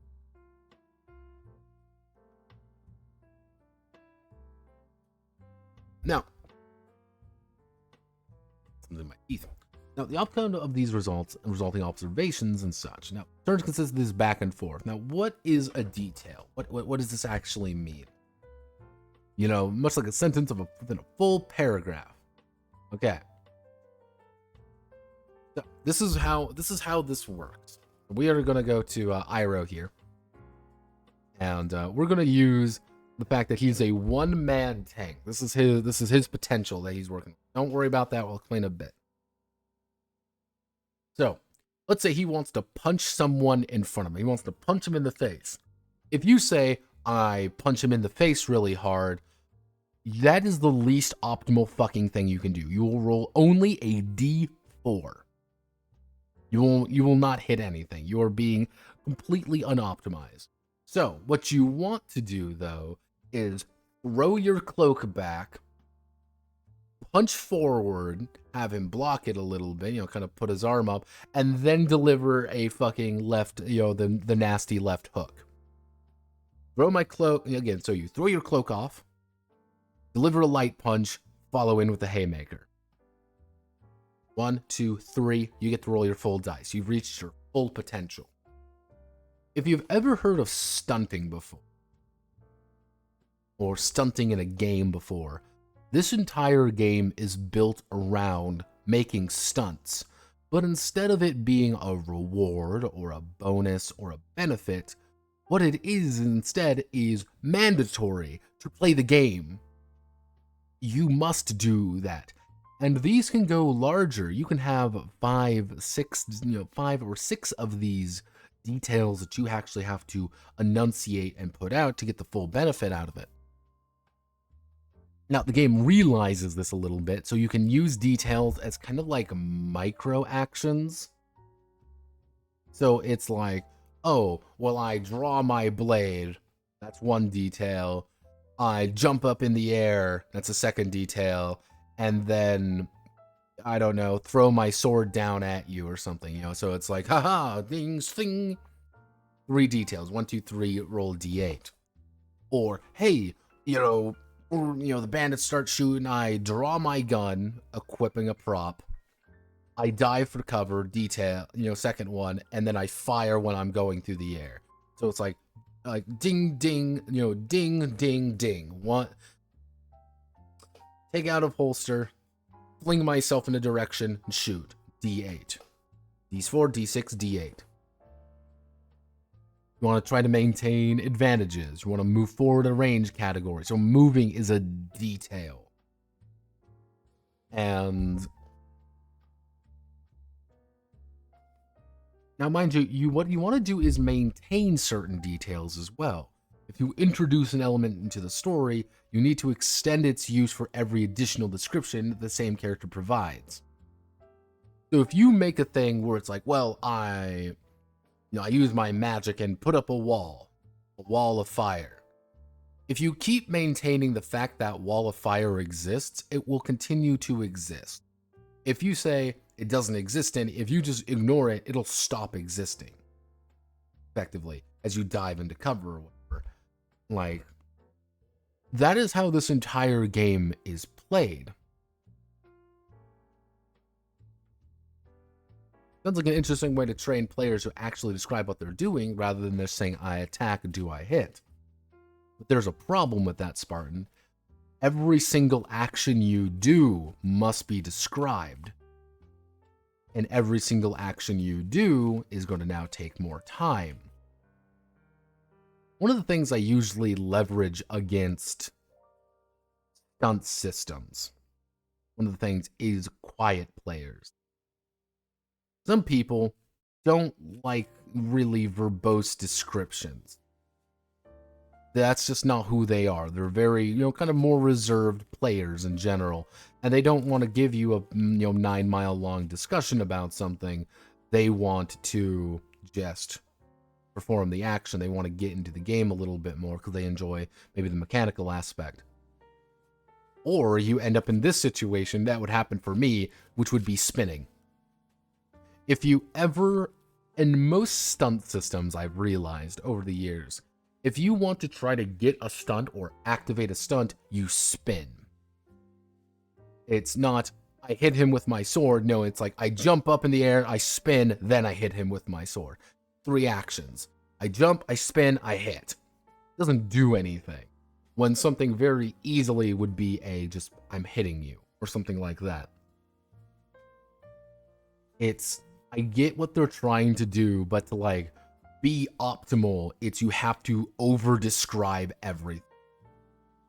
And if it wasn't the case for that, again, if stunts were a reward or something, I would be a little bit more lenient on it.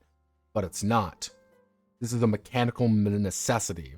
Unless the GM is like, I know what you're doing, we're already doing something cool or whatever, you don't need to tell me again.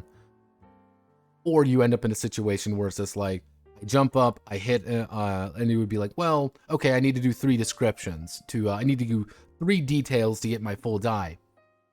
I stand up, draw a sword, I hit. And I hit.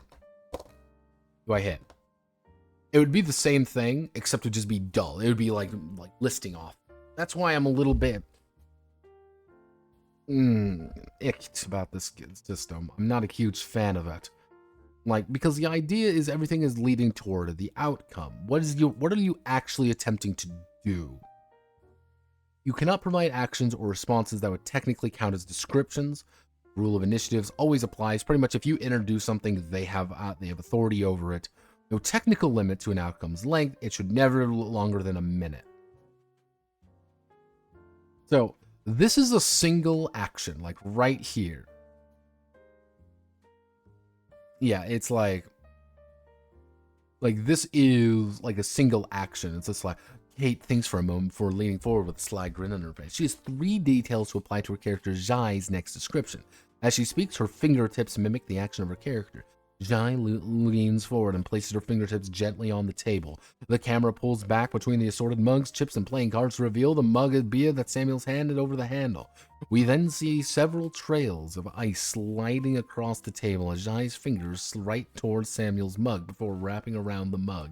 As Samuel picks up his drink, the camera raises up to the mug and we see his beer is frozen solid.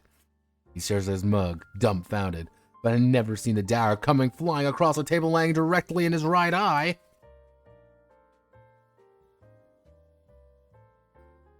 Two of those things were irrelevant to what was actually trying to occur. You may say, well, it's more cinematic that way.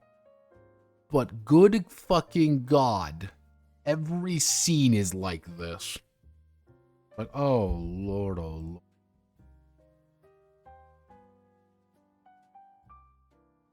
True. Yeah, I still think it's a good trainer for it. If it wasn't everything, I think I'd be a little bit more favorable toward it. But it's everything.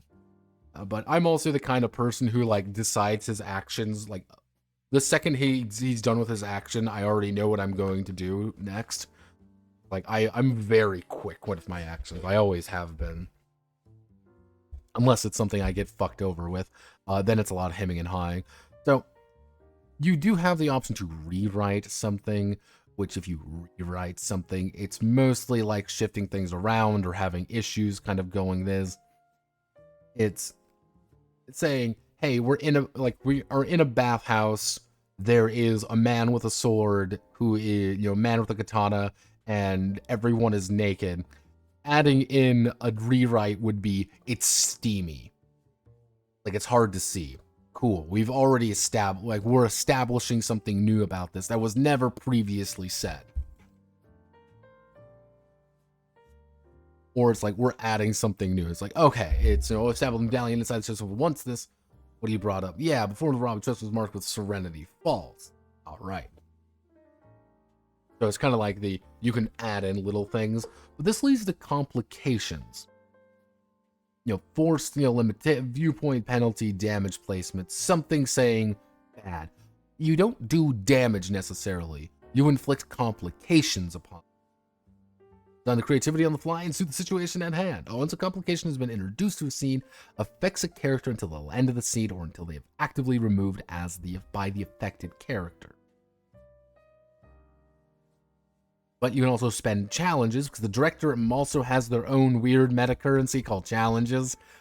Don't worry about them. They're fucking stupid. Removing any complication other than damage requires the character to use a full description detailing how they counter it, cope with it, whatever method seems best at the moment.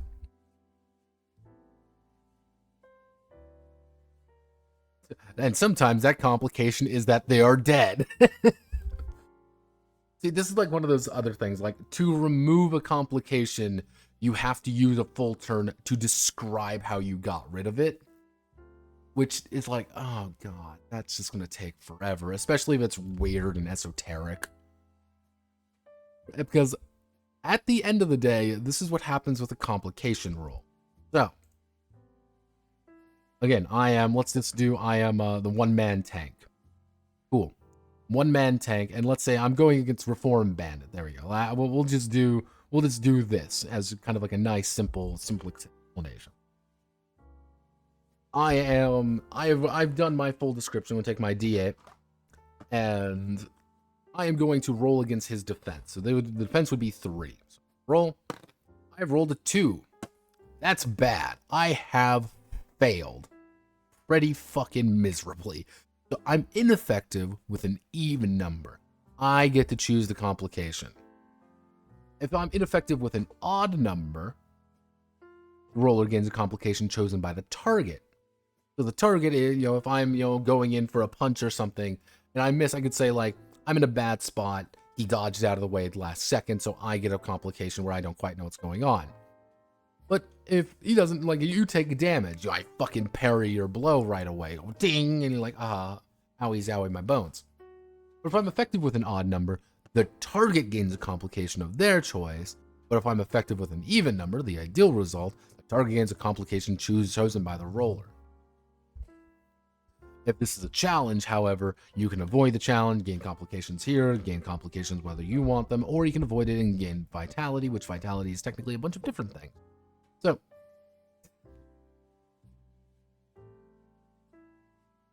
So there are technically 4 complications that are possible. You have a -1 step penalty to a single potential, but only after character creating a penalty spends 1 vitality. So this effectively turns a D8 into a D6, which turns it into a D4, and after a D4, you just start taking a -1 to it. So if I have like a D4 and something and I go down by 1, it's D4 minus 1, which is really bad because it's like, oh, how do you beat a 3 when the maximum you can roll is a 3? Not very easily. You effectively have a 25% chance at that point. If you have a die up though, D6, D8, D10 goes all the way up to D12. Then it's D12 plus 1, D12 plus 2, 3. But you have to spend vitality, which is your health, by the way. Restriction. Complication removes access to a single prop, set piece, or other aspect already introduced in the scene until the complication is removed. I have my sword. It's my cool sword that I'm going to fuck your day up a little bit here with. Because I grab a sword from the wall. I'm going to fight you. Restriction is I've kicked the sword out of your hand and it's now embedded into the wall. It's now embedded into the ground. Cool. So they have to spend a turn trying to get their sword back. I get to karate kick them in the face. Inception is stupid. Okay, Inception's stupid because the affected character is led to believe something that is not true, reinterpret information from a different viewpoint. That's just dumb and I don't like it very much. It's a weird roleplay thing that doesn't really work if you think about it because, like, it's a complication. And by virtue of knowing it is a complication, kind of puts it in a weird, different context. That's kind of the idea. Then damage. Inflicted on the target and they lose a number of vitality equal to the difference between the complication rolled result and the defense. So, D8 versus 3. I rolled an 8. They take 5 damage. That's fucking horrifying. I rolled a 3. They take 0 damage. Because there's no difference. If I roll a 3, I don't want to deal damage. I want to place a restriction on them. I want to kick the sword out of their hand. I want to, I want to maybe, place a penalty upon them. That's what I want to do. Because I'm not going to do any damage. But characters with really high things targeting a potential with very low, it's like, yeah, congratulations, I've done 8 gorillion damage to you and you're dead and I get to laugh at you. Hence why this is a standard starting character with 4 players, what their vitality is at. Reducing that by 5 is lethal because this is also going to be spent on things. You always have to name complications as well. That's also another fairly important idea. Yeah, it's like you don't heal from that health damage either. You have to complete things. Yeah, you can remove complications by other complications, but you're going to be making the roll how effective, how not effective and ineffective. I can fucking speak. Yeah, so it's like Lotus Deadly Fannin has hit the marker, rolling an absolute on an 8 with her opponent's defense of mere 3, goes for damage and slice 5 vitality from the group of Xers around her.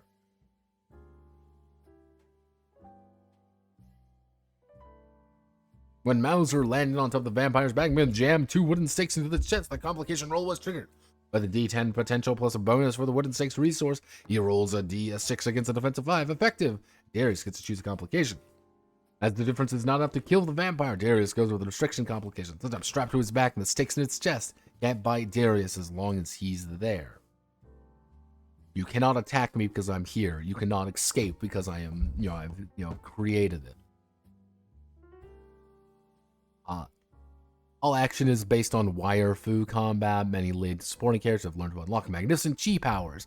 What do chi powers do, you may ask? Nothing. Chi powers do fucking nothing. You just write them in, and that's there. Ta-da! So, these perks are also tied to a variety of different. You're going to have a class, and you're going to have a homeland. So my homeland is the Wastes. I'm a barbarian from the Wastes. Iro is because he's a former bandit. He can predict chaos. He can spend 1 vitality, spend his health, while in the Waste to rewrite another player's details or part of an outcome by a revised threat created by the landscape itself. For example, the director describes a Leviathan approach, and you can change it to a sandstorm. But you can also get things like this. Like outcasts are capable of chi powers beyond the others. You got enhanced powers not always in their control. Your characters can spend 1 vitality once per scene to double the chi power step or damage bonus, but no additional vitality can be spent to shift a complication roll. Things like that. You don't get many. Oh, where are they from? Who are you all? And who are you all? Yeah, characters are a little bit wonky and all over the place. It's like, I can turn invisible. I have death fans. I have a gun. I have ice. It's like, I have the power of a fucking gun. So, yeah, there are, again, they're not like playbooks, but they kind of are. Like, it's a little bit weird, but like, these are classes effectively. The unstoppable hunter, the raw apprentice, the hardened outside, the noble warrior, the deadly shadow, the rogue scholar, the innocent pawn, the vengeful spirit, the true believer. Ooh. Oh my. Have they chapped in their chi? Oh no, I won't know. Yeah, it's quite literally chi powers are things you can do, don't think about it, and then jazz hands. Like, oh. Like, that's neat. You know, you can assign a resource slot to gain damage. Effectively, what you would have to do is say, like, oh, what do I get for steel body? Oh, I know. Maybe I'll just add a damage bonus to it. That's what it does. Ta-da! It's chi powers. Cannot prevent a complication roll. Untapped. You can just play a character without any chi powers, and arguably, your life will be easier. Just shoot them with a gun. Cool. Everything is narrative first. Potentials are your character's potential. It's entirely up to you. It can be whatever you want at any point. Now, this is also going to be how you interact with things. For example, D10 has defensive 7, maximum of 4 details, unless they are modified by step bonuses or penalties. Pretty much, as you can see, 4-sided, 2d12, 2 kinds of step modifiers. Kind of see here. The higher your potential, the more details, the better defense you get. You're going to start with a d6, and you're going to have a d8. There's your 2 starting ones. Go above and beyond, that's pretty much it. Shift bonuses, d8 and 1 and d6.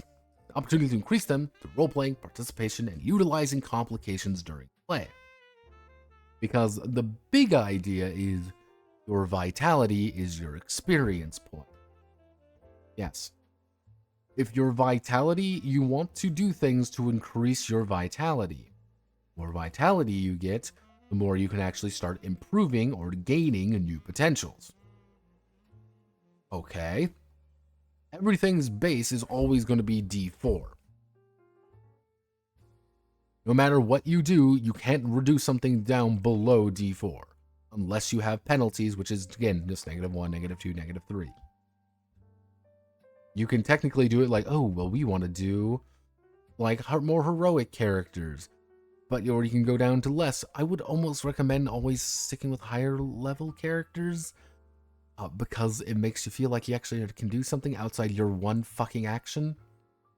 Yeah, aid another, multiple targets, cover, concealment, long range. Because you don't have range. You never have range unless you choose to have it. Then you do. Yeah, defenses, direct characters kept to their own end are always listed as odd numbers in range 1 to next to impossible. Rolls dice against your character, choose an appropriate potential defense. If you do not have one that applies, the defense defaults to base step of 1.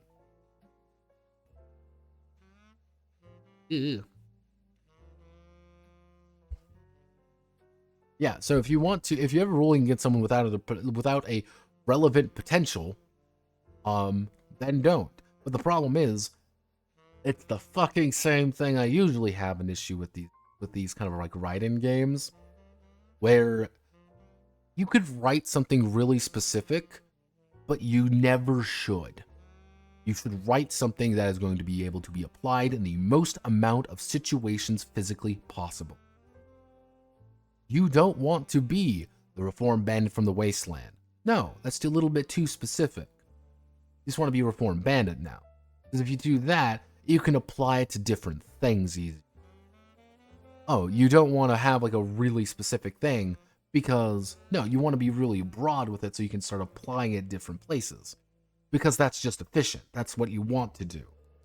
Unless the GM is being nice to you. Because that's what this game is. Is the GM being nice? Does this count GM? GMs can say, yeah, of course it does. That makes complete sense. It can also say, no, it doesn't. That makes no sense. Oh, well, the GM should just be good at his job. What the fuck does that mean? It doesn't mean anything. So random. I don't like that. I've never liked it. Now, you get the idea of building potentials. You know, once they reach a key detail, the most built into their description. This is the idea that I don't much care for, is that to reach your full potential, you must keep adding details. And it's like, oh. Like, you have to keep adding more and more details, even if you know what you want to do.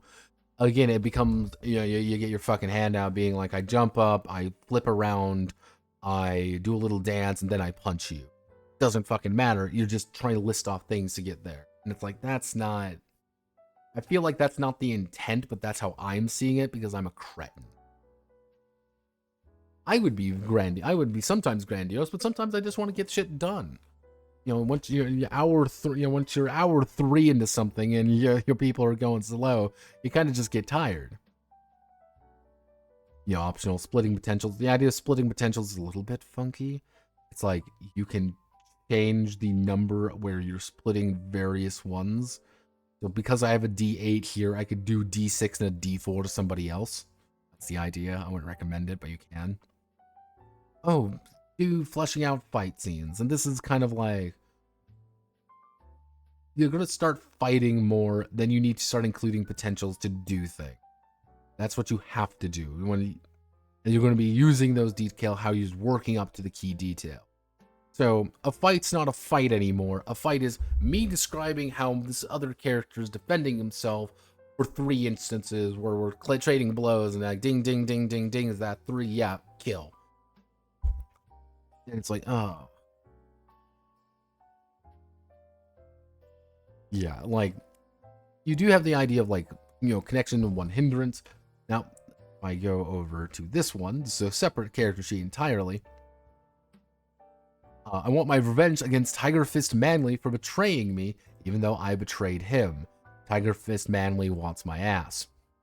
Because this is the case, because he's got a motivation, he has to have a hindrance. There's something wrong with something right.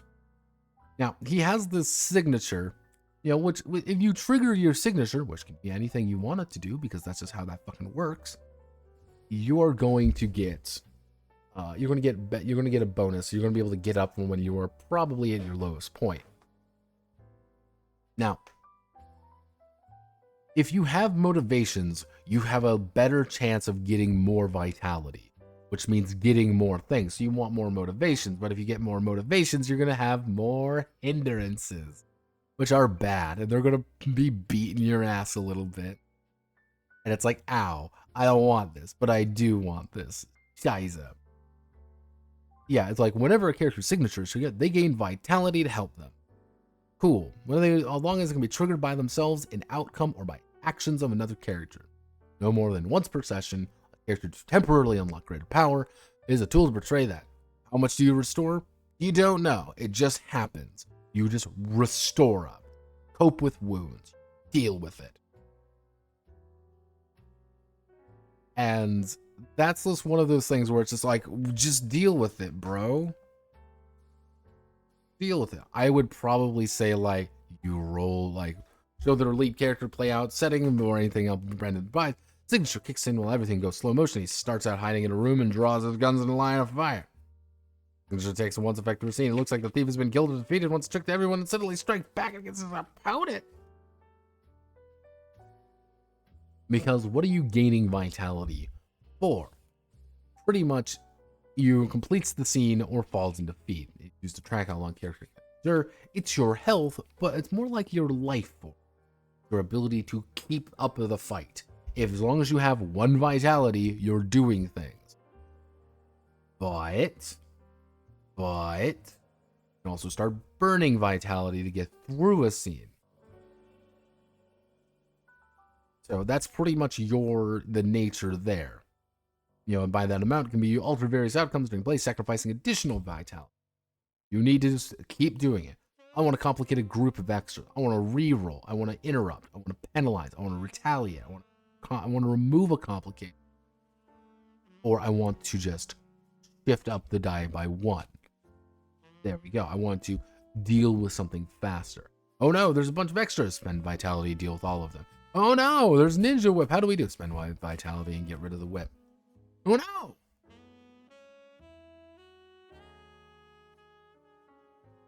Any character who's triggered a signature session immediately gains vitality equal to half of their starting vitality. So I would end up getting 6 bonus vitality. Just getting up, haha, I'm alive. Anytime you complete a scene goal, 1. Do more with your motivations and connection, +1. Closing motivations, 3. Chapter goals, +1. Bonus vitality. You just might get bonus vitality because you're doing good. Good job, team. You're doing it. But you can also heal vitality. So you can heal yourself up to your starting. But you can also use it to, which does lead to a strange situation where you can spend vitality and then heal yourself up to it. And heal. Don't know if that's legal, but this is based on Cortex, yeah? No, I don't think so. I don't think it is based on Cortex. They never mentioned Cortex. If it is based on it, this is a custom system called Snapshot. Based on screenplay. Yeah, it's based off screenplay, not Cortex.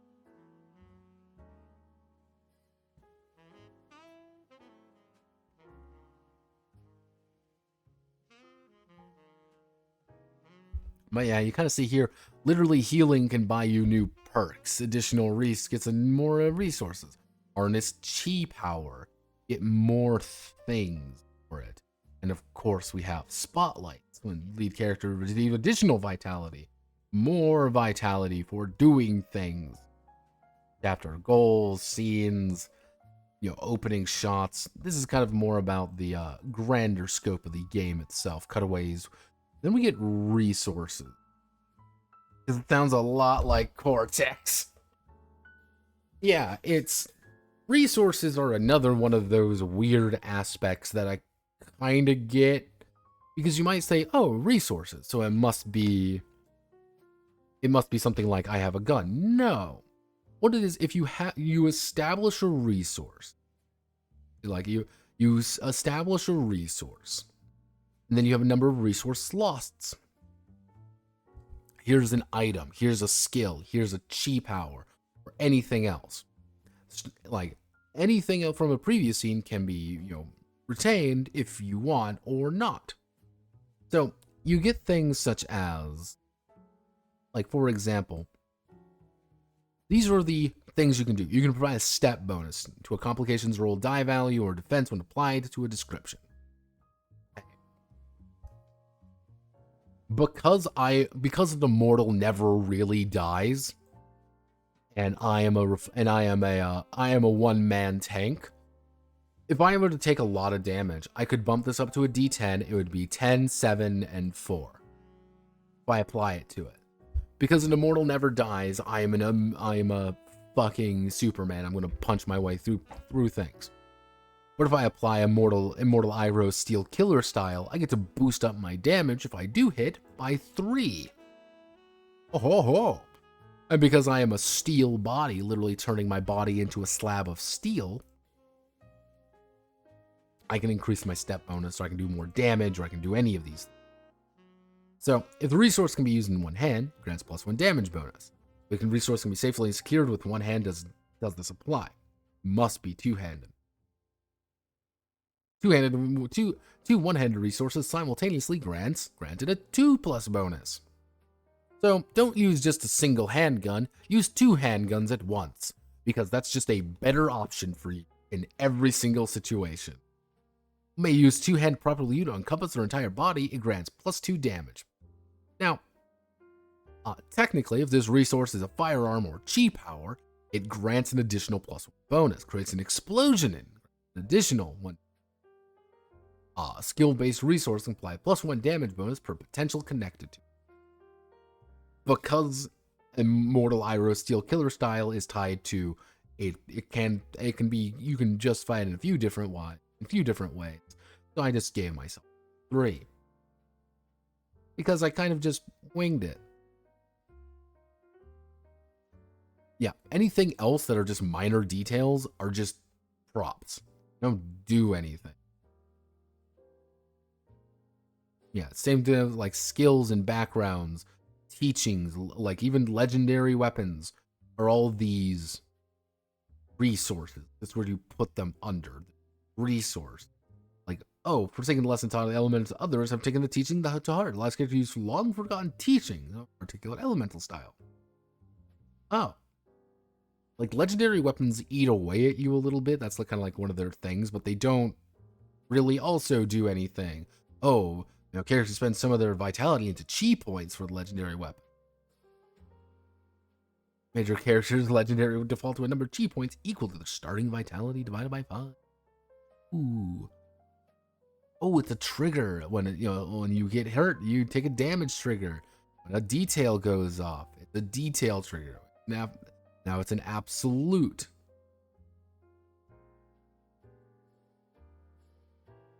Oh, it's this now. It's this. You can shift it up or down, and up I can not spend vitality affect the value because you rolled an absolute on it. Range. Oh boy. Crucial role when it comes to a matter of combat. Now, you have 3 ranges. Melee, close, and far. And technically, anything else. Impossible. You can just say, I pull out a gun and start blasting. It doesn't really matter because guns aren't real in this system. Nothing is real. No item is real. It's just whatever you feel like it to be. All resource maximum range limit. All resources default to melee range. A resource is intended to design a thrown or one-handed ranged weapon. Its maximum range is close. Resource designed exclusively as two-handed ranged weapon. Its maximum range is far. So I can technically, if I really want to, add in I have a revolver. I bring it out, I pop it. Since it's a one-handed one, I can go to close. I go bing bing, blast you one. I'm like, it's a big revolver. I can do 2 hands with it. It's now a range of far. But again, I can just shift it whenever I want. Because there's no items, and you just add things in. Be like, oh, well, according to the story, who fucking cares? That's not what It's not in the system. I can do whatever I want with it. Well, but the GM can stop you if he feels like it. That's the thing. It's entirely based on if the GM wants to. If the GM doesn't have to do it, the GM doesn't have to do anything because the game isn't telling him to do that. It's little things, little itty bitty things. Yeah, providing an advantage. Spend 1 vitality and main at least 1 detail at the start of everyone's turn to get little things. Cool, step bonuses. Oh, you want to put a challenge in. Yeah, challenges are stupid. Because the idea of it is the GM is getting his own little set of Benny points, effectively called challenge.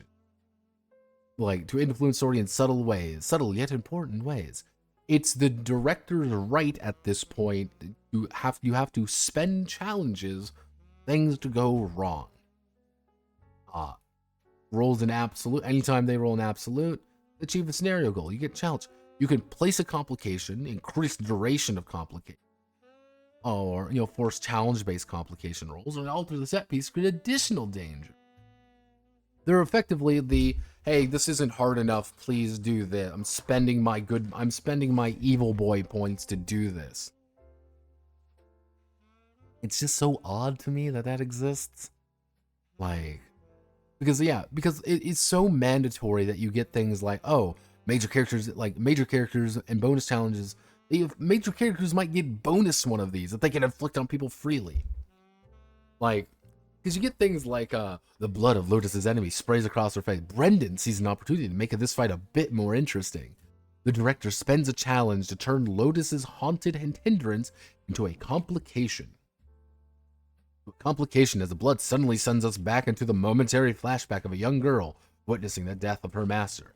A moment duplicated by the presence of a few drops of blood splatter onto her cheek. Lotus is now haunted by this moment and cannot return to the fight until she removes the complication. Sorry, I don't want you to act anymore. I'm spending a challenge, so you have to spend your action doing something that I want you to do. Oh, sorry, you're gun jammed? That's like your one thing? That's hilarious. I'm gonna spend my bad boy point to make sure you can't use your gun anymore. Oops, I'm so wacky and random. I'm gonna fucking strangle whoever does that. That's the thing. I'm gonna fucking strangle you. Because the issue with this is that it's not like, hey, I'm getting something because you're spending something, and like I'm influencing the roles of my friends. You're influencing the role of your friends. Or, hey, it's like you build up a certain number of evil or whatever, and something really bad happens. It is entirely the GM's prerogative to fuck you over. It could be like, it's kind of like right here, the blood of blood of Lotus's enemies or whatever. They could just spend every single one fucking with her. Just little things. Hey, because it's everyone else but little, but you're the one who can't now fight. You're the one whose sword is now not working. It's like you. And I'm like, that's... If the GM is having a bad day and decides that you're having a bad day, you're 3 hours into a session now, and now you're just not... Sorry, just don't do anything anymore. Or, hey, you're just going to lose shit because I don't want you to have it. I don't want you to have this item. I'm spending my bad boy points to do it. It's not to make things interesting, it's to fuck over people.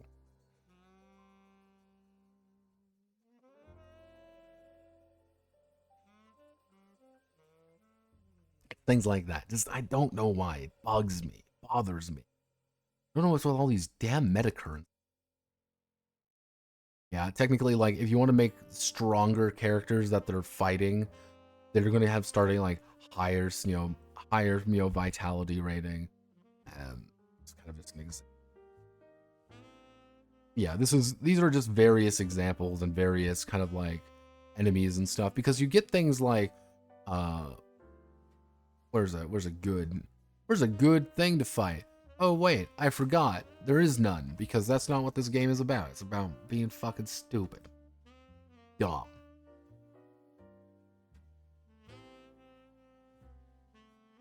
Cool. Hey, this is salvation. This is a literal fucking train. hey, these are your prerogatives. An unstoppable force. If you want to fight it, you have to beat the unstoppable force thing. But you can, because it only's got 50 fucking vitality. You shouldn't. You'll lose, but you can. Oh, but it's like, okay, where's just like a various... Nobody can stop us. The time has come. The path to be discovered. Oh, storytelling experience. Like... Also, this image is just funny. I don't know why this image is funny to me. Just, you got like this Tommy, like you got all these like fucking 1920s gangsters, and then you just have some random lady with a bow and arrow. Goofy.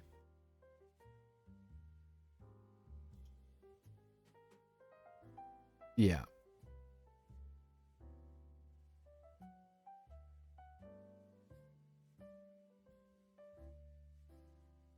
Building fight scene. Oh, you don't need to do damage. It's like, but why wouldn't you in some cases? Because if you have less vitality, you're doing less things. And it's like, oh, if I want to just stop you from doing things, I'm just going to hurt you. Like, I'm going to hurt you because that's taking away options for you. A lot of options in some case. You're not going to recover 5 vitality either. Like, that's the thing that's kind of boggling, is that you are losing more than anything.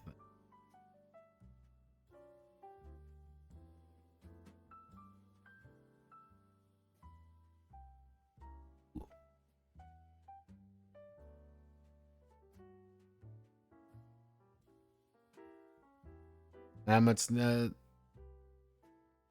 vitality do we start to get? Let's not get light. Yeah, there's a bunch of just stuff like, oh, here's how to make character things like I'm not. The thing with High Plains Samurai that is annoying to deal with is that it's trying to sell you the idea that it's this exciting...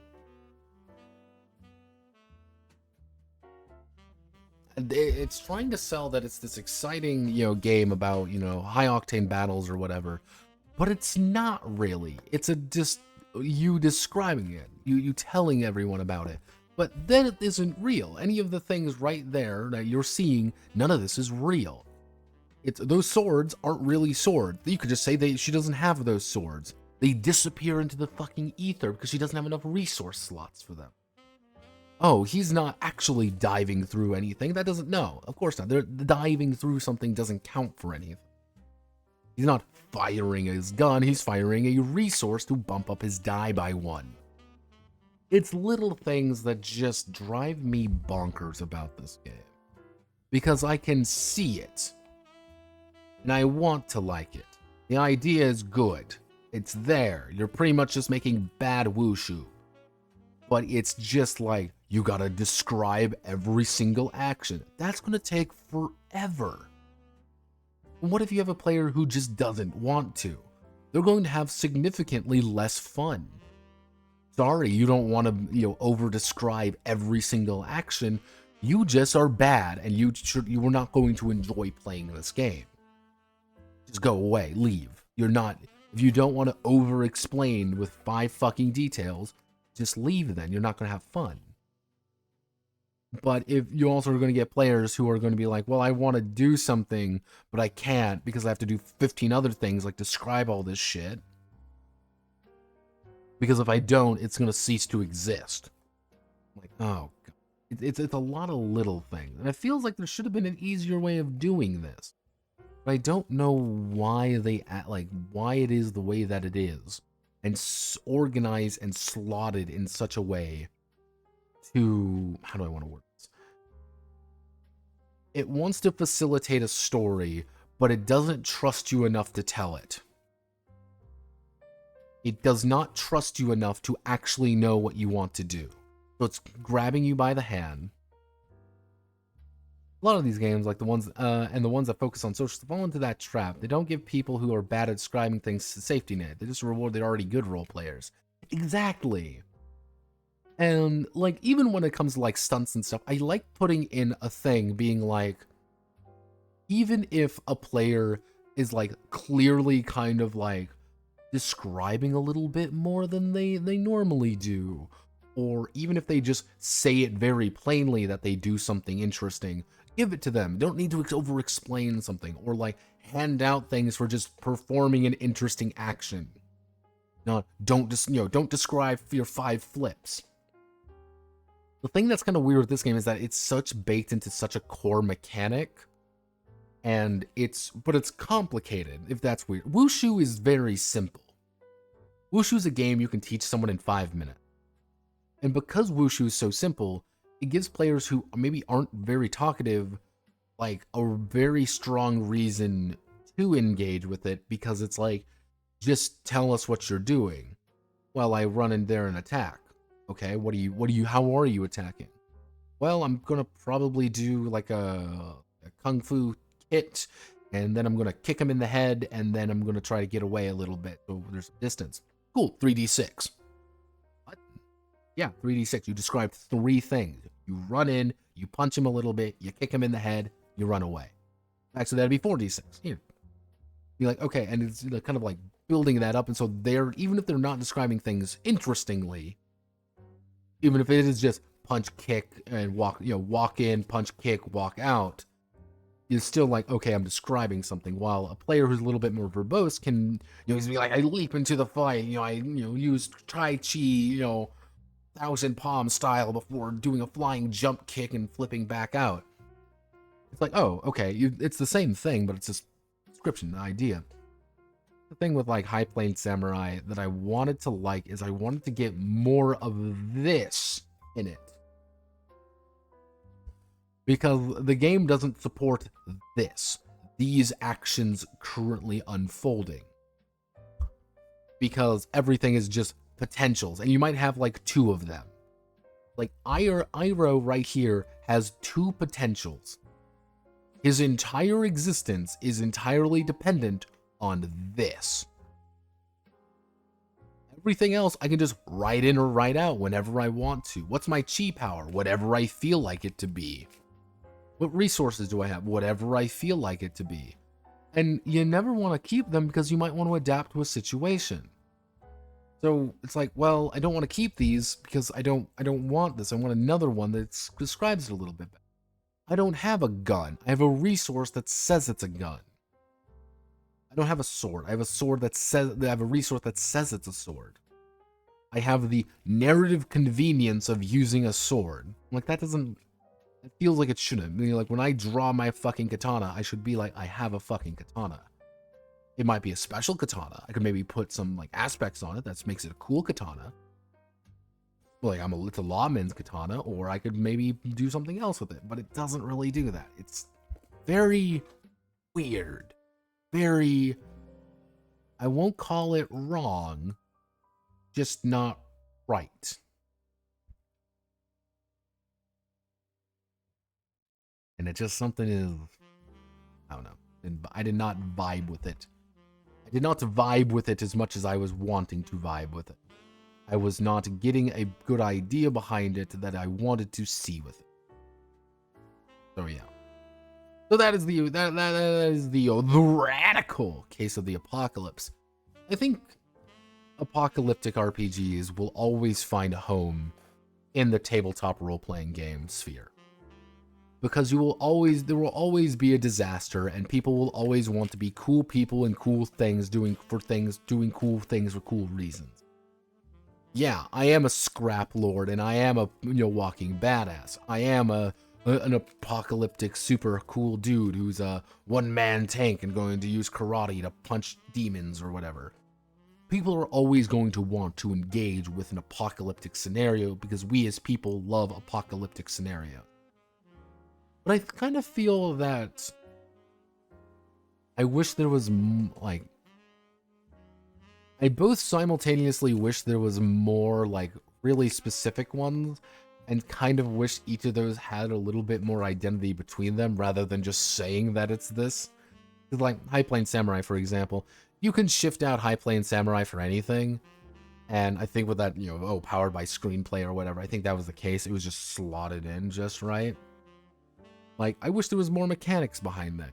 I wish there was more ideas behind it. There was more things with it. I think that would be a lot more entertaining. And even with the Apocalypse, any Apocalypse is kind of interesting. I know Modifius is doing the Fallout one, but there's been a few Fallout RPGs. There's Bunkers and Badasses, which does kind of count, I guess. There is a few zombie RPGs. Know that. Didn't go, what was the one? Fuck.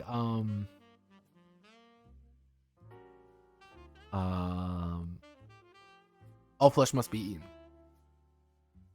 Like, All Flesh Must Be Eaten is a fairly extensive Zombarino RPG, but I think we're going to continue seeing more and more apocalypses. More and more to explore, more and more to understand, more esoteric ones. Because at the end of the day, it's better to imagine a future that's destroyed than think of what's going on right now. So, that leads us to Kickstarter. My favorite cock and ball torture simulator. It's the best.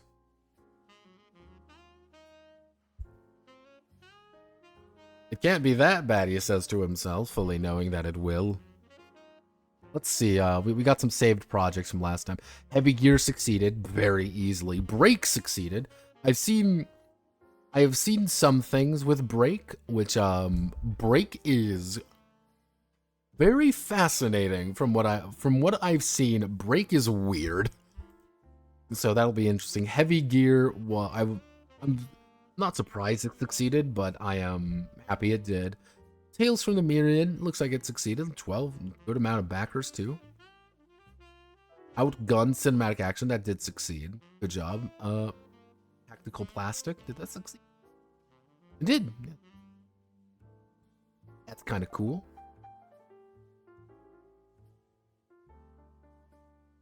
Hopefully we see something there. Marrow Break, did see this one. This seemed a little bit interesting. Not many people behind it, but it did make its goal.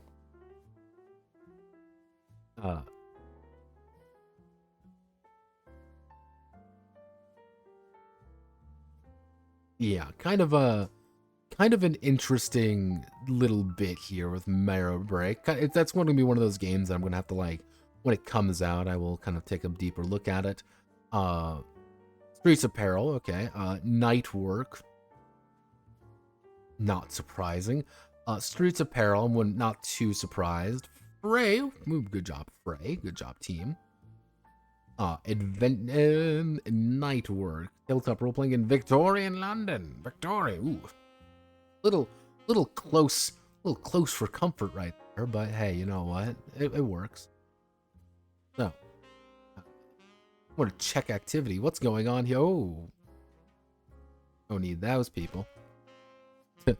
Don't need any of those people showing up. So, whoo. We want to do newest.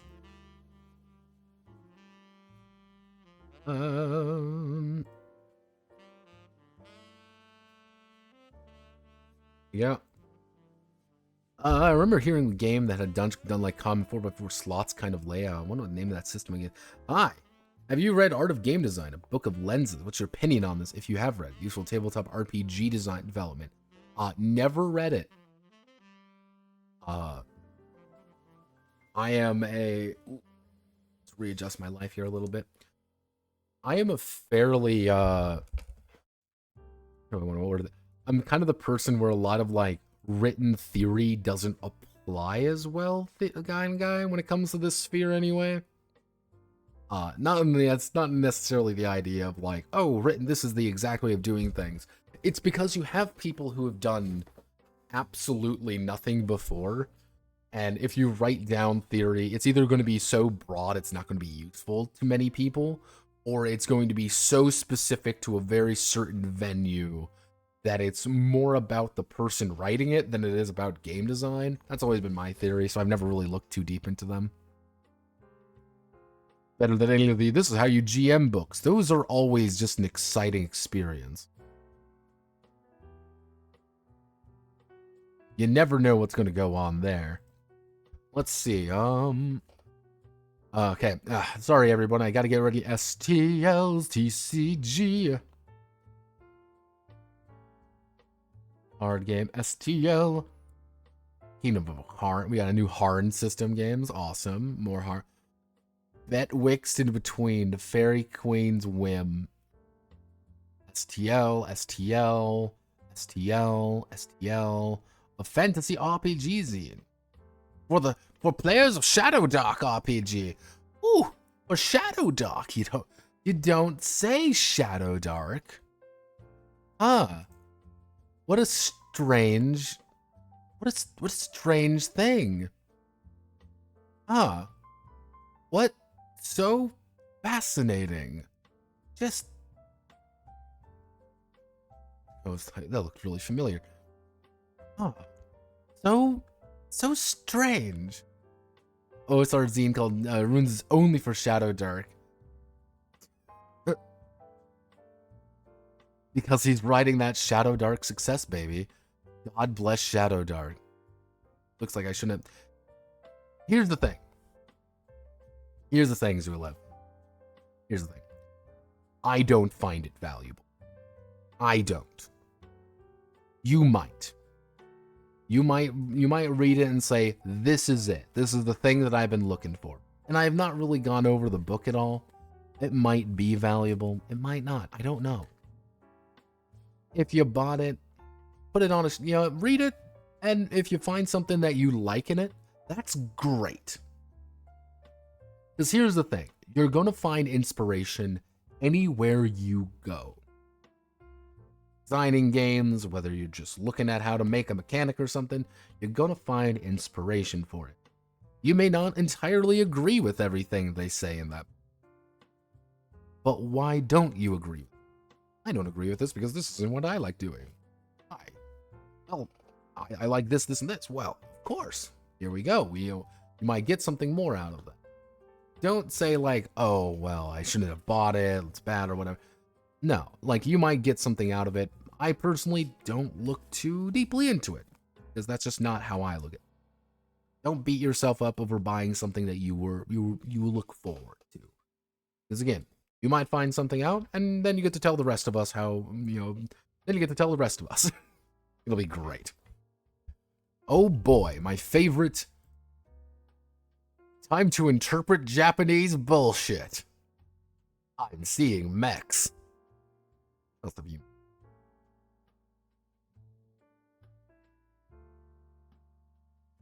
So they're doing like a redo of it, I guess. All right. Looks like it's a area control game with mechs. Yeah, it looks like it's like an area control game with mechs. That's kind of cool.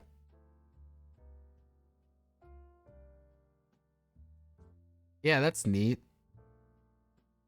Looks like you unlock more. Gene Planet.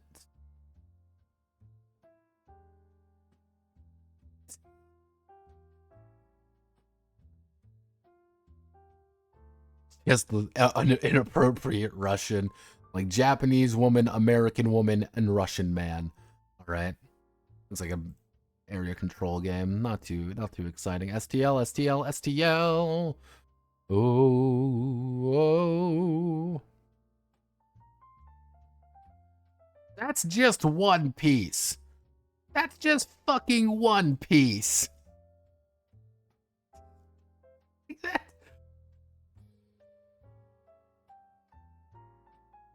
This is just One Piece, guys. You don't have right to make this. You Italian.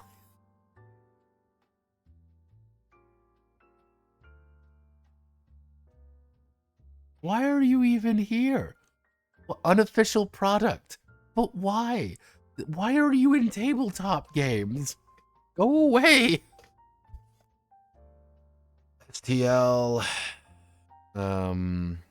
STL, STL, STL, STL. Ivy, STL. Super Kalider. STL. That's just wait. Aska? Why? Why? STL. Quirky card game. Cards Against Humanity clone. Board game. STL. 5e. OSR thing.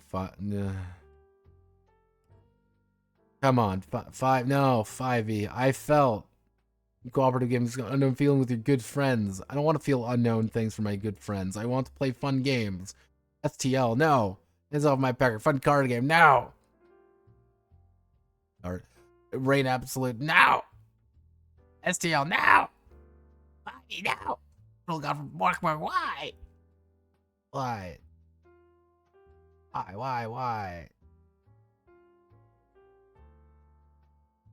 Factory 40, no. How does this happen to me? Fuck this book. Real tough guys don't need shepherds. Bootleg One Piece model. The bootleg One Piece model kit is real! Am I screaming into the void, or should STLs be their own tag? Yes, STLs should be their own fucking tag in Kickstarter. I have no goddamn idea why they are always in tabletop games. I understand some, but why is a bootleg Going Merry model here?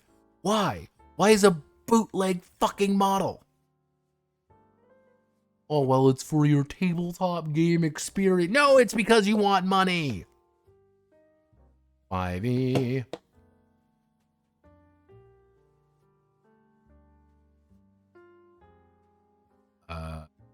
Fairy Tale RPG. STL. That's not funny. That's just a Cards Against Humanity clone again. Dark Places and Demigorgons. STLs.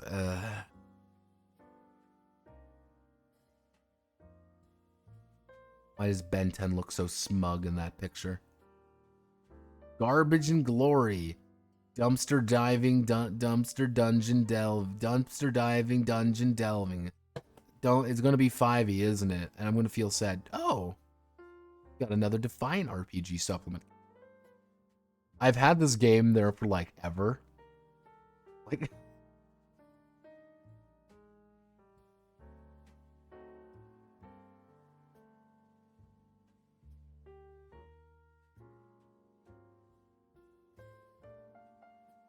STL. Actually, no, that's not an STL. Okay. It's a board game. 5e. What's your karma? Operation Plunder. Earth Dawn Magic? Oh. That's very cool. Yeah, I'll remind myself on that one, because that is Earth Dawn. Okay, alright. STL. We got more STLs. I love STLs so fucking much. Cool. Let's see. Skull Collider. I mean, this is gonna be some Giga Gods and Alien Drugs. Wow, cool. Or quick single session adventures. Use real world to plunder ridiculous artifacts. Unforeseen of heist space, a mishmash otherworld where things fool and conjoin. Various rules to stitch together your legion to your own patchwork monstrosity, forging various synergies with yourself and your allies. Wheeled sword, 16 wheelers, coffee mugs, queen bees, Kevlar vests, invoke the power of spew polish. Wow, this seems like it's going to be a whole lot of fucking nothing. That's the problem. It's so much, there's nothing. Many more enemies, double the classes.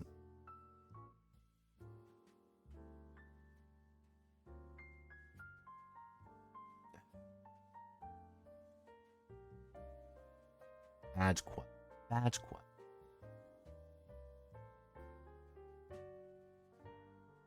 Okay, determine your character's action. Collaborative storytelling. The troop, roll dice. Never can accomplish some extraordinary troop master was badges instead of experience points.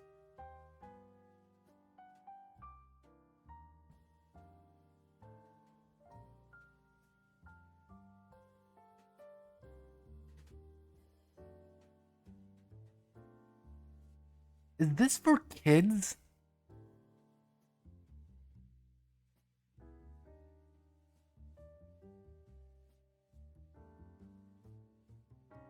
Looks like it's for kids.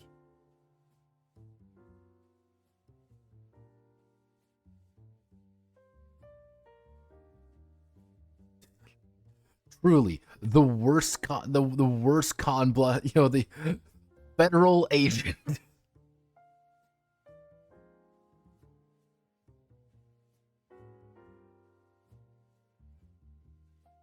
No.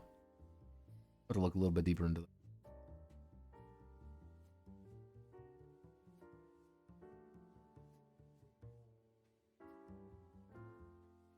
I want to take a long, hot depression shower with all my good friends. Sorry, this isn't Cruelty Squad where it's we're taking a shower with your friends. All right, let's see. Chicago. Okay, Chicago, the Godless Land. Free quick start version. It's gonna be something good, right? Remember that scene? Snow White, our hero runs off in deep, narrowly avoiding pitfalls and horrors within, and then when throws a bucket of water on the Wicked Witch. This game is about the humble moments of heart and heroism of storybook princesses. I don't really call Dorothy a storybook princess until later on. She was just a child who murdered someone. But hey, what do I know, right? Let's see, okay, alright. Tell me more, tell me more. Whoa. Rules light, simple magic. Let's either that's your own OSR, NSR game. It's an OSR game. Yes. Fucking finally, it's NSR. I love NSR so much. I guess it's an NSR game, I guess. Like an NSR game.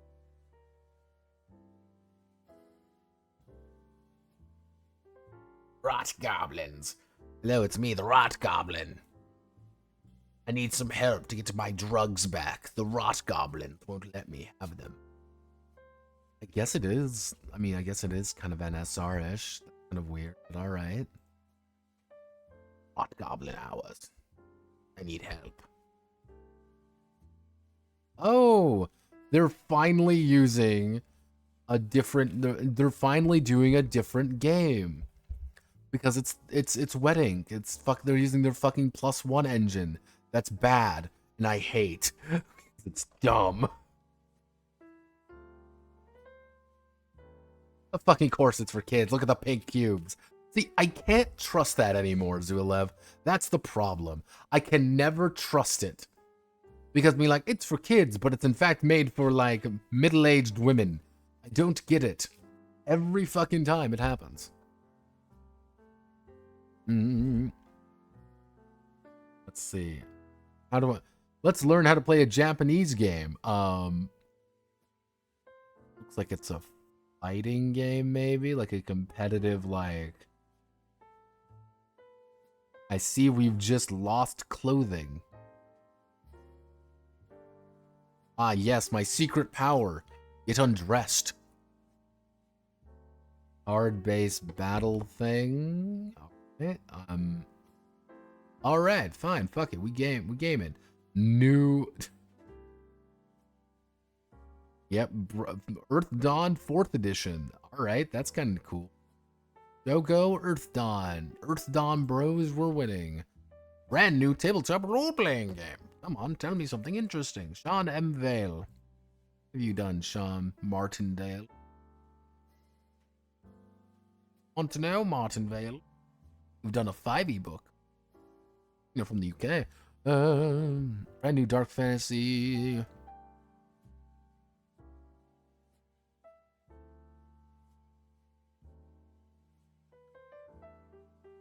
Streamlined. Well, you can count a number of 6s, roll a bunch of dice, classes of math. YD6s. It's been streamlined to the point where it's nothing important. But don't worry, everyone. The veil beyond the colors of time does support gay rights. Oh lord, I'm going to hell.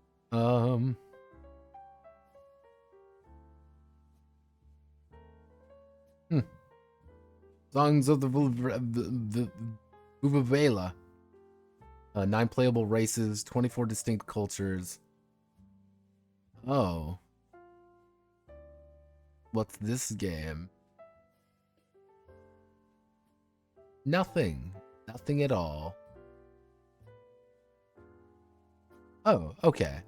We just... Okay, D20 plus modifiers, skill, and attribute. Oh. So it's a D20 system. Cool. But doesn't support combat wheelchairs. Always assume every game supports the combat wheelchair. The question is not, does it support the combat wheelchair? It is the question of how well optimized can I make the combat wheelchair. This builder app for tabletop games, Dock Castle. Year Zero engine, that's kind of cool. It was getting some love. New Paladin Oaths. Yay, Paladins. Love 5e. I fucking love 5e. Love 5e. It's the best thing ever.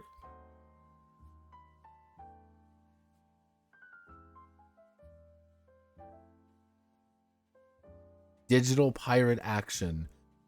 Oh no. Alright, so... A terminal, a lie to keep humanity under robot authority. In the wake, the real world. They act as members of a daring pirate crew. They walk the path of the omen, the latest cycle of reincarnation, and with extraordinary power, a sign that this is coming to a collapse. Total system crash is coming. The crash could spell death up for pirates or an opportunity to claw back their autonomy, shatter the nightmare, and take back your life and crash the world. So it's the Matrix. It's Matrix with pirates. Let's see. Written by Kayla Dice. Transgender deathmatch legend. Old Gods and Young Guns. Illustrated by Gormage's Bubblegum Vampire Nuclear Knights. Edited by Alyssa Ridley. In art paper. It's a hack of inevitable. So, 5e. I love 5e, it's the best around, there's nothing wrong, we're all around, oh god, oh help, oh no, no. Oh boy, oh boy.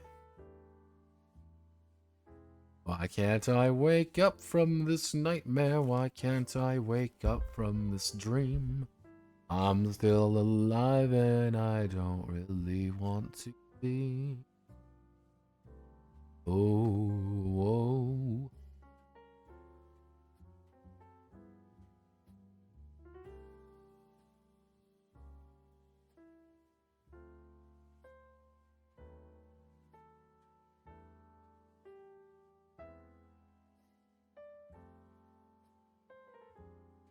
That's just furry porn.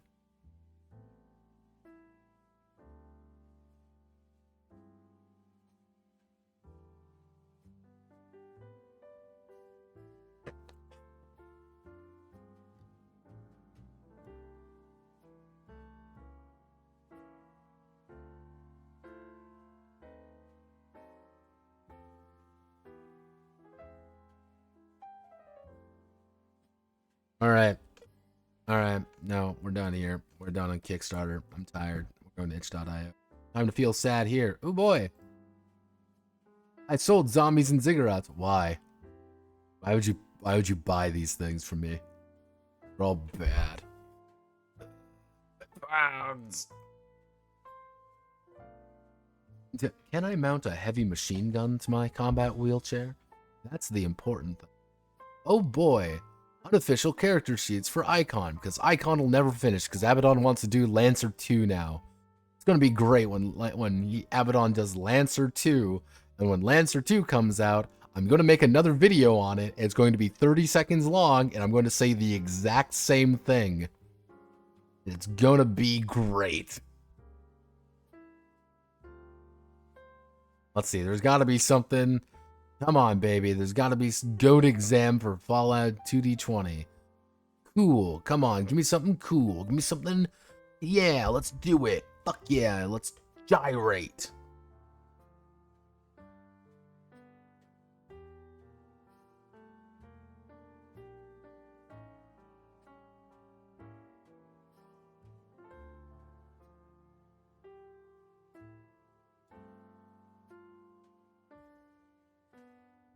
Super Kalider.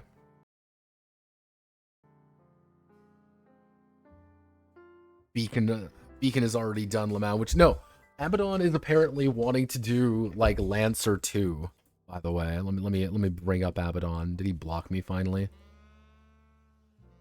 Hello, kill 6 billion demons. Did you bring back the only relevant character? Let me see. Where's Lancer 2?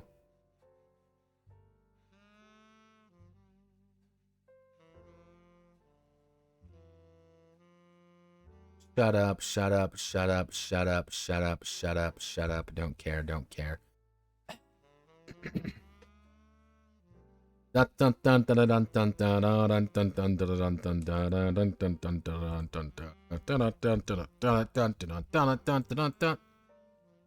this is, I'm definitely going to be balancing the theoretical Lancer 2.0 around one combat. Be a lot closer to icon and balance and mechanics. I'm noodling these things. It'll probably be the next thing I work on after icon releases, plus a few other Lancer things. So kick news in like 5 years. The funny thing is, like,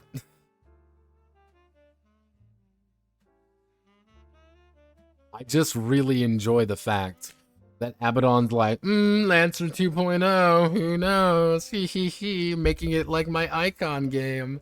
My super cool icon game, just dropping that. Sorry, everybody. I'm like, Abaddon, you dumb motherfucker. You won't do this. Because you're going to get bored of it. Because that's what's going to happen. Which, I don't know if it's just me or anything, but when you're like, oh, we've like put everything on indefinite hiatus, and then you come out with this, even though one of the lead writers of the original Lancer is gone making D&D 5e. 5e2, the 5e-ing. I'm like, dude, feeling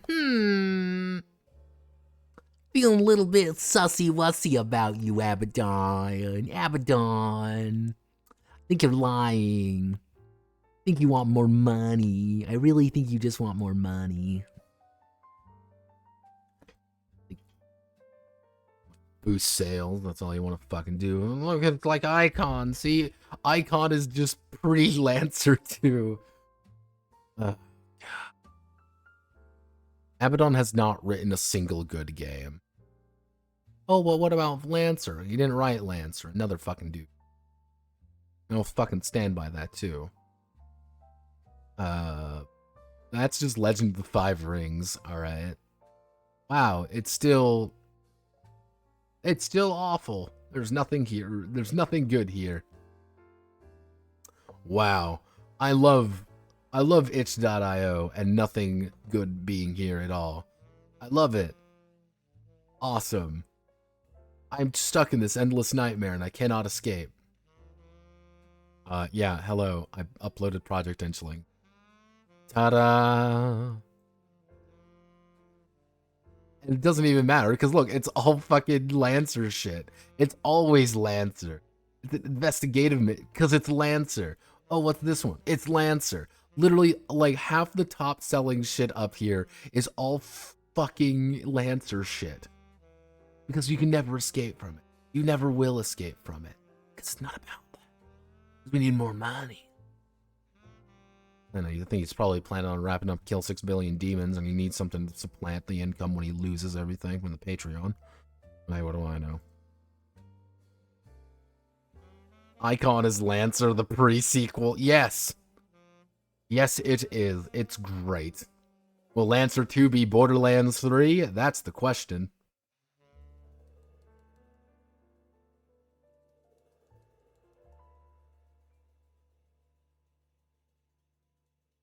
Alright. Yeah, there's nothing of value here. There's, nothing good here. Nothing redeemable. I'm a sad boy. A sad fucking panda. Mechanically interesting with absolutely terrible writing. No, mechanically the exact goddamn same with terrible writing. But, generally speaking, next week we are going to be doing, probably it's going to be a pretty standard month, pretty standard next week. Next Saturday, I do have an interview with Mildra the Monk. So nothing's gonna happen next Saturday, maybe. Though I may stream it privately, because I live in a one-party boarding state. I just noticed Ken on your hip. I was waiting for someone to notice that. Because I've got the Kenergy. Kenergy is flowing through me, for I am Knuff. But generally speaking, next week is going to be pretty reliable. Anything fun? I do plan on doing Shadow Dark. The Shadow Dark video will be this month. I can tell you that much. The Shadow Dark video will be this month. Maybe Tidebreaker as well. Don't quite know. Case-wise, I'm probably going to do my kind of a private chaos case, just kind of unironically to just get numbers into the list games I feel like kind of deserve to be talked about and kind of getting neglected. However, someone did pay for a very special game though. Someone has paid me money to go over a very special game finally.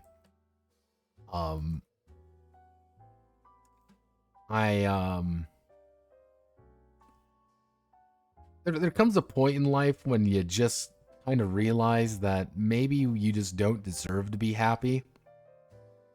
And after getting paid money to do this, as usual, I feel obligated to do it.